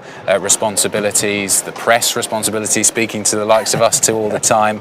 Everybody, all the eyeballs of the tennis world are on you all the time, and that can be something that's quite difficult to deal with. Yeah, and you have to imagine being a young person. You know, put yourself back into, or maybe you are at home, being 18, 19 years old. Emma, I think a few times in her pre-tournament press, reminding folks, I'm 19, you know, and this is she's something. had to grow up fast. Yeah, she has had to, but I mean, I think she's handled it really, really well. And, you know, a lot of these commercial opportunities, you know, you take it and it's a mistake, you don't take it and it's a mistake. I think that what she's done with her team, obviously a very close-knit family there as well. It was huge in the US, I know it's been huge in the UK as well, and she's had to manage it one step at a time. Has she had exactly the tennis results that she's wanted since the US Open? Absolutely not, but she's said every step of the way, going to Indian Wells, going to Rome, the French Open, coming back here, I'm doing all this for the first or second time. And so that's the opportunity as a young person. You're meant to be heading off to university when you're 19. And so I also think back to Coco Gauff when she had her breakthrough here at 15, 3 years ago. She's someone that has really, that whole team has managed her breakthrough really well. And it's part of the age eligibility rules. Obviously, Emma over 18, but Coco, she only could play a few tournaments a year because she was under 18. Some people have scoffed at that rule, but it's about the development of the person. Step back and look at the person. So for Emma to come through this experience, say she crashes out in Wimbledon first round, you know what? She's going to take it on the chin, and then she's going to pick herself up and she's going to the next thing. And that's what she says about being resilient. I think we all take a step back and say, okay, it's just a sport. Of course she wants to do well here, but I've just watched, at least from the outside, and I think that she and her team have handled everything really, really well done, because you don't know how it feels unless you're the person inside that world. It's a long season as well. It's easy to forget. Casual tennis fans perhaps focus in on the Grand Slams, which are only 8 weeks of the year, but there's a lot of tournaments, and if you want to maintain a career at the top level, you've got to play in all of these other events. You can't just take the rest of the year off. I mean, I know Serena Williams has done that perhaps a bit more recently, Serena. but only Serena was able to do it, and even, you know, it didn't always work out for her that way. So you have to be willing and able to bring your best tennis week in, week out, all across the world, with the travel, the staying in hotels, not seeing your family, and all of the other things that you have to do, which is not an easy task. Yeah, and I actually think it's been a great sort of amount of energy around Emma, around Leylah Fernandez, also around a guy like Carlos Alcaraz, who's come through a couple Masters 1000s. There was a lot of expectations around him at the French Open, and coming in here as a top 8 seed. Here is Carlos Alcaraz. Well, that's Jan-Lennard Struff, his opponent today, the big German. And we did say beforehand that this was going to be a tricky encounter for Alcaraz, I suppose for two reasons. Firstly, because Jan-Lennard Struff is an experienced campaigner and a good player. He's got some top 10 wins in the past, but also because Carlos Alcaraz, relatively inexperienced on a grass court, and his game doesn't always translate best to the quicker surfaces. And he's had to work pretty hard so far in this match, and we can join it in the third set, a set all. At the moment, Struff took the first, Alcaraz the second, and the German has a break in the third set, leading at 4-3, and we can join the commentators for this one.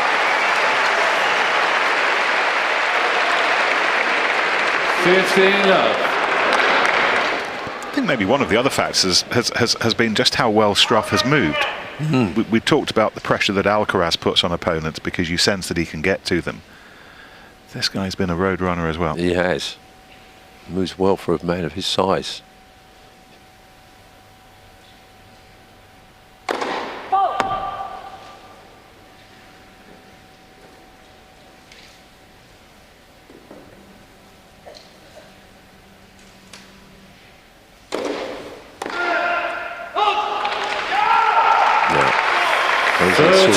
Those are sort of errors at this stage of the set on a second serve. You wouldn't expect, he wouldn't miss that on any other surface.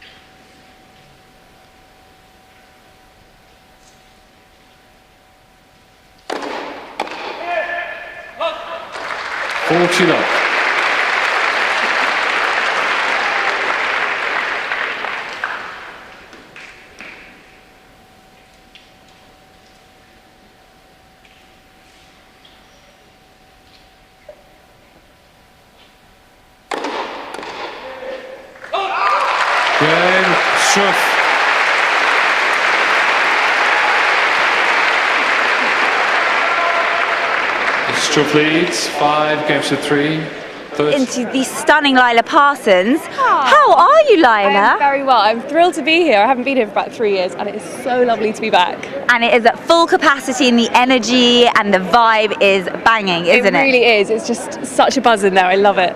Okay, so where is there for you? Where have you been today? So we have just watched the first match on centre court where Djokovic won, not surprisingly. But yeah, it was a good fight. It was very impressive, and very excited to now go and watch Emma Raducanu. Absolutely. So that is such an honour, isn't it, to see her in the flesh? Do you think she's going to have a good run? I feel like she will. I think we're all behind her, and we're just so desperate for her to enjoy it and do her best. You know, there's also no pressure. Like, she's achieved so much at such a young age.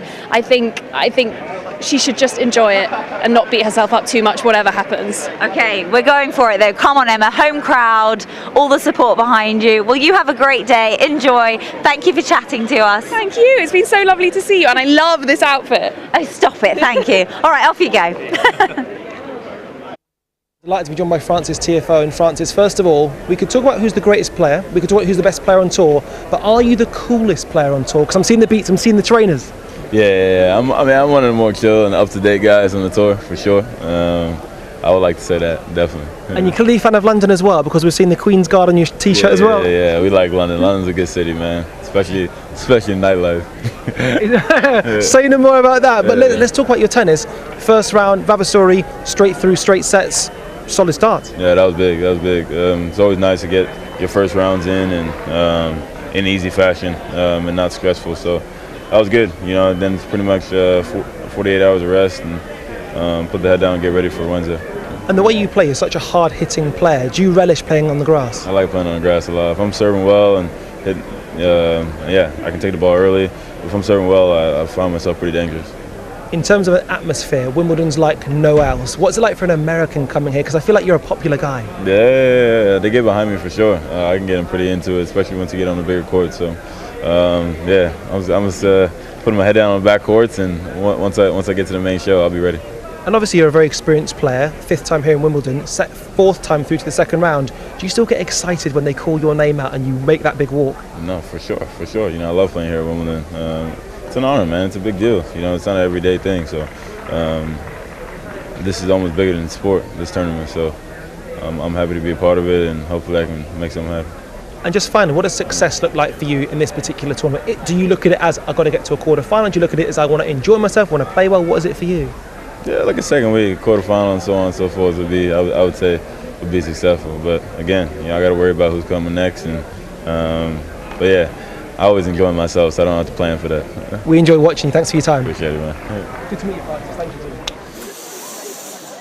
He's a cool guy, isn't he? Frances Tiafoe, a real fan's favourite. Let's get down to court number 12, one of the outside show courts, even bigger for this year. They've added some extra seats to pack the fans in. They've enjoyed this one, the French Open finalist from a few weeks ago, Casper Ruud, hoping to produce some slightly better tennis on a grass court than he has before. He's always been better on the slower surfaces, the Norwegian. Against Albert Ramos Vinolas, the left-hander, an experienced campaigner on tour, and Ruud able to come through the match. He had to work pretty hard for it, taking those first 2 sets on a tie-break, but good to see him through to the second round.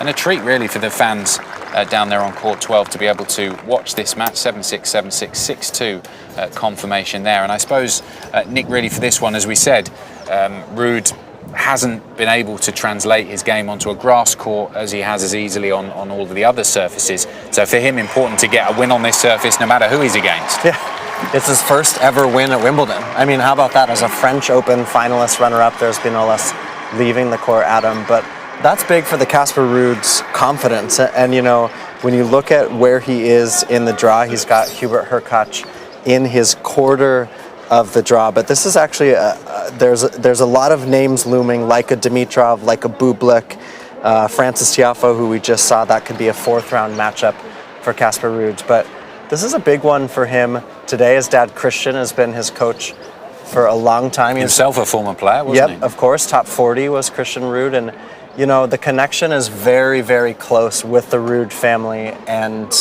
Rafael Nadal has trained for years at the Nadal Academy. I think he's looked at Nadal as really a mentor And so for him to come through this match today, that's a big win for Casper Ruud. So Casper Ruud through against Albert Ramos Vinolas. Let's take you from court 12 over to court 18. This man, the Frenchman, Enzo Kouakoud, who's produced a pretty good performance so far against a man who knows all about playing on court 18. He probably thinks, don't ever mention that match again. John Isner. This is where he had the longest match ever against John Isner. Anyone who was involved that day will testament to just how much of an epic, it wasn't even that day, was it? It was over a course of several days. Nicolas Mahut, yeah. Against Nicolas Mahut here a few years ago. And are we in a tiebreak here? Is that what this is? Yes, we are in a tiebreak. Surprisingly for John Isner, he seems to play a tiebreak every single set of tennis he plays on a grass court. It was really a seminal match. It's, again, one of those ones where once you've been here at Wimbledon, so many people walk past court 18 because there's a little plaque, isn't there, that says this is where this happened. And they look at it and read and remember, oh, crikey, that one went on forever. Hoping for a slightly swifter end to this one, although it's gone on for quite some time so far. And let's join it in this tie-break with John Isner serving there on court 18.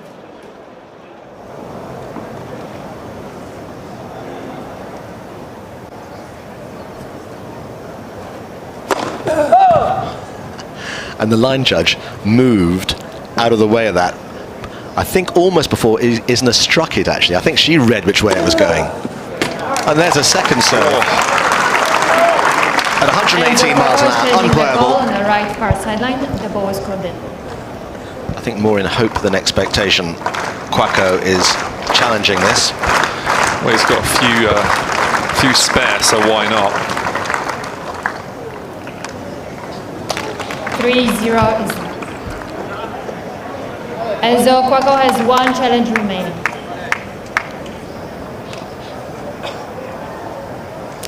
That is the indentation in the back netting. That's...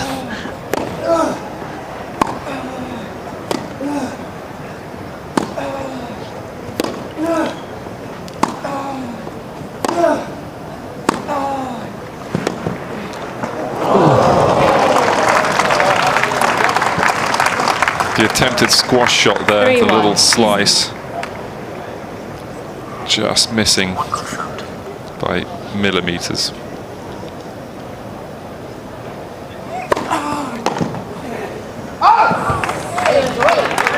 Well, against John Isner in a tie-break, you definitely don't want to be too many breaks down, because the likelihood of you getting those back is pretty minimal. But as long as there's one in it, there's always a chance. You really, this is the time again that you just think, okay, do I take a guess? It's always tricky as a player. You know, you've been there, you're like, do I guess or do I rely on my reactions? Or what if I guess wrong? If I rely on my reactions, I give myself a chance. But you start second and triple guessing to yourself, and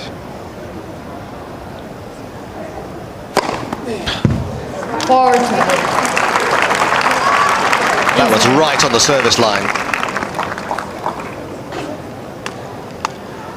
At what point in that ball toss is Quacko making the decision to go whichever way he decides? I think once the ball's left the hand, you know, you really aren't going to be you know, you don't see your opponent when you know, your head's looking up towards the ball. Maybe you can pick up something in, you know, your peripheral vision, but I think you just kind of get there early, and so you kind of go up there. Maybe just before he's made contact, you start making a move.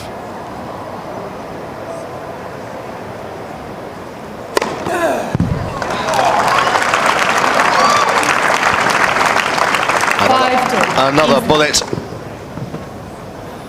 29 aces now. And he's on the cusp of squaring this match at 1-all.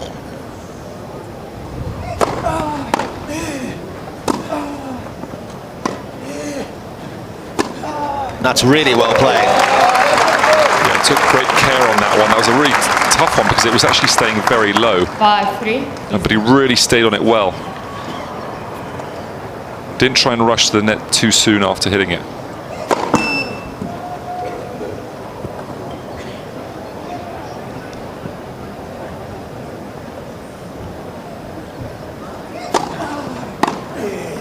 Oh, that is the way to bring up 3 set points.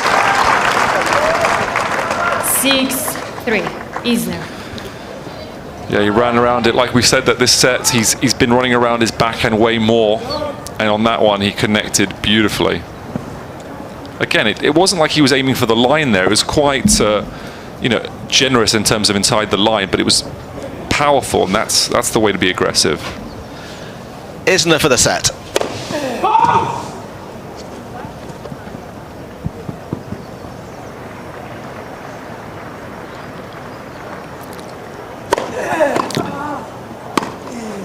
That's a really big ball.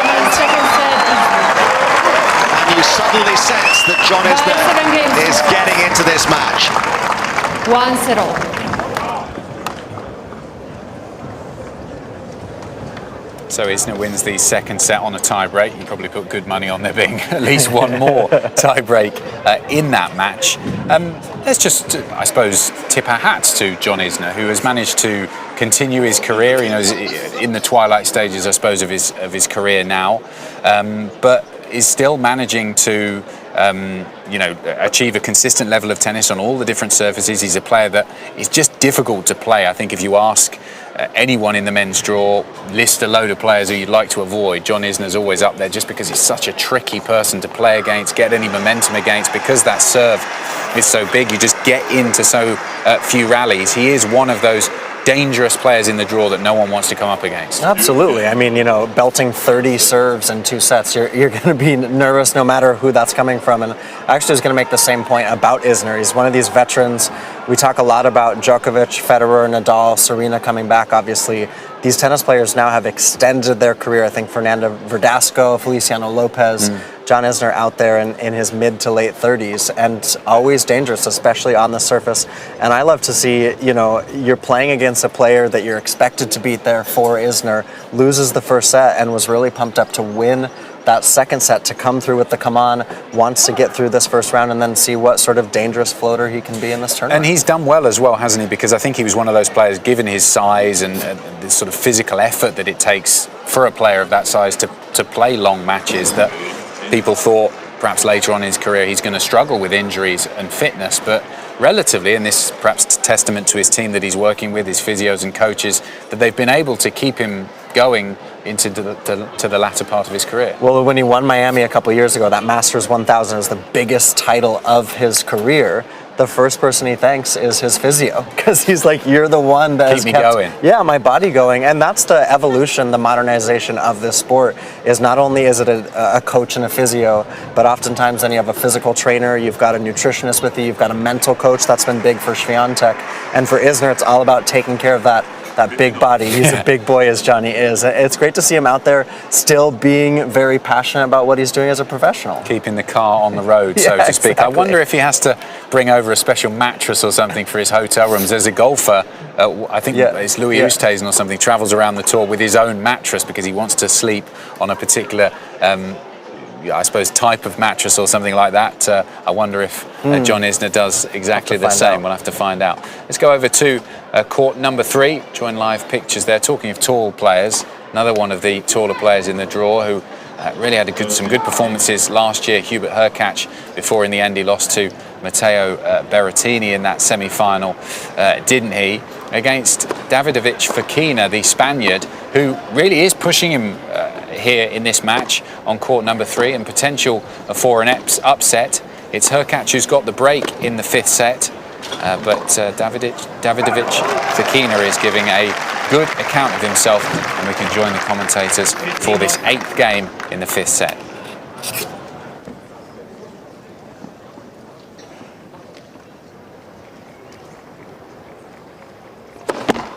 Let's first set.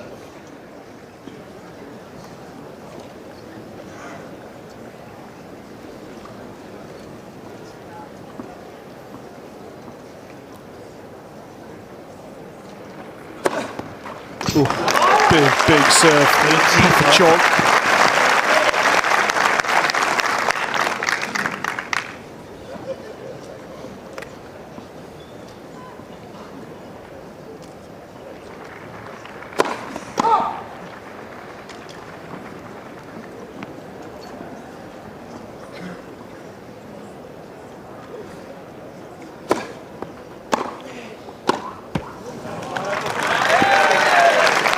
20-15.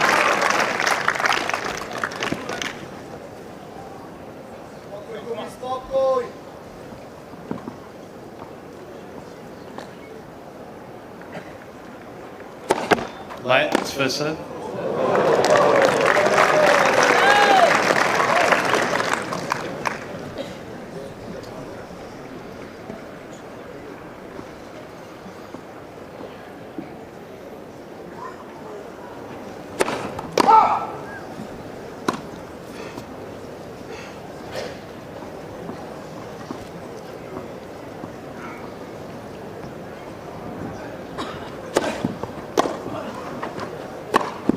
Well watched.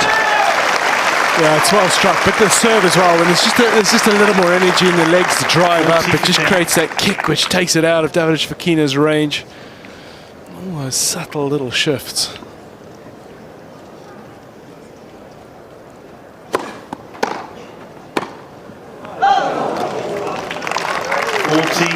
Just a little too blasé with the footwork around that one. But he's in a commanding position. He's got a little bit of wriggle room here in this service game, has Hurkacz. Given how well he's served, it's tough to see anything but a hold at the moment.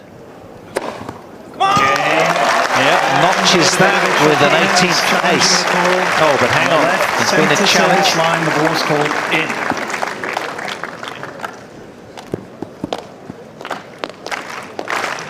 Very hard to spot these two shy, retreating women on the hill.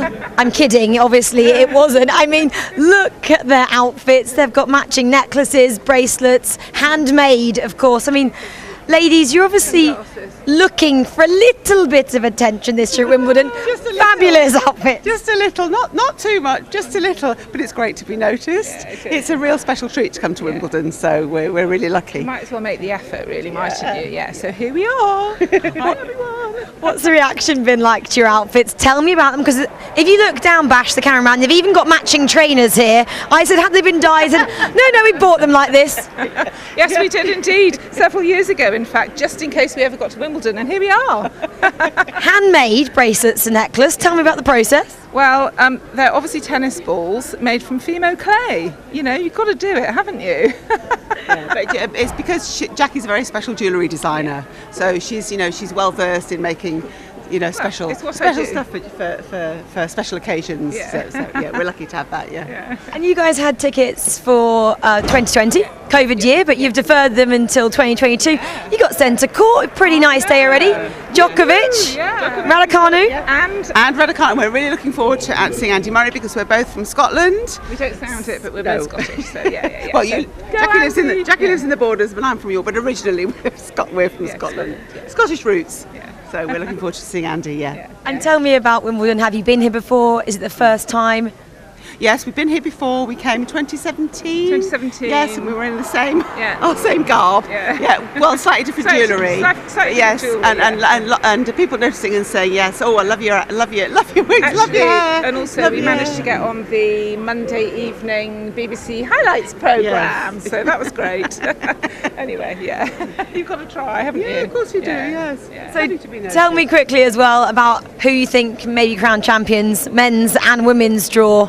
Well, I'd love Rafa Nadal to win. I think he's won 2 already. I know he's coming with a slight injury, but go Rafa. Yeah, go ladies, Rafa. Go Emma. Yes. But, Emma would be lovely. It would be fantastic for Jubilee year, for the country, for Emma to win. It would just be amazing. And obviously Andy. It would be amazing. And Andy, Wouldn't it be amazing? Andy and Emma together, winners. Oh, wow. Just top it all, wouldn't it? I mean, I'm just laughing. You two have got such great energy. You're on row Z in centre court. Thankfully, I'm going to say, so no one gets distracted by your hair. But ladies, have a wonderful day. Go and enjoy it. Thank you very much indeed. It's been great. Certainly can't miss them in the crowd. Well, there is the beginnings. I say the beginnings because it is still only the first set of an upset down on court number 2. The number 2 seed, Anett Kontaveit, the world number 3, up against Bernarda Pera, the world number 123, who's produced a brilliant performance so far, the left-hander from America. And here she is serving for the first set at 5-4 with a break. And we can join the commentators. Can she close it out?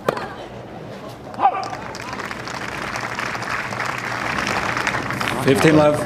Number 2 seed seems to be firing on about 3 cylinders here.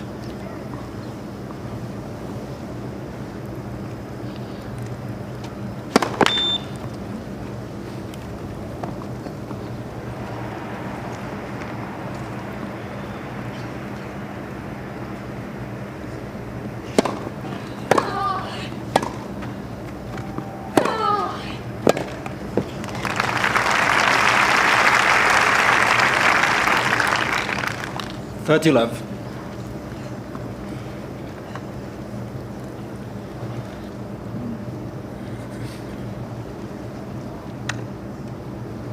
$15 sorry.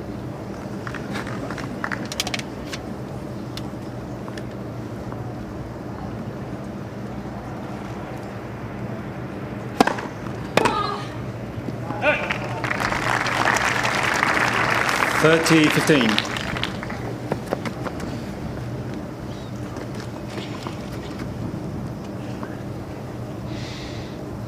Coach be very happy with the way Bernardo Perez battled back into this.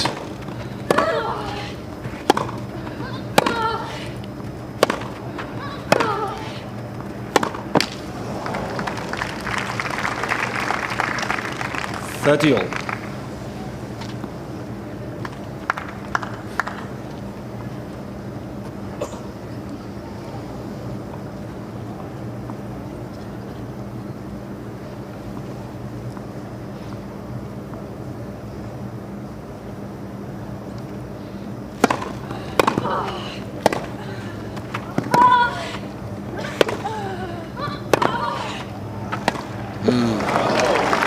Went for the sliced forehand. 30-40. Great point here for Kontaveit. 3 breaks of serve in the match so far. 2 for Perez, 1 for Kontaveit, looking for her second here.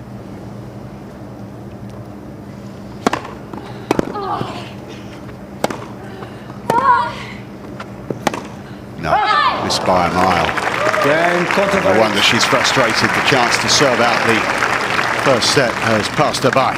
5 games off a set.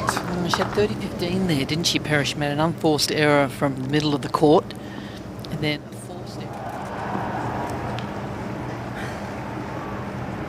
Perez unable to close out that opening set. 5-all back on serve against the number 2 seed, Anett Kontaveit. And this is brilliant, isn't it, Nick? The wire cam here at Wimbledon. Really long stretch of wire that runs from one end of the grounds to the other, and it gives rise to these absolutely fabulous shots. It must be difficult driving that thing when it's windy or raining, but the sun's out at the moment. Yeah. You usually drive this thing, right? Yeah, exactly, yes. Fully qualified to take this across the grounds, but it gives us these great shots of the famous centre court there, because it's centenary, 100 years of centre, and we can see down towards the other end of the grounds, court 12. I love the field courts. Yes, because court 12 is much bigger this year. They've added a lot more seating. I think that was something that response to spectators who wanted to get a better view of those courts. They were able to add some more seating, and that's the view on Henman Hill. Not quite standing room only, but it is getting pretty busy. It's getting closer, to watch Emma Raducanu, who's on court 1 on the big screen, and then the other, she's on centre, sorry, and then on court 1 on the other side, Carlos Alcaraz against Jan-Lennart Struff. And it is a pretty good spot to watch. If you don't have a show court ticket, you can grab a Pimm's and some strawberries and cream, put your towel or your mat down and just watch some tennis. And that's, I suppose, a big part of Wimbledon. If you're not lucky enough to have a show court ticket, is one of the few sporting events of this level in the world, probably the only one, where you have to be pretty brave to do it, and you'll be there for quite a long time, but you can queue and pay, I think it's £27 for a ground court ticket to come in and to soak up the atmosphere and watch the matches on the outside courts. And for the first few days of the championship, there is great matches everywhere you look, isn't there? Yeah, oh, absolutely. I mean, the queue is synonymous with Wimbledon. And, you know, yesterday I think the queue opened at 3 o'clock for today. And actually, last night I was having dinner in the village, and there was a whole group of folks that walked by with tents on their back headed to the queue, but it's what makes this event so special. It's what we've missed the last 3 years. And I queued, my very first Wimbledon I queued, I got up at 5 a.m. I wasn't quite brave enough to do the overnight. I got a number 2 court ticket, so didn't quite make it. But you're right, I mean, the first few days, I'd say even the first 8 days here, you can find so many good matches around the grounds, no matter what court you're on. It's just a fantastic opportunity if you're a big-time tennis fan, but also for folks who just want to have the Wimbledon experience. And you often see, youngsters who they've got a grounds pass and they go out and watch some of these matches on the outside courts, because they can get much, much closer, let's be real, and unless you've got a front row seat on a show court, you're still quite a long way back. Whereas on these outside courts, maybe only 6 or 7 deep in some cases, so you can be very, very close to them playing tennis, and that can inspire a young player to then want to go on and play the game that could last a lifetime. It's what I tell, anyone who's coming, oftentimes folks in New York ask me about the US Open, and of course here too, but if you're going to any of the majors, go to one of those side courts and get one of those front row seats, like you say, to be close to the action. You can feel the power, you can feel the precision, and especially on a grass court, you can feel the way that timing matters so much, and just the experience of it, to be that close to world-class tennis. I'm a tennis geek. I think you're close to one too, but there's nothing like feeling that atmosphere of professional tennis up close. And you can feel almost, as we said, the gladiatorial aspect of because you can hear everything they say, you can hear everything the umpire says. Might be a few swear words thrown in there. At times. Hopefully not too many. We don't have just a couple. Those here in the UK. Sure. One man who doesn't have to play on the outside courts anymore is Andy Murray. He is third up on centre court today against James Duckworth. So let's start building up to that match after Emma Raducanu against Alison van Oudvank, which is taking place on centre court right now. And he was speaking to Renee Stubbs, the former women's player, over the weekend. Andy Murray, thanks for joining us. Welcome back to Wimbledon. I guess the first question is, how do you feel being back here again? Yeah, it's brilliant.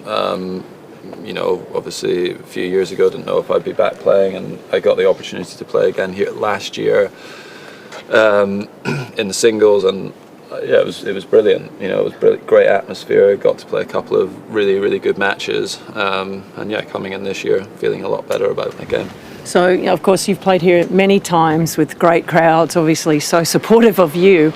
But interestingly enough, over the last couple of years, it's been a bit tough with the pandemic and not having full crowds.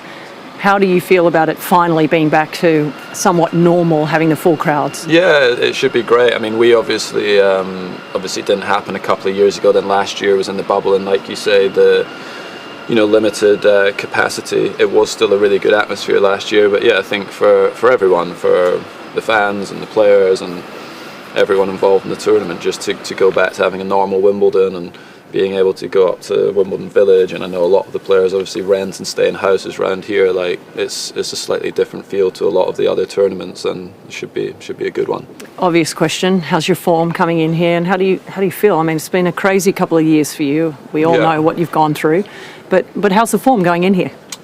Yeah, I mean it was good. I played the Surbiton Challenger and then went over to Stuttgart and made the final there, and I played 9 matches across 2 weeks, which was the most I'd played in 2 weeks since 2016. It was a really long time that I played that many matches, and unfortunately got a niggle, slight issue with my ab in the final, which required a bunch of days off serving, and have had to build up pretty slowly this week in terms of that shot. But I've been able to practice everything else, so I've been on the court every day, and yeah, physically I feel like I'm in a good place, and my game was right where I wanted it to be a couple of weeks ago. It was just unfortunate that I got the injury. So Andy, as you know, it's the 100-year celebration of centre court here. I want to know from you, what's your earliest memory of centre court, either on television or in person? We came here, I was young. My mum brought a minibus of Scottish tennis players down to come and watch and be at the tournament. And she don't remember watching any matches at that time. I just remember going and waiting for autographs. And who was the one you wanted the most? Agassi, and I didn't get it. And I think this is a cool story. But anyway, I got asked a few years ago because after a practice or a match or something, I'd stayed behind and I'd signed a lot of autographs afterwards. And I got asked in the media, you stayed behind and signed all these autographs, and it was great that you gave the time. And I said, well, yeah, because I remember when I was young that I was waiting all this time for Agassi, and I now know as a player that you don't always have the time to sign them. But when I was young, I was heartbroken that he obviously walked past, and he got hold of this story, and his book turned up at my house a couple of weeks later with a note inside it saying, I'm so sorry I didn't sign this, sign for you all these years ago, but I hope this makes up for it with his signature, which was really nice of him. But yeah, for me, that would be my earliest memory. I would have been probably like 9 or 10 years old, I think. So, in particular, what about this court is the most unique thing for you? It's the atmosphere. It's just different. It's obviously very quiet during the points. It's it feels like very respectful of the game and the players and everything. And for me, that's probably what is unique about it. All of the other slams are special, but it is different. It's certainly different here, and that's what I always enjoy about playing on this court. So take me back to the most special moment for you on this court. I don't know if this is slightly controversial. Go ahead. It was the final of the Olympics for me. That whole week was amazing because it was just because it was unique. A once in a lifetime opportunity to get to play, a home Olympics at Wimbledon, and I'd also had lost to Federer in the final of Wimbledon 4 weeks earlier, and then I got to play him again in the final here, at an Olympic Games, and it was just different. It was unique, and that's probably my best memory. What would you say, in particular, about inspiring somebody? When you watch somebody on TV or a match on television, or you inspire people by playing on this particular court. What do you think is a moment that you think inspired so many kids after you to pick up a racket on this court that you remember? There was one moment that I had on this court, which was it wasn't like winning a match or anything, but it was like when I was playing against Gasquet and I was down 2-0, and I on set point I anticipated a shot that he had up at the net, and I basically ended up in the crowd. And I don't know, like that moment, like when I was celebrating, like right basically in the front row was a great moment. I've seen that quite a few times, and I remember that one well. I think we all do. Yeah. Do you remember the first moment where you got the schedule the night before and you saw your name on centre court for the first time? And do you remember thinking, oh my God, wow? Well, I don't remember like the build up to it. I remember playing on the court. I was 18 and I'd played my first round match on court 2 against Jabeur, then I played Stepanek on court 1, and then I was playing Nalbandian in the 3rd round, and then obviously got to play on here for the first time, and it was amazing. Like, there was probably the last time the only time I played on that court where there was like no expectation or no pressure. I just went out and played, and I loved it. And physically I was exhausted by the end of the match, but it was like brilliant experience, and probably one of the most enjoyable matches that I played on there, because there wasn't that pressure on the result, which there has been pretty much since then. Do you feel like now, after what you've been through, I mean, you're basically walking on, a lot of stuff going on in that hip that's not normal anymore. Do you feel like you can actually walk onto this court now and not have that pressure that you did, say, 6-7 years ago? It's definitely different now. I still have a lot of expectation and pressure that I put on myself to do well, but certainly like from maybe the outside, it's changed a little bit. in comparison to the middle part of the year. I'd probably say like that match that I played against Nalbandian, I also was putting zero pressure on myself at that stage either, whereas now that I've experienced winning on this court, like obviously I want to try and do it again, so I still am putting pressure on myself to perform and do well. So this year, on this beautiful, amazing court that we all love so much, instead of walking around the curtain this year, we're actually coming up the middle of the court. I heard about that, yeah. What do you think about that new little... Yeah, I don't know. I'll be interested to see how it is. Yeah, I mean, I heard that was going to be the case, but obviously I've not seen it yet, so... yeah, we'll see how it goes. Are you asking for maybe fireworks or a little smoke coming out for you? I think that's maybe a bit too much for Wimbledon to go down that route. But yeah, they've obviously always kind of been trying to change things and make things better for the players and everything, and for the fans. So yeah, be interesting to see how it's changed. I'm not sure exactly the reason behind doing it, but yeah, I'm sure it'll look good. It's 100 years. It's time to, to change it up. Change it up, Yeah. Andy, I guess the bottom line is we love seeing you play. We're so happy that you're back, that you're enjoying your tennis. Hope don't put too much pressure on yourself. But we're just so happy to have you. And I have a feeling that we might see you out on this court again this week or next hope week. so. So for the next couple of weeks. So best of luck. Thank you. Thanks for joining me. No matter how small, how tiny, or how minute, the technicalities, the particulars, the seemingly insignificant. At Wimbledon, these details matter. And this year with Oppo, we'll capture the detail like never before. In low light and high intensity.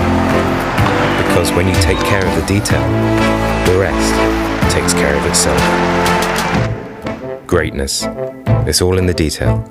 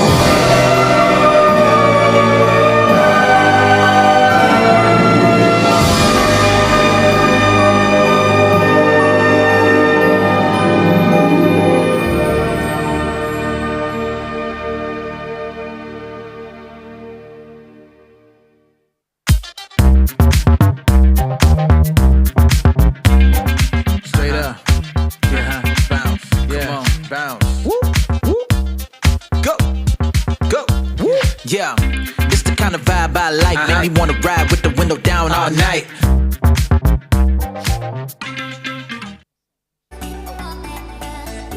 Welcome to Around the Grounds with Amex. We're here at the American Express Tennis Fan Experience with two-time Wimbledon champion Andy Murray, and we're going to be taking on this centre court challenge. I'm hoping you've got some tips for me. Look, I've never ball boyed before. I don't have anything to give you, unfortunately. I feel like the excuses are coming out early doors. But there'll be a few. And there's just a word on ball boys and girls. They're so pivotal, aren't they, for the smooth running of Wimbledon? The ball boys and girls do a brilliant job. Well, let's find out if we're up to the challenge. Yeah. Here we go. I'm highly competitive, I should add. I'm going to go left-handed. I'm right-handed, but I'm going to do it left-handed. Okay, so you're really going easy on me now. You're that Yeah. confident. I'm definitely sticking to my strong hand. Let's get rolling. Oh wow, you're going for a quick, just getting as many as you can in there. How are you getting on? I think I'm doing pretty well. Are you still using your wrong hand? I'm using both to You're get as using many both? shots in as I can. I need some more balls. Oh, you've run out. 10 seconds. Oh no. Ah. No. Harder than I thought. Close though. Is it? There's nearly a 200-point difference there. Rematch? No, I think that I'm stopping. You're I'm happy stopping. at that. I'm stopping at that, yeah. He's done. I'm genuinely confident I can win this time. You're going to do anything differently this time? You threw me with the Yeah, you got to focus on intensity, yourself. yeah. Maybe try and hit a few more strawberries as well. that would always help. Yeah. Should we go for round 2? Let's do it, yeah. How You do see you the feel about technique it? they've got, the bowl boys and girls, they're all down on one knee. Is that what you're going to go for? Yeah, A bit because of when I sort of the whole time was kind of like bending over like this and the balls ends up coming back. Bouncing. I feel like if you're you get helping down me here, it's maybe a little bit easier. I appreciate the advice, but there's going to be no more friendship here. Oh no. Oh no. Let's go. How's that technique working it's for you? not really working. No? Come on, come on. I need some balls. I'm going to steal some of your balls. Ah, no! Yes! The thing's over! No! Yeah! What happened there?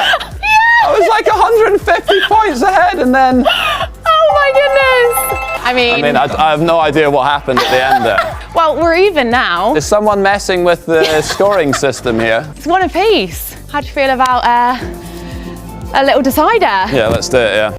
May the best person win. Yeah, let's do it. Okay, you're definitely going for a much slower approach this time. This is potentially the biggest achievement of my life if I can say that I have beaten Andy Murray, technically at Wimbledon. Oh, what am I doing? He's crumbling! Yeah! Yeah! I mean, I'm not sure the technique of slowing it down was particularly helpful. Andy, that was good work, players. That was a pretty emphatic win. I know, that was disappointing end I mean, for me, really. Well played. Too good. Stick to the tennis. Yeah. I, though, think I have a career as a ball girl. Yeah, maybe. Who knows? Yeah. Maybe see you out there on centre court. I think maybe. Yeah. I need to catch my breath.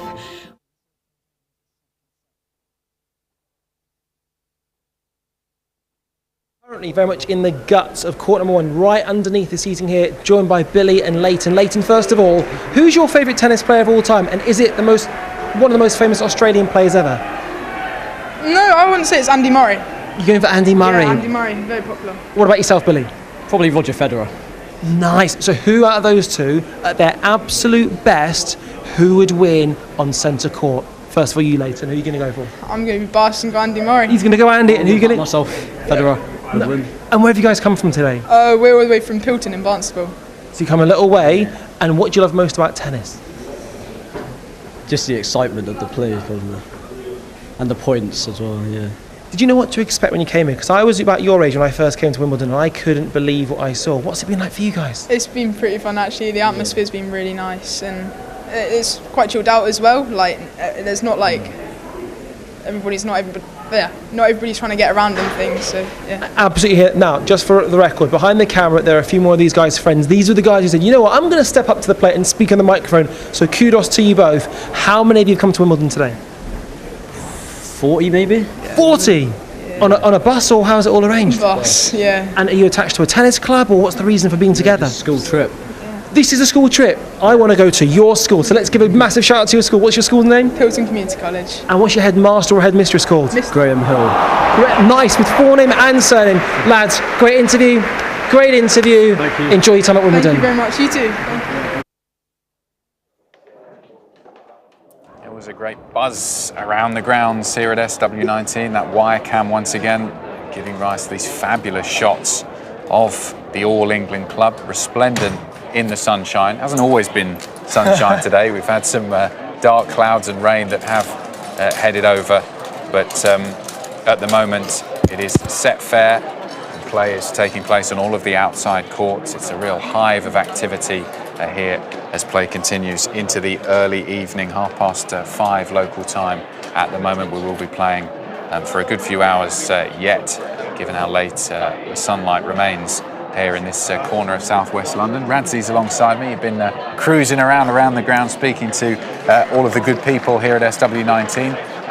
Always a buzz, isn't there, on the first day at Wimbledon, but particularly when we've got the likes of Emma Raducanu and Andy Murray later on court. Absolutely. I mean, we heard an interview with Joel Dommett and his wife, Hannah, and it was interesting to hear him say, I can't believe I'm going on centre court. And Joel Dommett's a guy who presumably goes to quite high-profile events, but for him, this is overwhelming. And I think is in no small part down to COVID and the fact that we're not wearing masks now. There is a hubbub, there is a fervour, there is an energy, but it's not a kind of a crazy energy, it's not anarchic, it's an undeniably Wimbledon energy, and it's just, you think, yes, it started, and what a difference the sun makes, by the way. All of a sudden it just comes alive and it becomes just a different place. The great British summer as well. Half an hour between cowering underneath umbrellas and every little bit of cover you can find because it's chucking it down. And then half an hour later, it's beautiful sunshine and we're tanning once again. Exactly that. And all I'll say is a little piece of advice. I personally think the best thing you could do is have a ground pass, which means you can go to all the courts, bar court number 1 and centre court, with the exception, though, of what happens on centre court, because there is a roof there, as there is to the court number 1. So those there, after when it was pouring down earlier, they'll have been feeling very smug, going, yes, we've got the best seats in the house, and we're able to watch it because it's dry. No surprises so far with the weather. Bit of rain, bit of sunshine, but there has been a surprise, hasn't there? You like what I did there? Over on court number 3, where Hubert Hurkacz, one of the stars really in the men's draw last year, has gone out to Alexander Davidovich Fokina, who's produced an absolutely brilliant performance, and he had to fight for it. Took the first 2 sets, but then Hurkacz fought back, started to produce some of the tennis that saw him get through all the way to the semi-finals last year, where he lost to Matteo Berrettini. But in the end, Davidovich Fokina was able to win that 5th set, and you can see just how much it means to him. And I think, Radzi, this is a great example of those players who Wimbledon can really make or break a career, can't it? These are the moments that Davidovich Fokina, when he has grandkids in many years' time, these will be the days that he tells them out. Once upon a time, sonny boy, I was a tennis player and I beat Hubert Hurkacz at Wimbledon. And I just wondered, to your point, the effects of one game, the effects of one set, and what that can lead to. It leads to the second round, and with that momentum, potentially another win there, and all of a sudden, the whole complexion of this championship changes for you. We saw it. I mean, I was speaking to Laura Robertson earlier on, and Laura was saying, well, in fact, she was saying 12 months ago, there's Raders, my mate that's playing. And Raders was having a good championship then. And Raders went on to become the US champion just a couple of months later. It is remarkable what tennis can do. And we saw there just some shots of Davidovich Fokina's box and the coaches that were alongside him, because this is the thing these days, tennis is a team sport. It might be the individuals are on the court, but there's a huge backroom team that's with them, getting them ready for these matches. And big wins like that is not just a special moment for the player themselves, but also that team that's worked so hard to get them physically fit, mentally ready for these big matches. Look at the closeness, by the way, percentages of first serves and second serves there. There really wasn't much in it, hence the scoreline that we saw there. And also a big shout out to Jenny Drummond. You may have just noticed in the background there was a person getting ready to do interviews, and that was Jenny Drummond. She loves tennis. She lives and breathes the sport. In fact, she used to train with Andy Murray. Unfortunately, injury kind of cost her the opportunity to really progress to, say, playing in a place like this. But to see her doing that, I'm really pumped for her. She traded up this year, didn't she? She did indeed. Got the promo. Anywhere near the place. And always great, as we said, to see disappointing clearly for Hubert Hurkacz, and I'm sure his fans who would have wanted to see him run deep again here at Wimbledon, and he has got a tremendous game that translates well to a grass court, but also to see those upsets, careers made here at Wimbledon. There always are upsets on the first few days of the tournament because it is a surface that requires a specific set of skills on a grass court, isn't it? So I suppose let's just recap some of the things that you've seen around the grounds today. Anything particularly caught your eye? Yeah, and just before I kind of come on to that, one thing I would add to it is there's another skill set, which is the stop-start nature of Wimbledon. All of a sudden it rains, you've got to reset and you've got to go again. We think about Tim Henman, a number of matches historically on centre court, you think, oh no, it's raining, and he had all that momentum, and then it gets lost. I think one springs to mind, I think there was a Todd Martin one, possibly a semi-final there where... Good memory. I'm sure that was the case, and so yeah, rain really can be a determining factor. But in terms of myself, being around this ground, it's the smiles from people, it's the seeing the people that you only see at tennis, and there's just that joy of where you can watch tennis, but you don't necessarily have to be immersed in every single point if you're watching on Henman Hill. And again, if you do have a ground pass, sit on Henman Hill, drink in that environment, drink in quite literally the Pimm's that's on offer, and genuinely the best strawberries on planet Earth. My friend Barney on Blue Peter did a film about the strawberries. They are the best strawberries. We need to do a feature on it, I think, Adam. Really? You just fancy some strawberries? Yeah, I do actually, excuse. Yeah. You saw right through that. Are you strawberries and cream or just plain strawberries? Are you a revolutionary? So I would cut them in half because I want the juice covered in the cream. What time is it? Is it dinner time yet? I know, mate. And then I'd like sugar on top. That'd be the... Oh, you put sugar on them? They're not sweet enough? No. You got to go sugar as well. What would you go? I'm old school. I just strawberries and cream. Okay. A little bit of extra cream. I want them swimming in strawberries. The strawberries swimming in the cream. Is it ever too early for strawberries and cream? No. You can have them for breakfast. Absolutely, no problem. Breakfast of champions. Scrambled egg on... I can't even say it. My mind's scrambled. Scrambled eggs on toast. That's no yolk. Followed by strawberries and cream. Absolutely perfect. Sportsman's breakfast. Let's get over to court 2. We can join some live tennis. We were speaking of upsets just now. There was potentially going to be an upset on court 2 because Bernarda Pera, the American, the number 123 in the world, was producing some brilliant tennis in the first set against the lady in your picture now, Anett Kontaveit, the number 2 seed, the world number 3. Pera, in fact, served for the opening set, but Kontaveit was able to fight back, take it 7-5. But it's been plain sailing for the Estonian in the second set. She leads 4-love, and we can join the commentary on court number 2.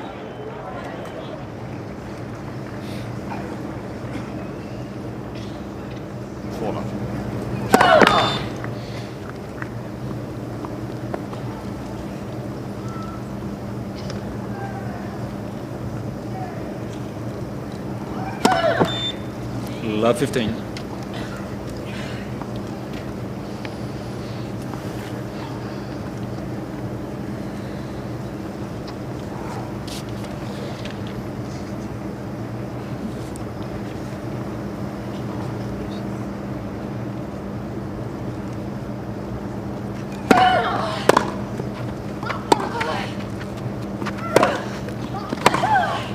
That's a great shot from Kontaveit.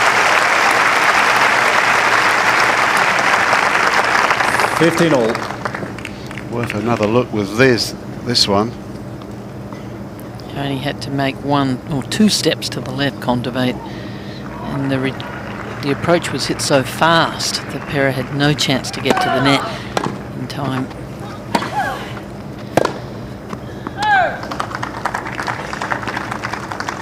Thirty 15.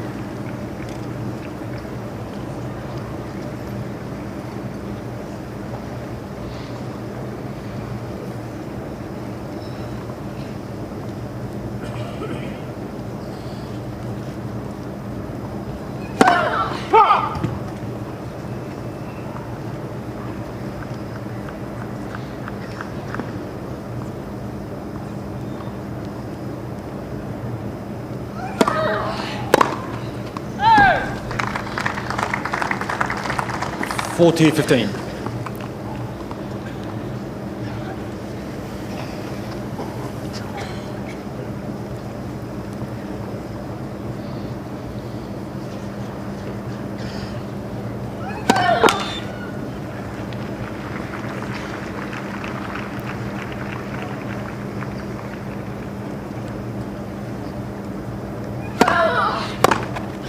It's long again. Game, Kontaveit. 5-love. Kontaveit leads 5 7 games to love. games in a Second row set, for 1 set Anett to love. Kontaveit. So 4-3 on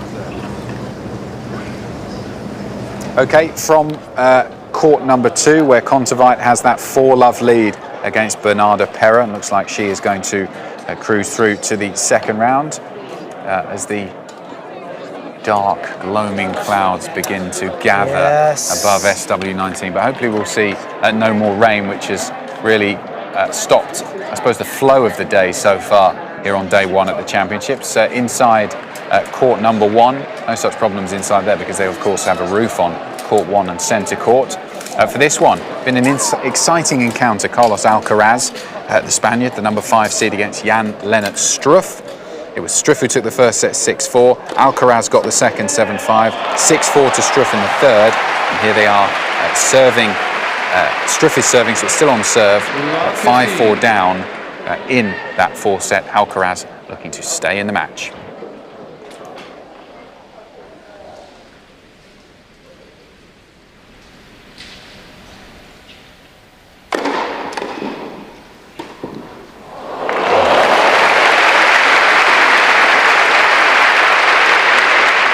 15 all.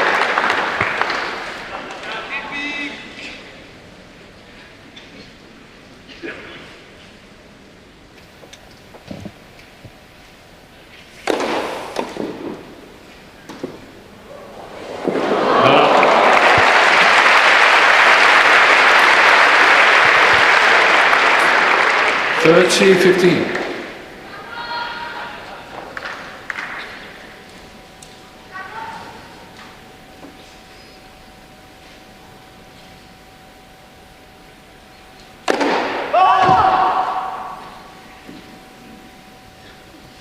Just take that ball, thank you.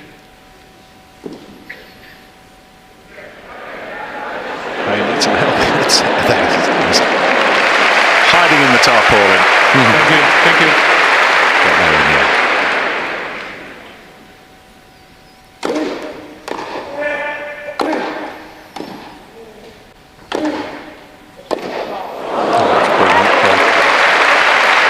Oh, 40-15.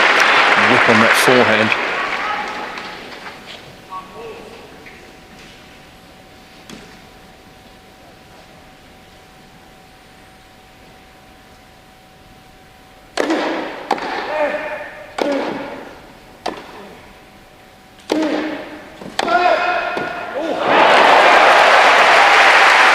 That was makeable, not easy. 40-30. A lot of spin on that forehand coming at him, but he would fancy himself to have made that.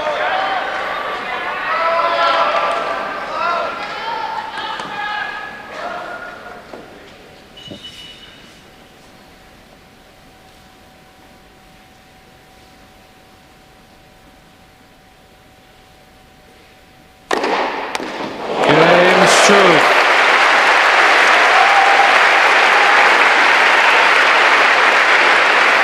Games all, fourth set. The battle continues, and it is quite a battle there on court number one. Carlos Alcaraz, I suppose the favourite coming into that one because he was, or is, the seeded player, but Jan-Lennart Struff, one of those players that a lot of other players want to avoid in the draw just because of the weapons that he has with that huge serve, and on grass courts that can be a significant difficulty for the opponents. Let's go from court one into centre court. There's a brilliant atmosphere for Emma Raducanu, the US Open champion. So much expectation for her this year at the championships after what she's achieved in the last 9 months or so on tour. But a weight of expectation that she will have to deal with, returning to Wimbledon as that Grand Slam champion and taking her place on centre court. But it's going well for her so far, having taken that opening set 6-4, the number 10 seed Raducanu against Alison van Oudvank, who is herself an experienced player and comfortable on a grass court. And we can join it at 2-1 on serve at the start of the second set.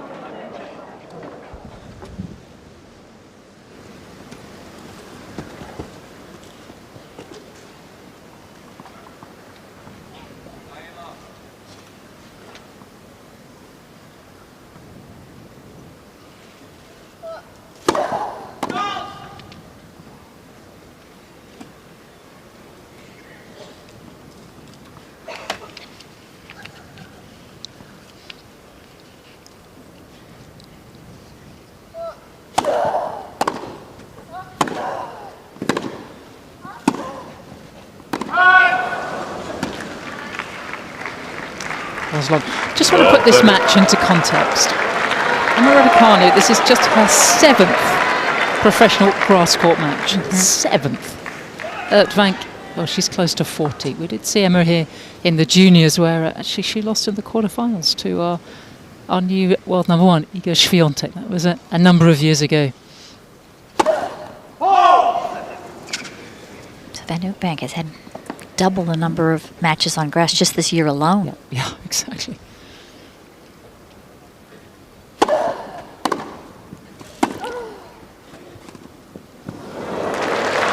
Why is that important? It's just the subtle nuances of each shot You're having to make a decision of what shot to hit, and on grass there might be different decisions. You're going to look for more first strike tennis, because once you're on defense, it's more difficult to get back into the point. You'll use more flat and hard strokes quickly. Drop shots are extremely effective.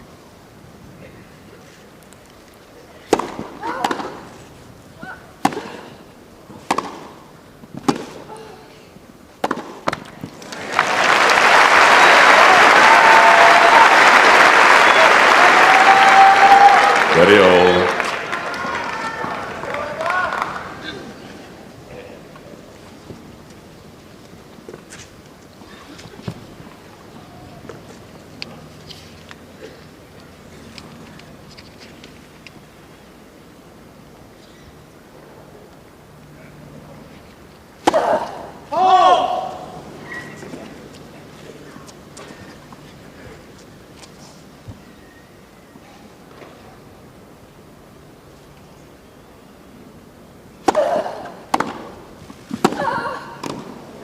Made that volley look easy. Classy.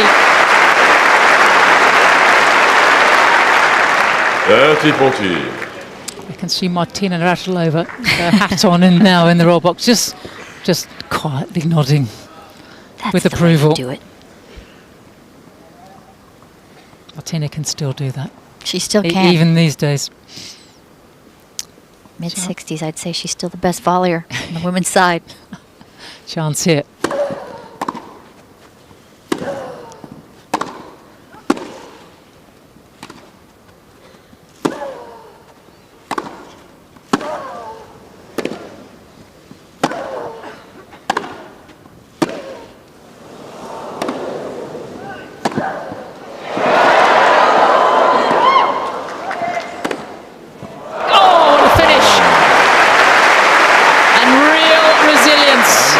From the Belgian.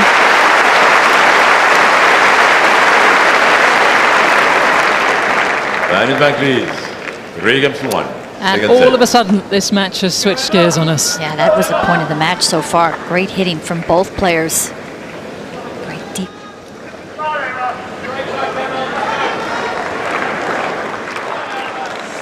Both players battling hard there on centre court. We'll be back with them not too long. Play continues on Wimbledon's major broadcasters all around the world. Back down to court number 2. We showed you earlier on how Anett Kontaveit was cruising towards the second round in the second set, but I think that fist pump there, Radzi, shows just how tough that match actually was in the first set, because her opponent, Bernarda Pera, had served for the opening set, so not plain sailing really for Kontaveit. She's had to work very, very hard today to win that match and get through to the second round, but in the end she does it in an hour and 21 minutes, 7-5, 6-1, the world number 3 and the second seed, who is through to the second round here at Wimbledon. Just to give you a little flavour of what it's like here at SW19 at the moment. Here is Henman Hill and the crowd there watching the matches on the big screen. It is a good spot to just relax, grab a Pimm's, some of those strawberries and cream we were talking about, maybe something a little bit more substantial. There's a slight, you can almost get a sense of nerves on that shot, Adam. We're seeing the real strength and depth right the way across the board. The men's game, the women's game. We're seeing Emma Raducanu with a tough game. Break point down. Now, could she potentially lose that set? We saw that, what it meant just to come through the first round. And traditionally, I think we were talking off air about the fact that you see the favourites of the season, you think, well, they're automatically going to go through to the quarterfinals. Not the case, and especially not in tennis. It throws up so many banana skins. And we're seeing these different shots from all around the grounds. It is brilliant to see the grounds here at Wimbledon, because if you watch the main coverage, you know, you see what goes on the courts, particularly centre and court number 1, but there is so much to the All England Club and the championships that isn't taking place on the court. It's a lovely place to just walk around. Some people like to say, oh, I'll have a look at the flowers, the restaurants, the bars. There's so much to do here at the championships other than just watch tennis. And to that point, I think Wimbledon doesn't just represent tennis, it represents quality across the board, whether it is spirits, whether it is strawberries, everything is of the highest order, including the tennis. Yeah, we'll leave the strawberries and cream and Pimm's to one side as we head down to court 12, which is right at the north end of the grounds near the hospitality suites on the other side of court number 2. And we will join this match in the first set. It's been a close one so far. Kaja Juvan against Beatrice Haddad-Maia, the number 23 seed. Juvan's been playing well so far. Is Haddad-Maia serving? Still on serve, but 5-4 down in the first set. And you can join the commentators for this one.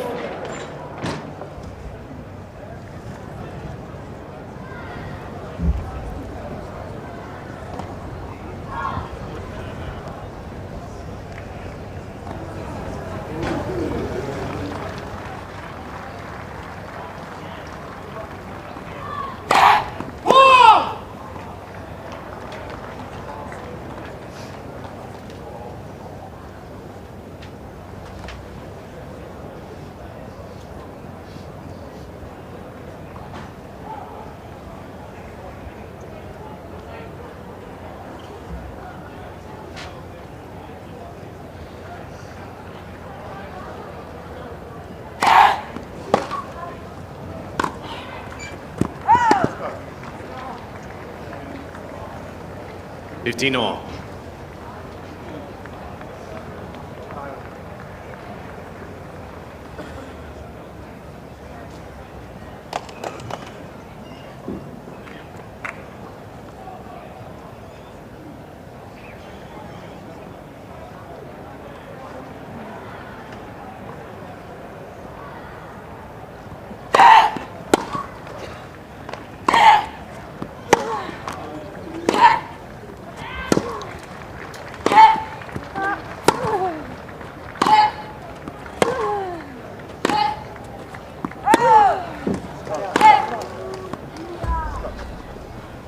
Well, a lengthy rally in the context of this match. 10 strokes. And it's Juvan who prevailed to bring up a glimmer of an opportunity to fashion what would be set points. 15-30. Spot of pressure here on the Haddad-Maia serve.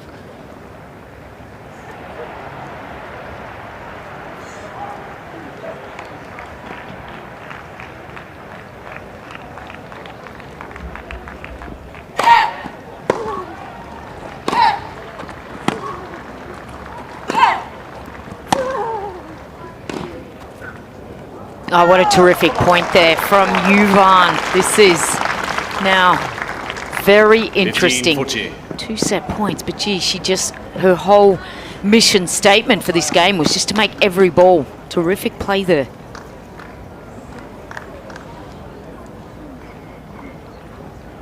So Haddad-Maia has fended off the only break point she has faced to this moment.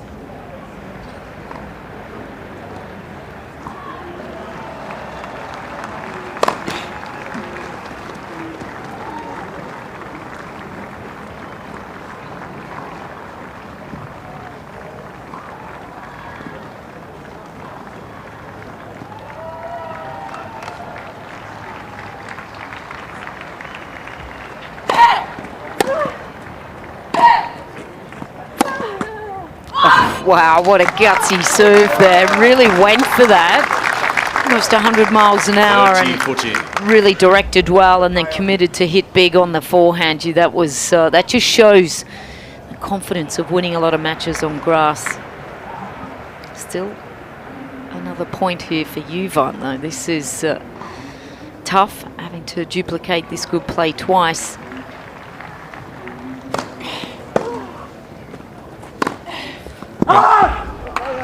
Game in first sets. Juvan. Well, no challenge for. By 6-4.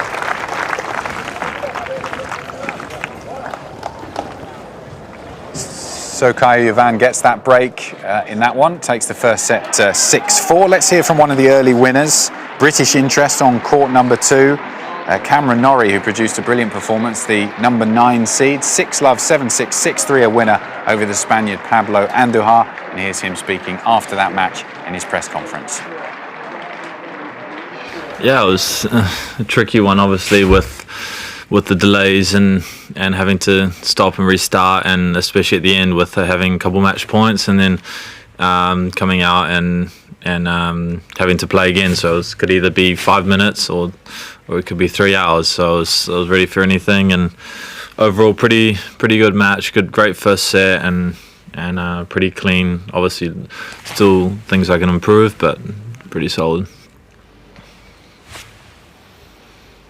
Anybody like to ask a question? Yeah, sure. Yeah, hi Cam. Ben from Game to Love. Next round you face Jaume Munar, who you played once before but was defeated on clay. Are you surprised he defeated Montero in straight sets? And what challenges do you think that he will pose to you in the second round?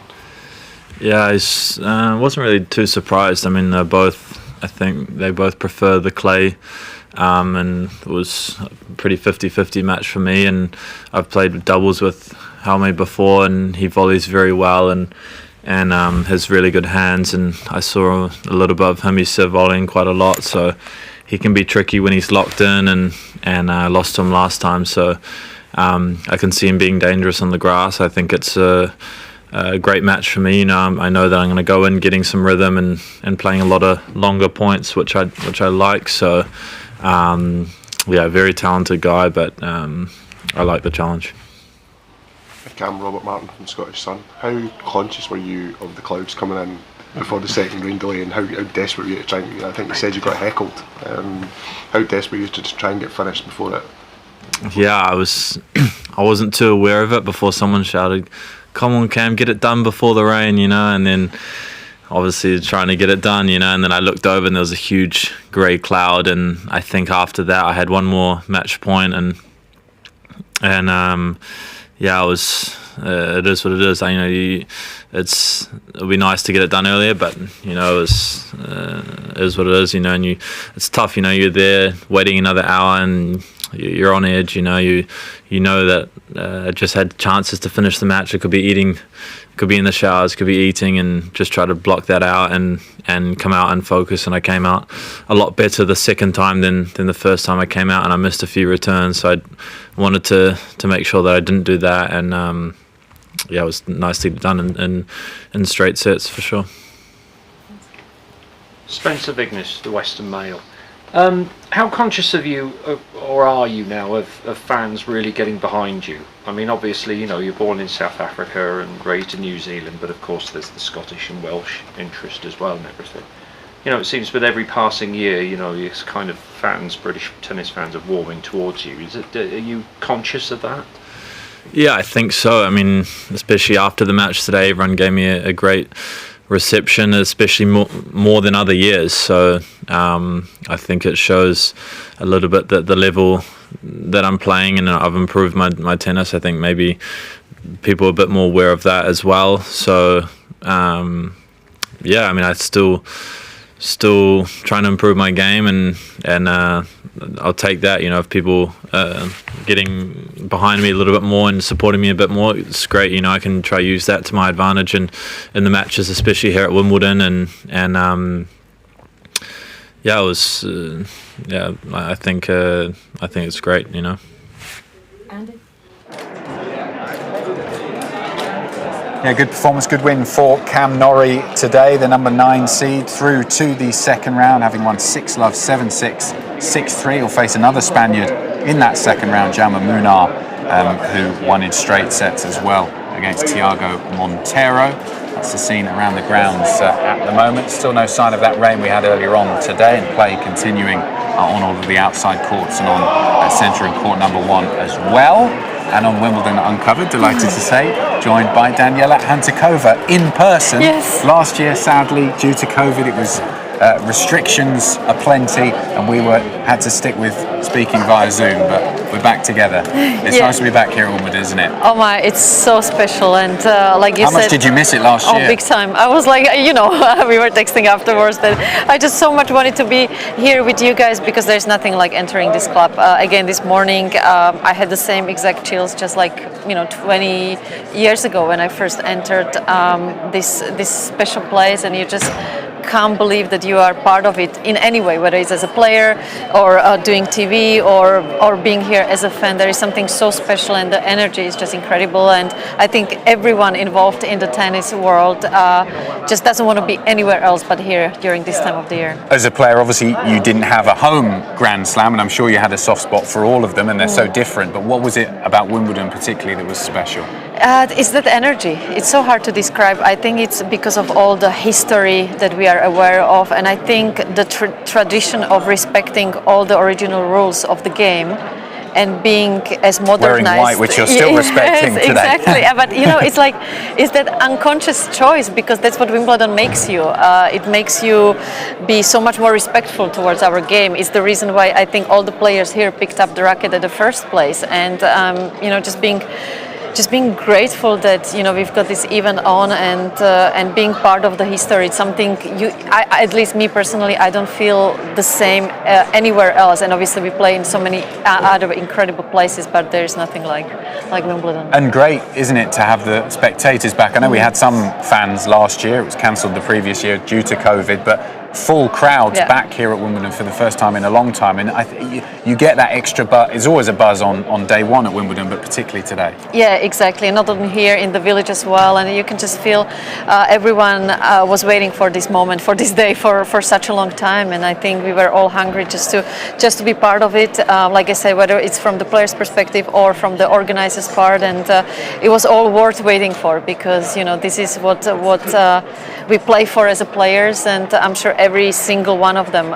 really appreciated the opportunity to be able to step on the court. You could see so many excitement already during the practice days, everyone taking selfies. It was very special to have some practice courts available on center court and court 1, which never happened in the history, so I was a little bit jealous about that. What did you make of that? I think in the end it was an inevitable choice, wasn't it? And a lot of the reason was to just get the grass. Yes. Had some players playing on it, because there was, you know, in the last couple of years, players slipping. Because the game has changed, hasn't it, on grass. It used to be a much more different surface than it is now. So that was perhaps an inevitable change. Yeah, and that was one of the reasons why I still, where I missed the game most. Like, oh, I wish this was around when I was still playing, because having the opportunity to hit on center court or court 1, number 1 for your practice session, it's something that we experienced first time in history, and I'm sure that was crazy for those players that got to experience it. Let's get over to court 2 and watch some action now. One of the real big time matches of the men's draw in the first round. Jannik Sinner, one of the most exciting young players, player in the men's game, up against Stan Wawrinka.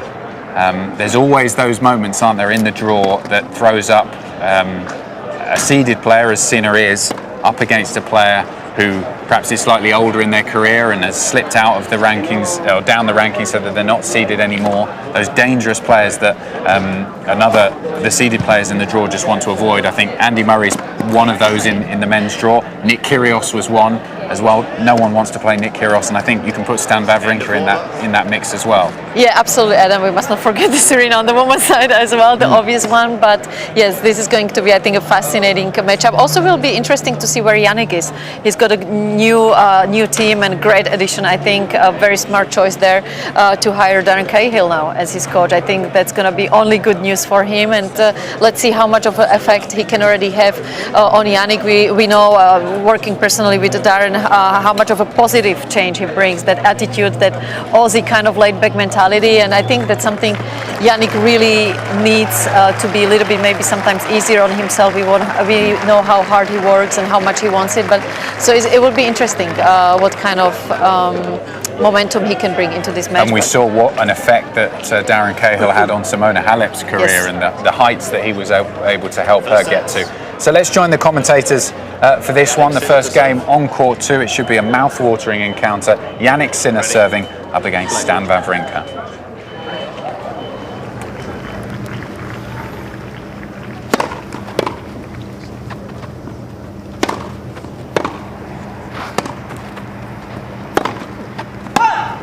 I mean, immediately, that gripping of the racket there. He's just won the first point of the match. Would he do that on a clay court or a hard court? Probably not. Yeah, we're looking for these little things to just see how comfortable he is on the surface, but he's he's definitely a guy who likes the ball a little bit higher.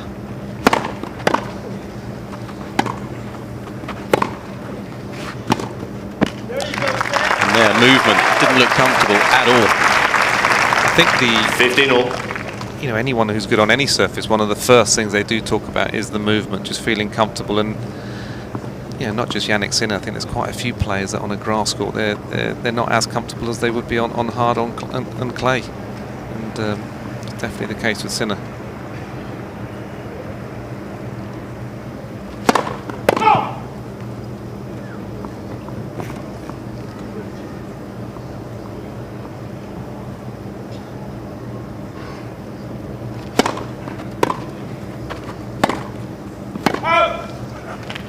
$15, 30.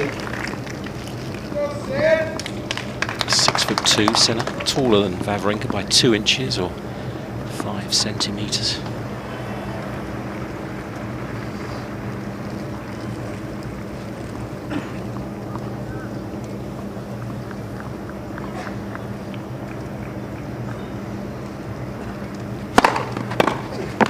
$30-all.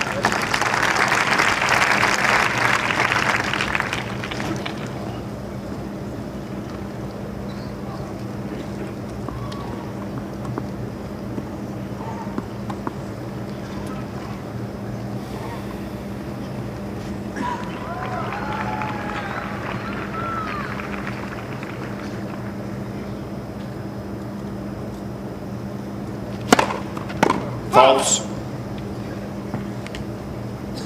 Late call by the line judge, confirmed by Richard Hay.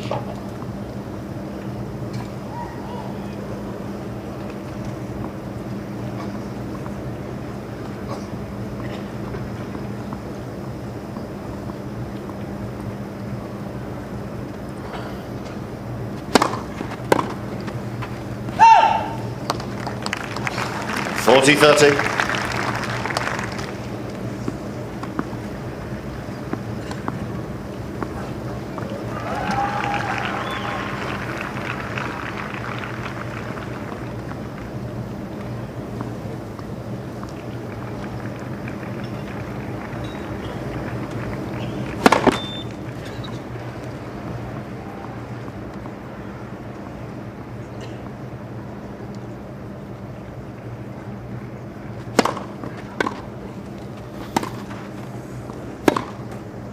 A slip there, trying to push away hard, being pushed out wide.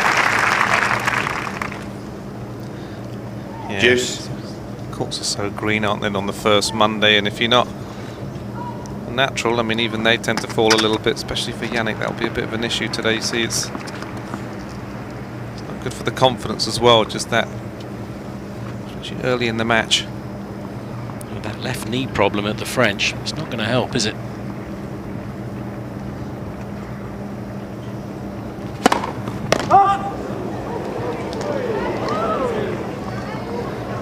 Dropped 4 times in the crowd.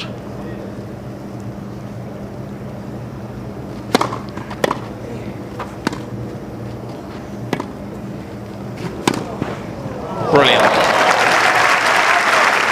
So it does have so much easy power off both sides.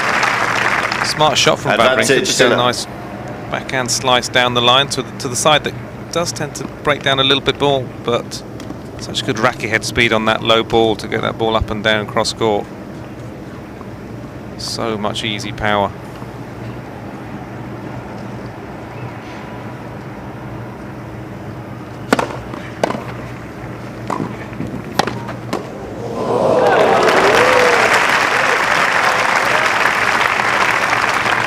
Something I'll look out for, see if he does a little bit of serve and volley today, because Wawrinka just tends to block and chip returns back. It'd be interesting how many times he does use the serve and volley. Would have hoped to put that volley away, but I do think it was the right play just for a little mix-up. Didn't quite execute it.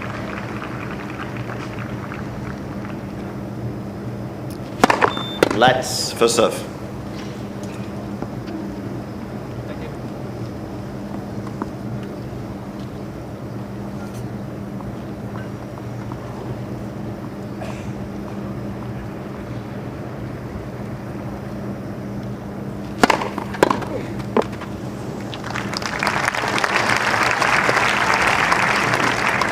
Advantage, Sinner. Tough opening service game.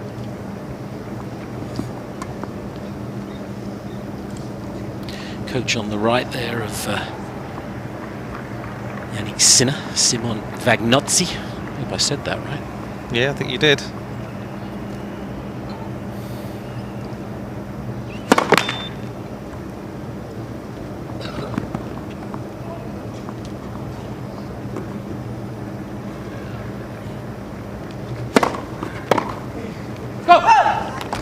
Game, Sinner. Well, that's a good hole. First game.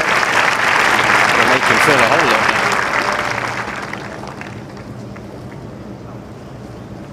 The incredible thing about Wimbledon is you have fans who could be 100 years old or fans as young as Millie. And Millie, how old are you? 5. You're 25 years old? No, 5. You're 5. And you've come to Wimbledon. Is it your first time? What do you think of Wimbledon? Good. Have you seen any tennis yet? No. So you're waiting to see your first bit of tennis. Are you excited to see it? Yes. And when you're at home, do you play any games that are like tennis? Yes. What do you play? There's a game called Jailbreak. Jailbreak! Is that one of your favourite games? And for anyone at home who's old like me, who doesn't know what it is, what's Jailbreak? It's a game where you get 3 tries to turn. And is it a really good fun game? And are you really good at it? Yes. Millie, when I was 5, there is no way I'd be able to do an interview on television. So here comes a magic high five. Thank you very much and have the most amazing day ever. And just finally, we're going to head up to Millie's mum and just say, what is your secret for producing such a special 5-year-old? Oh, I think she just, I don't know, she's special. She's always surprised us. She loves tennis. She's obsessed with Roger and Rafa and thinks they're her uncles. So it had to be here. Well, right on cue. These guys have been let in. So Millie, have an amazing time. Thank you for your time. What a special day for that little girl getting to come to Wimbledon here for the first time at just 5 years of age and be inspired, hopefully for life, to pick up the game of tennis, whether you play it or just watch it. That's the thing coming here at Wimbledon. We were talking about, Danny, how much of a special tournament this is, but it can inspire the youth who want to pick up the game and, as we said, hopefully pick up a racket and play it, but they don't have to. Also watch and pay attention to tennis for the rest of their life. Yeah, absolutely, Adam. If you don't get motivated here, it's not going to happen anywhere else. And like you said, it doesn't have to be wanting to be a professional tennis player, maybe getting involved in sports in general or just following tennis for the rest of your life. And, coming from Slovakia, I wasn't lucky to have even like this in my country, but it was enough that one superstar came to play exhibition and I remember it up to this moment, or being able to be a ball girl during the Davis Cup ties, or watching my hero and the reason why I started to play, Miroslav Metsier, practicing in the same club. So you never know what can click for you. And I remember in my case, it was that one day that I saw Miroslav Metsier winning the Olympics. And since that moment, I knew there was nothing else I wanted to do in my life more than playing tennis. Well, just like you were to a legion of young fans in Slovakia, Emma Raducanu is a hero to so many fans here in the UK. And she has dealt with the expectation today. Many people wondering how she would get on against Alison van Uytvanck, who was a difficult draw in that first round, and she has done it. You can see exactly what it means for her. Big smile on her face. She's got through to the second round in straight sets, Emma Raducanu. And in the end, all of that weight of expectation, the whole nation who was wondering how she would get on against the Belgian on centre court, she was able to deal with that and produce a pretty good performance. Yeah, it was incredible effort from Emma, obviously, and I'm having to deal with everything she had on her shoulders and being able to come up with performance like that, because her Belgium opponent is a very experienced one, very awkward one. She's got a big serve, a great slice, so Emma had to face so many challenges, and obviously having that attention on her shoulders, I can't even imagine what it must feel like. So yeah, all the kudos to her, and from now on it should only feel easier and easier as the tournament goes on. And having struggled with some injuries, various different problems over the last few months or so, it looked like, from what I saw, that she wasn't dealing with any problems today, and that was a big question mark over Emma Raducanu, was the physicality. Yeah, that's a great news that, like you said, there were no signs of anything really bothering her. Let's hope it can stay like this throughout the rest of the tournament. And also mentally, that it must have been so hard going into Wimbledon, knowing that you were not able to put as much hard work as you normally would expect to do. And when you work hard, it helps you to get over that challenges that you will have to face mentally. But she was not able to have enough practice behind her and yet come up with performance like that. It's just incredible. And I can't even imagine how much she enjoys this moment because of all the expectations that everyone was really putting on her. And she is a momentum player, isn't she? We saw it at Wimbledon last year in the run through to the fourth round, and then even particularly at the US Open, which she went on to lift the title in New York. She rode a wave of momentum match after match after match. She kept getting better, using the energy from the crowd. She won 6-4, 6-4, and let's hear from her in her post-match interview. Emma, huge congratulations on your first victory on centre court. Incredibly, your first appearance on centre court. What's it like to be back here at Wimbledon? I mean, it's an incredibly special feeling to be coming back here at Wimbledon. I mean, I felt the support the minute I walked out of those doors and walking around the grounds. Yeah, so I want to say thank you to everyone who's been here supporting and through the tough times as well. But yeah, it's all worth it to play on centre court and especially come through with a win.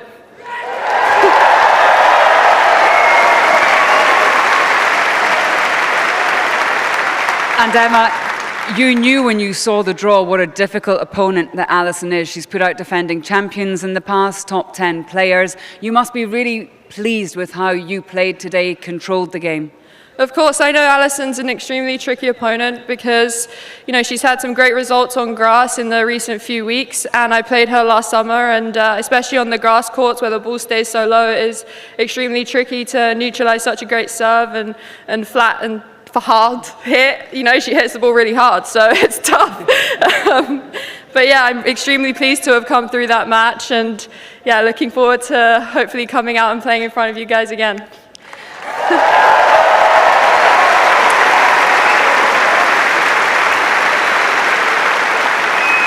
And we should just say, what a difference a year makes, because on day one of Wimbledon last year, you were ranked 338, you were on an outside court, now you're here, even the sun's come out to see you play. I mean, how do you embrace all of this energy to take you through Wimbledon? Yeah, I've been feeling it ever since, I stepped onto the practice courts here on my first day. I felt people behind me going, Emma, you got this, and I'm like, yeah, I got this, and yeah, so to come and play here, it's extremely special, and this club itself, it's just amazing to walk on these grounds and these courts, so yeah, I'm just so happy to stay another day. Well, huge congratulations. Ladies and gentlemen, Emma Raducanu.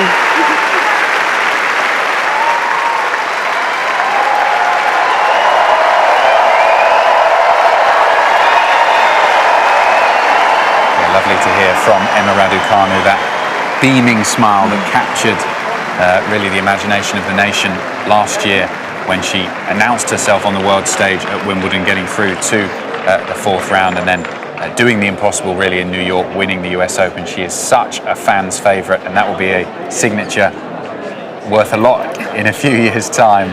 Those bottles and balls that she's signing there. She's always got time for the spectators as well. Hasn't forgotten where she's come from, Emma Raducanu. Now, we were just, weren't we, while we were listening to that interview, looking at the draw, what comes ahead for Raducanu. She's passed her first test here at Wimbledon, but there are difficult tests to come on the horizon.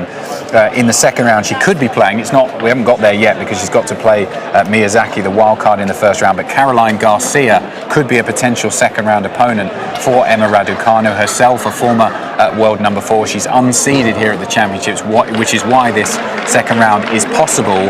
but that is a difficult one on the horizon. Yeah, I think to me, if Caroline gets through today, that is going to be the match of the day on Wednesday, because Caroline obviously coming in on a great form, winning a tournament just a couple days ago herself, winning doubles at Roland Garros. It seems like she's getting her own momentum as well, so this is going to be a fascinating match. But just seeing there how well Emma dealt with all she had to deal with today, she is going to be the favorite for me, but it's going to be an incredible challenge for her in the second round as well. But that was the thing we saw, wasn't it, with Emma, particularly at the US Open. I think you were there, weren't you, in New York for that? That it didn't really matter who was up the other end of the court. You just felt like she was just on a one-woman mission to win that title, and she was able to keep she got the momentum going right at the start of the tournament and didn't lose it all the way through to the final. So she's not going to fear anyone, is she?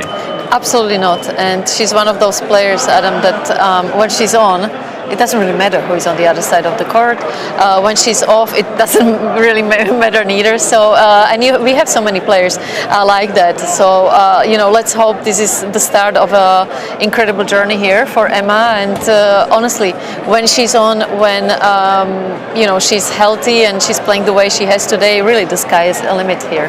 Take us back to when you were playing and you were through to the first round at a Grand Slam. How did you feel that evening when you ate your dinner? Honestly, it's nothing like it. And as a player, especially here, like what we were saying at the beginning, you don't want to be anywhere else, and you really enjoy every single second of it. Yes, you are already thinking about your next opponent and what you have to do to prepare for that. But just leaving the grounds after you've done your media stretching, everything you need to do, recovery-wise, you just can't wait for the moment just to be with your team and enjoy those moments. Talk about maybe some of the shots of the day yourself that you felt very, very good with on center court, and this is going to give her so much energy, not only for the rest of the tournament here, but the rest of the season, really. And as a seeded player, you don't want to be on the receiving end of an early upset. We see them, there's a big cheer going up for Novak Djokovic, who is just stood a few yards away from us, about to do his interviews after his win earlier on today, first up on centre court. But as a seeded player,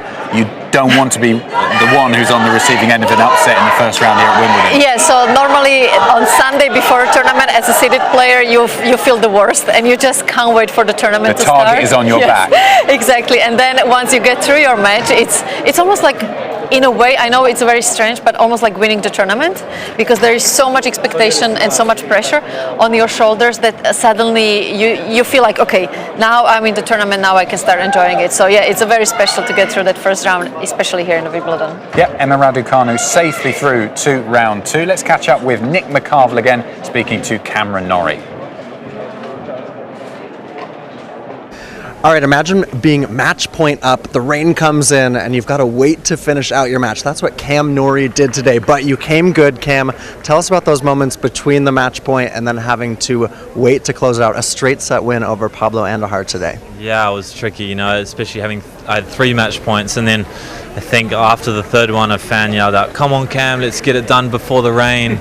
And I looked over, and there was like a huge black cloud there, and I was like, obviously trying to get this done, and then suddenly the match was stopped and we waited around for like an hour and then came out, and I played a couple good points and was done, so it could have gone the other way and could be still out there playing, but nice to get it done in straight sets. Yeah, you mentioned the fans there. It wasn't relief for you after the match, but I sensed a sort of extra happiness. What does it feel like to get a Wimbledon win here as the British #1 in the first round? Yeah, it's great, especially I was first on, get things rolling for the Brits and for myself. So, nice to get through in straight sets. I had my parents there, my sister there watching, so that was very special to see them there and to see me play and be hanging out with them after my match. So that's very cool as well. So, it means a lot to be through, but I still a lot of improvements I want to make in my game and some stuff I want to do on the practice court tomorrow. Yeah, good. Okay, so you've had these big wins, Indian Wells, you've marched into the top of the men's game, but you still haven't made the second week of a major. You've talked about wanting to get to that threshold. How do you do that this week here at Wimbledon? Yeah, it'd be nice to tick that box and do that. I think more of the same, keep doing more of the same, and I think I've lost in the third round a couple times now, so I can use those moments to my advantage and take the experience, and yeah, that's the goal, to try to take that box and make the second week. All right, next up, Jaume Munar. You guys have only played once before on clay, so obviously a much different matchup, but he's a tough opponent, isn't he? Definitely. I've played doubles with him a few times here, and he has great hands, great volleys, and I think I've watched him a little bit on the grass. He likes to serve volley, and he can be very tricky when he's locked in, so it's not going to be easy, but I do like the matchup, knowing that I'll be in a lot of his service games and playing a lot of longer points, which suits me as well. So I know I'm going to get rhythm out there, and I'm going to have my chance to work my way into the match. So tough one, but there's no easy ones out there, and I'm looking forward to the challenge on Wednesday. There's so much that's special about Wimbledon, I think, for all of us, but for you in particular, you mentioned your family being here. What's one thing that you just love about coming back to this tournament? You know, just still the tradition, you know, and seeing the full fans here and seeing everyone enjoying themselves. And I live just around the corner, which is very cool. It's a big advantage. I get to sleep in my own bed, so all those things. And then obviously with the crowd, they're on the Pims. I saw some girls and guys drinking wine very early. I was first on, so I was surprised. So it's great, and great to see everyone enjoying themselves as well. Okay, what I want to ask you last is, I've heard you're a pretty good paddle player. Maybe some paddle battles with Alex de Minaur. Tell us about your paddle skills. I'm not great. I'm trying to work on it. We always play, me and Alex versus my coach and his coach, and the last time we lost in 5 sets. But yeah, it's a great sport, and I played a couple times with him in Alicante, and then we played in Miami. So we try to do that, and I think it's good, you know, good for the volleys to keep them sharp, and it's actually a pretty physical game, and I enjoy it, but still not the best at it. Still need to improve. All right, well, you're still one of the world's best in tennis. Congratulations on the win today. Cam Norrie into the second round, and hopefully moving forward here at Wimbledon. Thanks. Thanks a lot. Appreciate that. Yeah, good win for Cameron Norrie, and we were saying how we were wondering who would be Emma Raducanu's opponent in the second round. But we now know Caroline Garcia is who we expected, but she had to fight pretty hard in this one on court 17 against Miyazaki, the British wild card. Miyazaki took the first set 6-4, great performance from her. Then Garcia struck back 6-1 to take the second, and then won the third on a tie-break, 10-4 in that tiebreaker in 2 hours and 17 minutes. So a bit of an epic, but she is through to face Emma Raducanu, and she will be looking forward to that match, won't she, Caroline Garcia? She's a steely competitor out on the ladies' tour, and I don't think any of the British fans will be hoping that she's able to do it against Emma Raducanu, but she'll be hoping to cause a big upset. Yeah, I think she will be looking Would it even really be it. that bigger upset? Because Garcia was, I think she was number 4 in the world, wasn't she, at one point? I think in the players' world, not, but you know, for general fan, maybe, because obviously Caroline not being as known in UK as Emma is, obviously she's enjoying her time on the court. And it's nice to see that, because for a while she was struggling, especially with her singles, and I think also getting back together with Kiki, winning that Grand Slam again in Roland Garros, that was a huge boost for her confidence.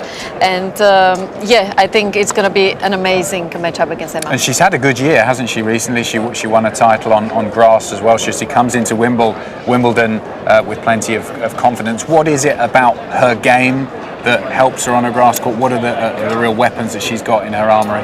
Well, first of all, she's so athletic, and she's not afraid of the net, obviously winning all the doubles titles, and I think she's going to like it because she knows that she has the game to beat Emma, and they're very similar in a way that we talked about Caroline, like we're talking about Emma. You know, this is a potential consistent top 5 player. She just never was able to fill up those expectations. But I remember first time she started on the tour, I started to practice with her. I thought, wow, you know, this girl is going to be winning a lot of titles, and then it never really happened to her.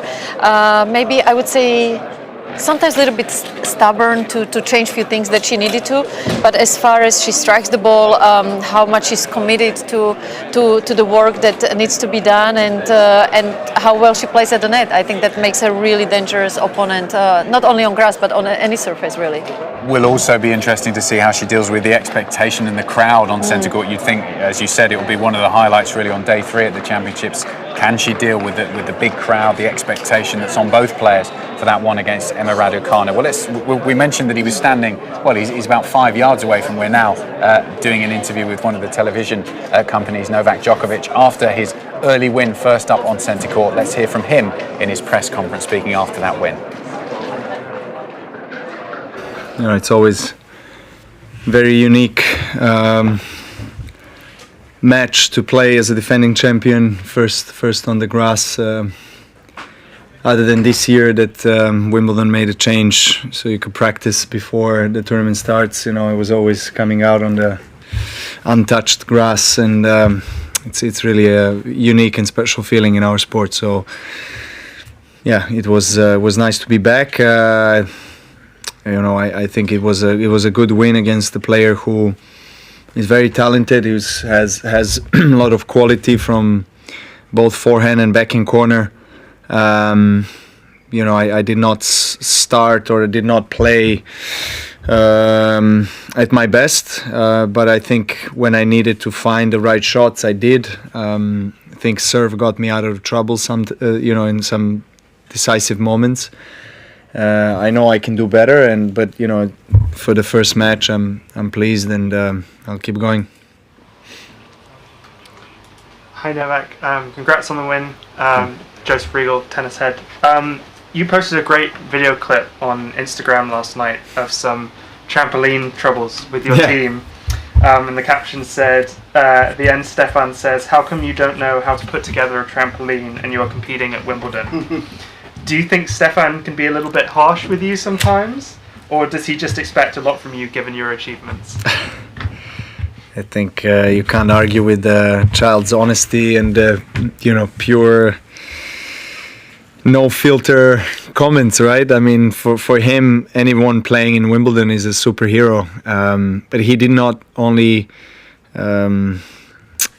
direct that to me, but the entire team, because you know, for him, everyone in my team is playing in Wimbledon. So he saw these big guys that have muscles, my fitness coach and tennis coach, and he couldn't understand how is it that we can't fix a trampoline and we're playing at Wimbledon. So it was a really funny comment. But yeah, Stefan was there today. It's always very special for me, the feeling to play in front of my son. I didn't have too many opportunities in my life to have that kind of sensation and experience. So it's always very unique. Hey Novak, Matt Futterman, the New York Times. Yeah, good day's work for Novak Djokovic against Soon Woo Kwon of South Korea. Did lose a set in that match, but through to the second round.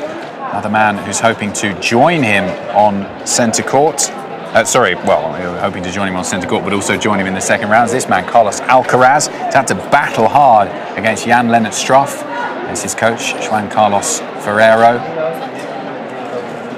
urging him on, and we can join it in this fifth set with him serving for the match at 5-4.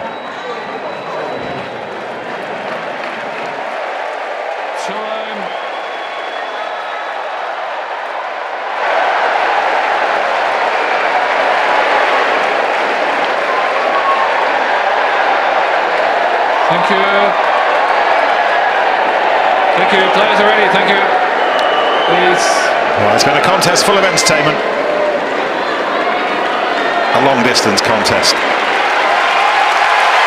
And the fifth seed, the brilliant young Spaniard, the teenage Carlos Alcaraz, has kept everyone entertained. This close now to the second round.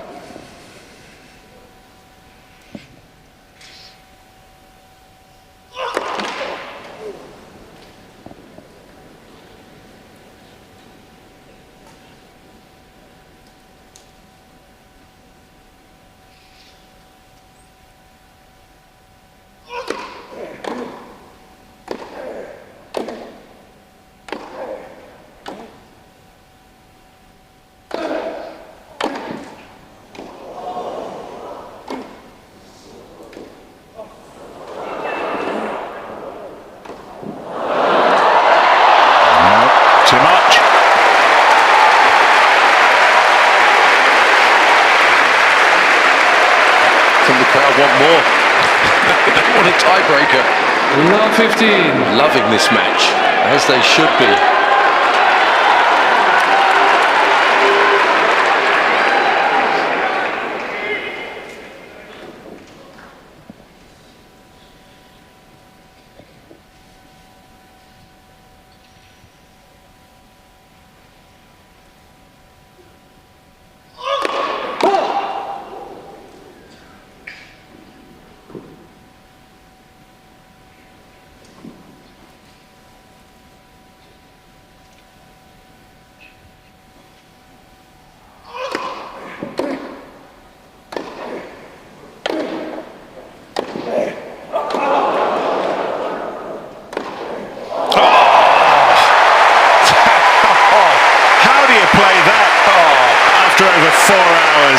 Of the most intense tennis. Trying Leonard Stroff there, that is soul destroying. 15-all. Put everything into this point to fling himself to get that ball back into position, and then that comes at you.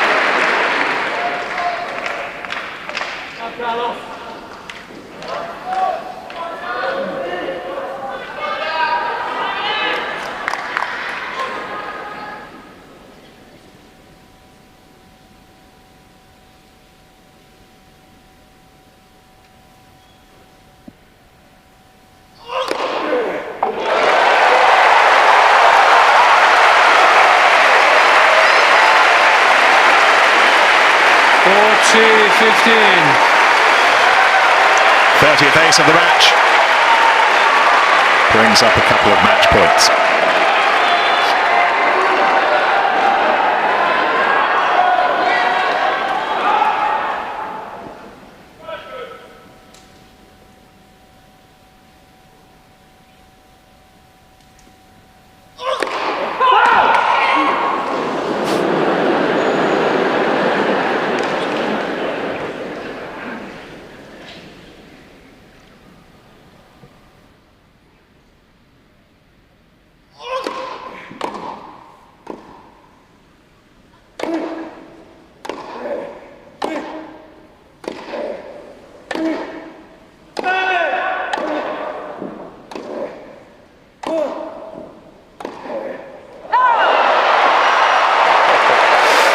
What a rally.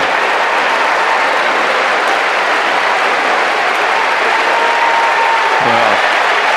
Crowd loving this. Does he go for the big first serve? I think he does. Short on two, John. 40-30. Get it done and get it done quick, Carlos.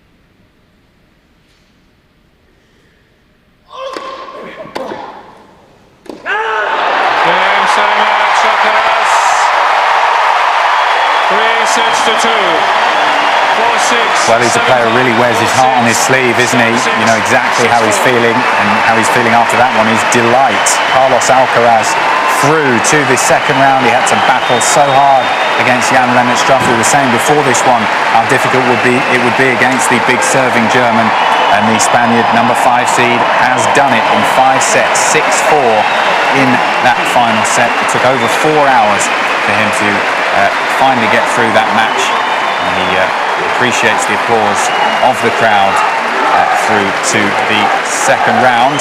So let's head from court 1 there inside centre court. A match that many people have been really looking forward to today after Emma Raducanu, and it is the turn of Andy Murray against James Duckworth, the final match of the day on centre, just coming to the end of the warm-up here. Pretty similar really, Danny, to Emma Raducanu. Don't really know too much what to expect from Andy Murray. He's had his own injury problems recently, that abdominal strain that he suffered in Stuttgart before he played Matteo Berrettini in the final.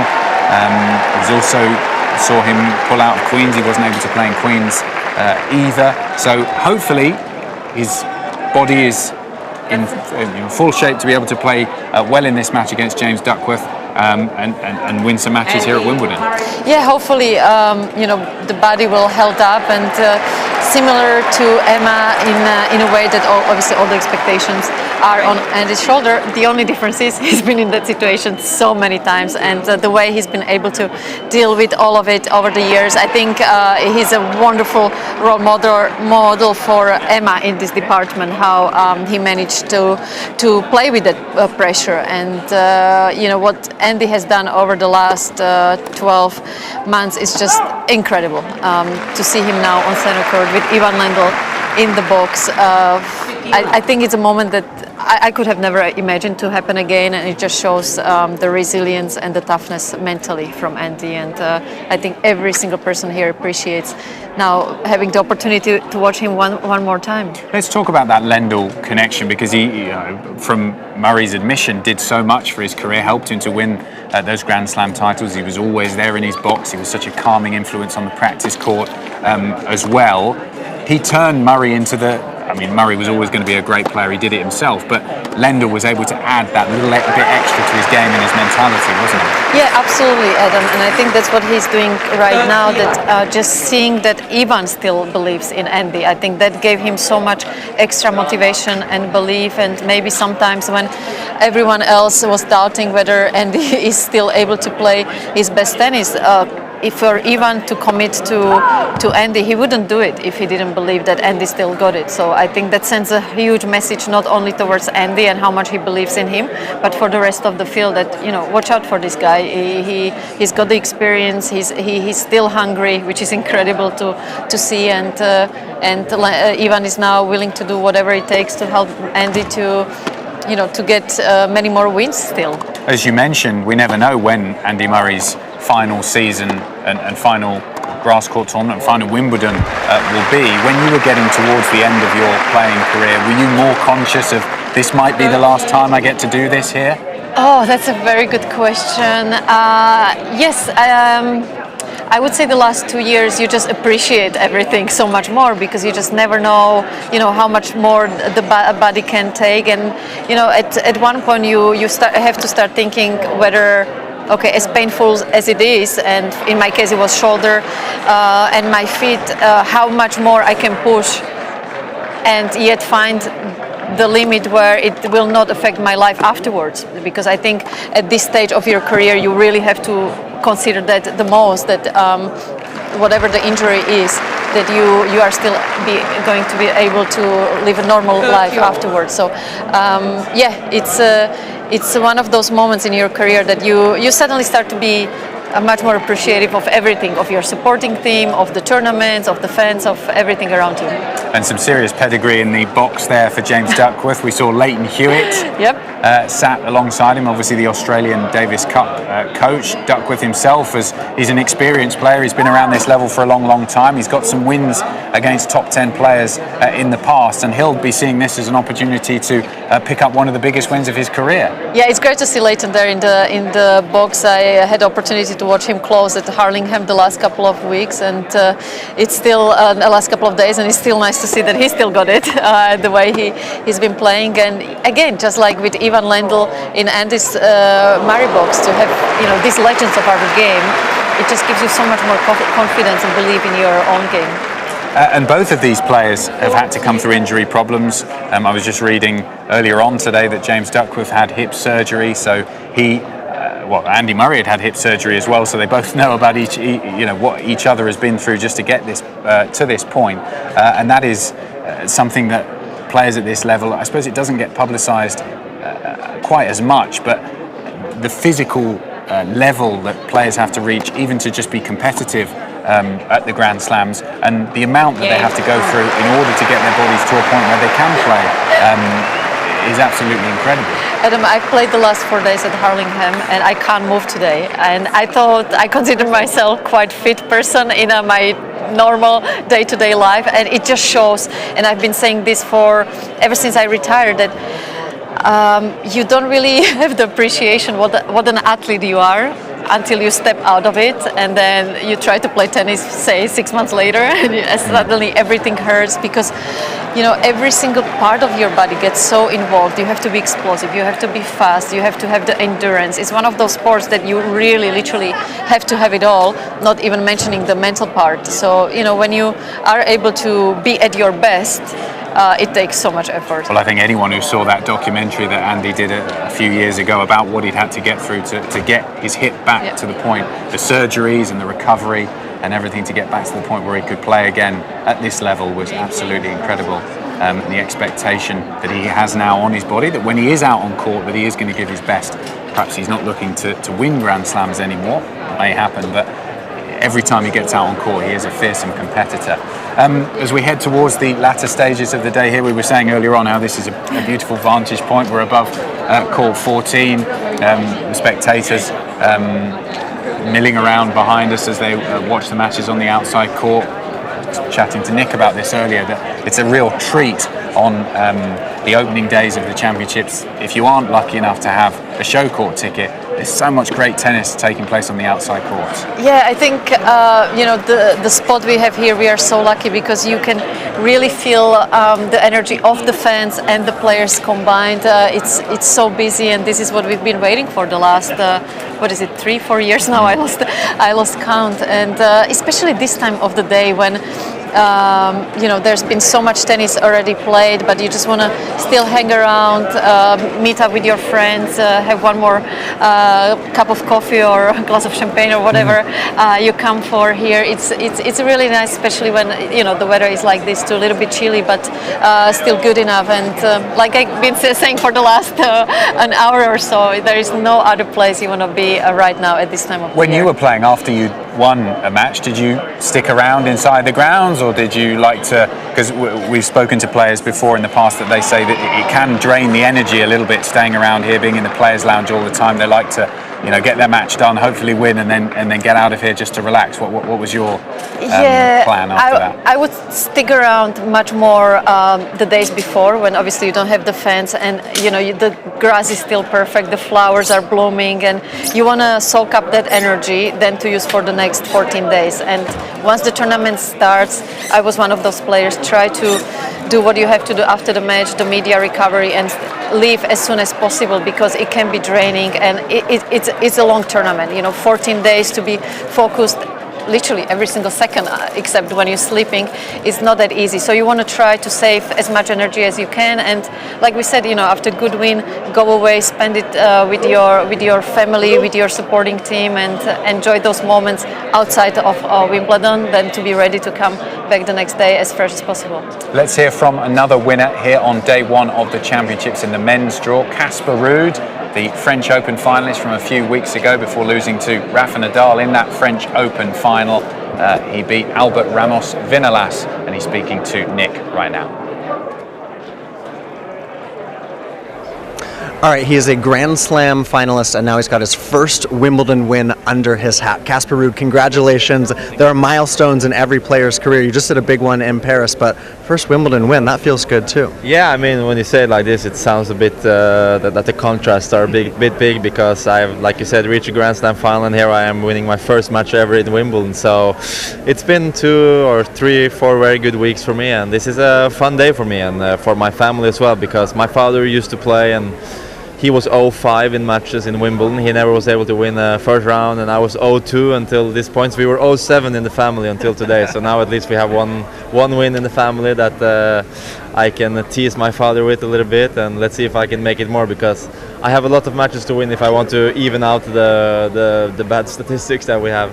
I love that, the bragging rights in the family. You talk about the clay to grass adjustments. You hit 46 winners today, served really well, won 75% of first serve points played. What are the keys for you on grass when you make that transition? Well, for me, just my personal feelings is that it always takes time to feel comfortable on grass, and I think the first part is moving around because it can be quite slippery and sometimes a little bit dangerous. I think if you slip and you twist something wrong or in the wrong direction, so take some time and hours on the surface to be ready and feel comfortable on it. So I had 4 or 5 good days now on the surface, played a couple of matches over in Hurlingham Club, and I've gained the confidence a little bit, and I don't do too much different other than trying to flatten out my shots a little bit more, stay more aggressive because you can't run around on the defense all the time on grass. You have to step in, and I try sometimes coming to the net, the drop shot, and try to play around a little bit more, and I think this surface allows it. So it's a fun challenge for me, and I actually,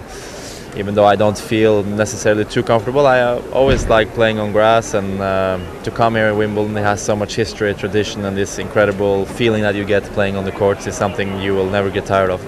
It's a belated congratulations making that French Open final, of course, playing Rafael Nadal, who's become a good friend of yours and a mentor too. But Casper, what's the last few weeks been like since that run, and obviously getting ready for Wimbledon? But that's been a historic moment not only for your family but for Norway as a country too. Yeah, it was. I mean, it was a quite busy week after Paris. I went back home to Norway, and I had family and friends wanting to invite me over for dinners and kind of celebrate. So I went from one celebration to another, which was nice, and I enjoyed it, of course, and shows that a lot of people care about me and the work that I do. So I mean, of course, this is a nice feeling. And then went to Queens, got in a little bit late and maybe not the greatest preparation that I've done for a tournament before. And then after Queens, I had pretty much like 11-12 days off before Wimbledon. I actually went for some holidays because I felt like I needed to relax a little bit, and it had been a very busy clay court season for me, playing pretty much every week since the start of Monte Carlo. So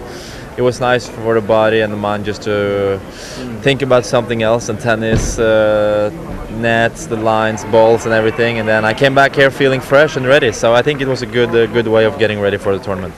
There's a guy just a few feet away from you, Novak Djokovic, who you know well and who's a great champion of this sport. But now that you're the number 3 seed, you've been to a Grand Slam final. How do you see yourself as part of some of the top players of men's tennis, and how do you continue to compete with them at that level? Well, I mean, honestly, the seeding I have here maybe doesn't represent the success I've had on grass before. But I mean, as they do the seeding by ranking now, that's how it's been. And obviously, Novak, besides me, is the number 1 seed. He's a defending champion of 3 times, I think. So he's the biggest favorite there is here on this tournament this year. But he will face players that want to challenge him, of course, and every player he plays wants to beat him, and he has that more pressure maybe on himself than I put on myself here in Wimbledon. So let's see how he goes. But of course, he's still the favorite, and I'm pretty sure he would like to get some sort of revenge for not winning either Australia or Roland Garros this year. How do we say good luck in Norwegian? Lykke til. Lykke til. Lykke til. Lykke til. Yeah, good. Right. Thank you. We go. Thank you. Thanks, Casper. Yeah. Thanks. Good win for Casper Ruud today against Albert Ramos of Vinales to make it through to the second round. Absolutely loads of great moments for us to enjoy on all of the courts so far today here on on day 1 of the championships. But let's remind ourselves of the HSBC Play of the Day.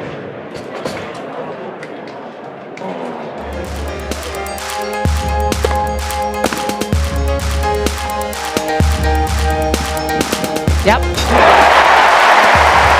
Very quick off the mark from Raducanu. She read that racket head well. Up high. Raducanu's thinking drop shot. Still has a lot of work to do once she gets there. Great racket work.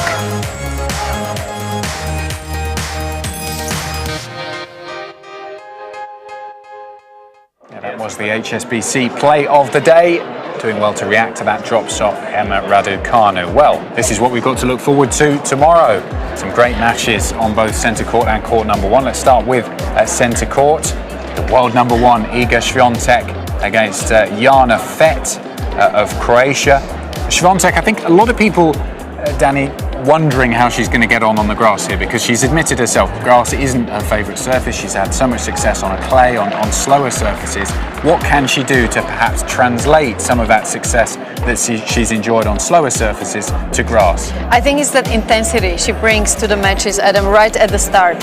We've seen it over the last couple of months. The first 3-4 games she just sails through, and before her opponents know it, there are 2 breaks down. And I think she's got to try to do the same during these next 2 weeks. Obviously the first few matches will be tricky, as it is not her favorite surface, and if there is a possibility for an upset against her, it's going to be, I believe, in the first few rounds. After that, I think she's just going to get even more confident, starting to understand, look, I can actually play really well on this surface as well. For me, there is no reason why she shouldn't have that belief, because her movement, it's exceptional. You know, the intensity she puts on every ball. Yes, the forehand grip can be sometimes a little bit questioned, especially when her opponents will slice into that side a little bit more. But I think she's been doing so well finding all the answers for anything that her opponents throw against her, that to me she's still one of the favorites, together with Jabeur, to go all the way. After that, 2 matches involving players it's great to see back here at the All England club. First up, Rafael Nadal, the number 2 seed against Francisco Cerundolo, the Argentine who's got a mountain to climb against him. What a year Rafa is having. Oh, it's incredible, and it's incredible to see Rafa here, because obviously after Paris there's been so many question marks, and again it just shows the great champion Rafa is doing really all he can, literally, to be able to play here and compete. So let's just keep our fingers crossed that you know, the foot can be okay throughout the next 2 weeks, and that it's not going to bother him as to a point where he can't deal with it anymore. We know that it bothers him all the time, and again, I just find it fascinating to know that you are struggling with something so much, and it must be so painful physically, and yet you are able to come up with another Roland Garros win just a couple of weeks ago. Seen a lot of Rafa Nadal over the last year or so. We've not seen much at all of Serena Williams. She was back at Eastbourne last week. She's playing Harmony Tan from France. Who knows what to expect? Exactly, who knows? Honestly, you know, first match after such a long time. Exciting news for everyone in the tennis world to see Serena back, especially here at Wimbledon. And who knows, you know, she's won this tournament so many times. She knows exactly what it takes. Obviously that match play, that's going to be a big question mark, but it was nice to see how much fun she was having with Ons last week. I think that was a very smart choice to just be on the court competing and playing with someone like Ons. She understood right away, okay, what's the vibe, what the girls are doing on the court these days, and I think she would have learned a lot from that week. But still, you know, after being so long away, it will be very interesting, and I'm sure everyone will be very much looking forward to that match, to see what kind of game Serena can bring to the court. Yeah, 3 great matches to look forward to on centre court. That is day 1 in the books for us here at Wimbledon Uncovered. It's raced by, as it always has. Danny, as I said earlier, it's great to have you back in person. Yeah, it's a pleasure and exciting to be here. You've got a special event this evening, haven't you? Enjoy that. And we will be back on day 2 of Wimbledon Uncovered tomorrow. We'll see you then.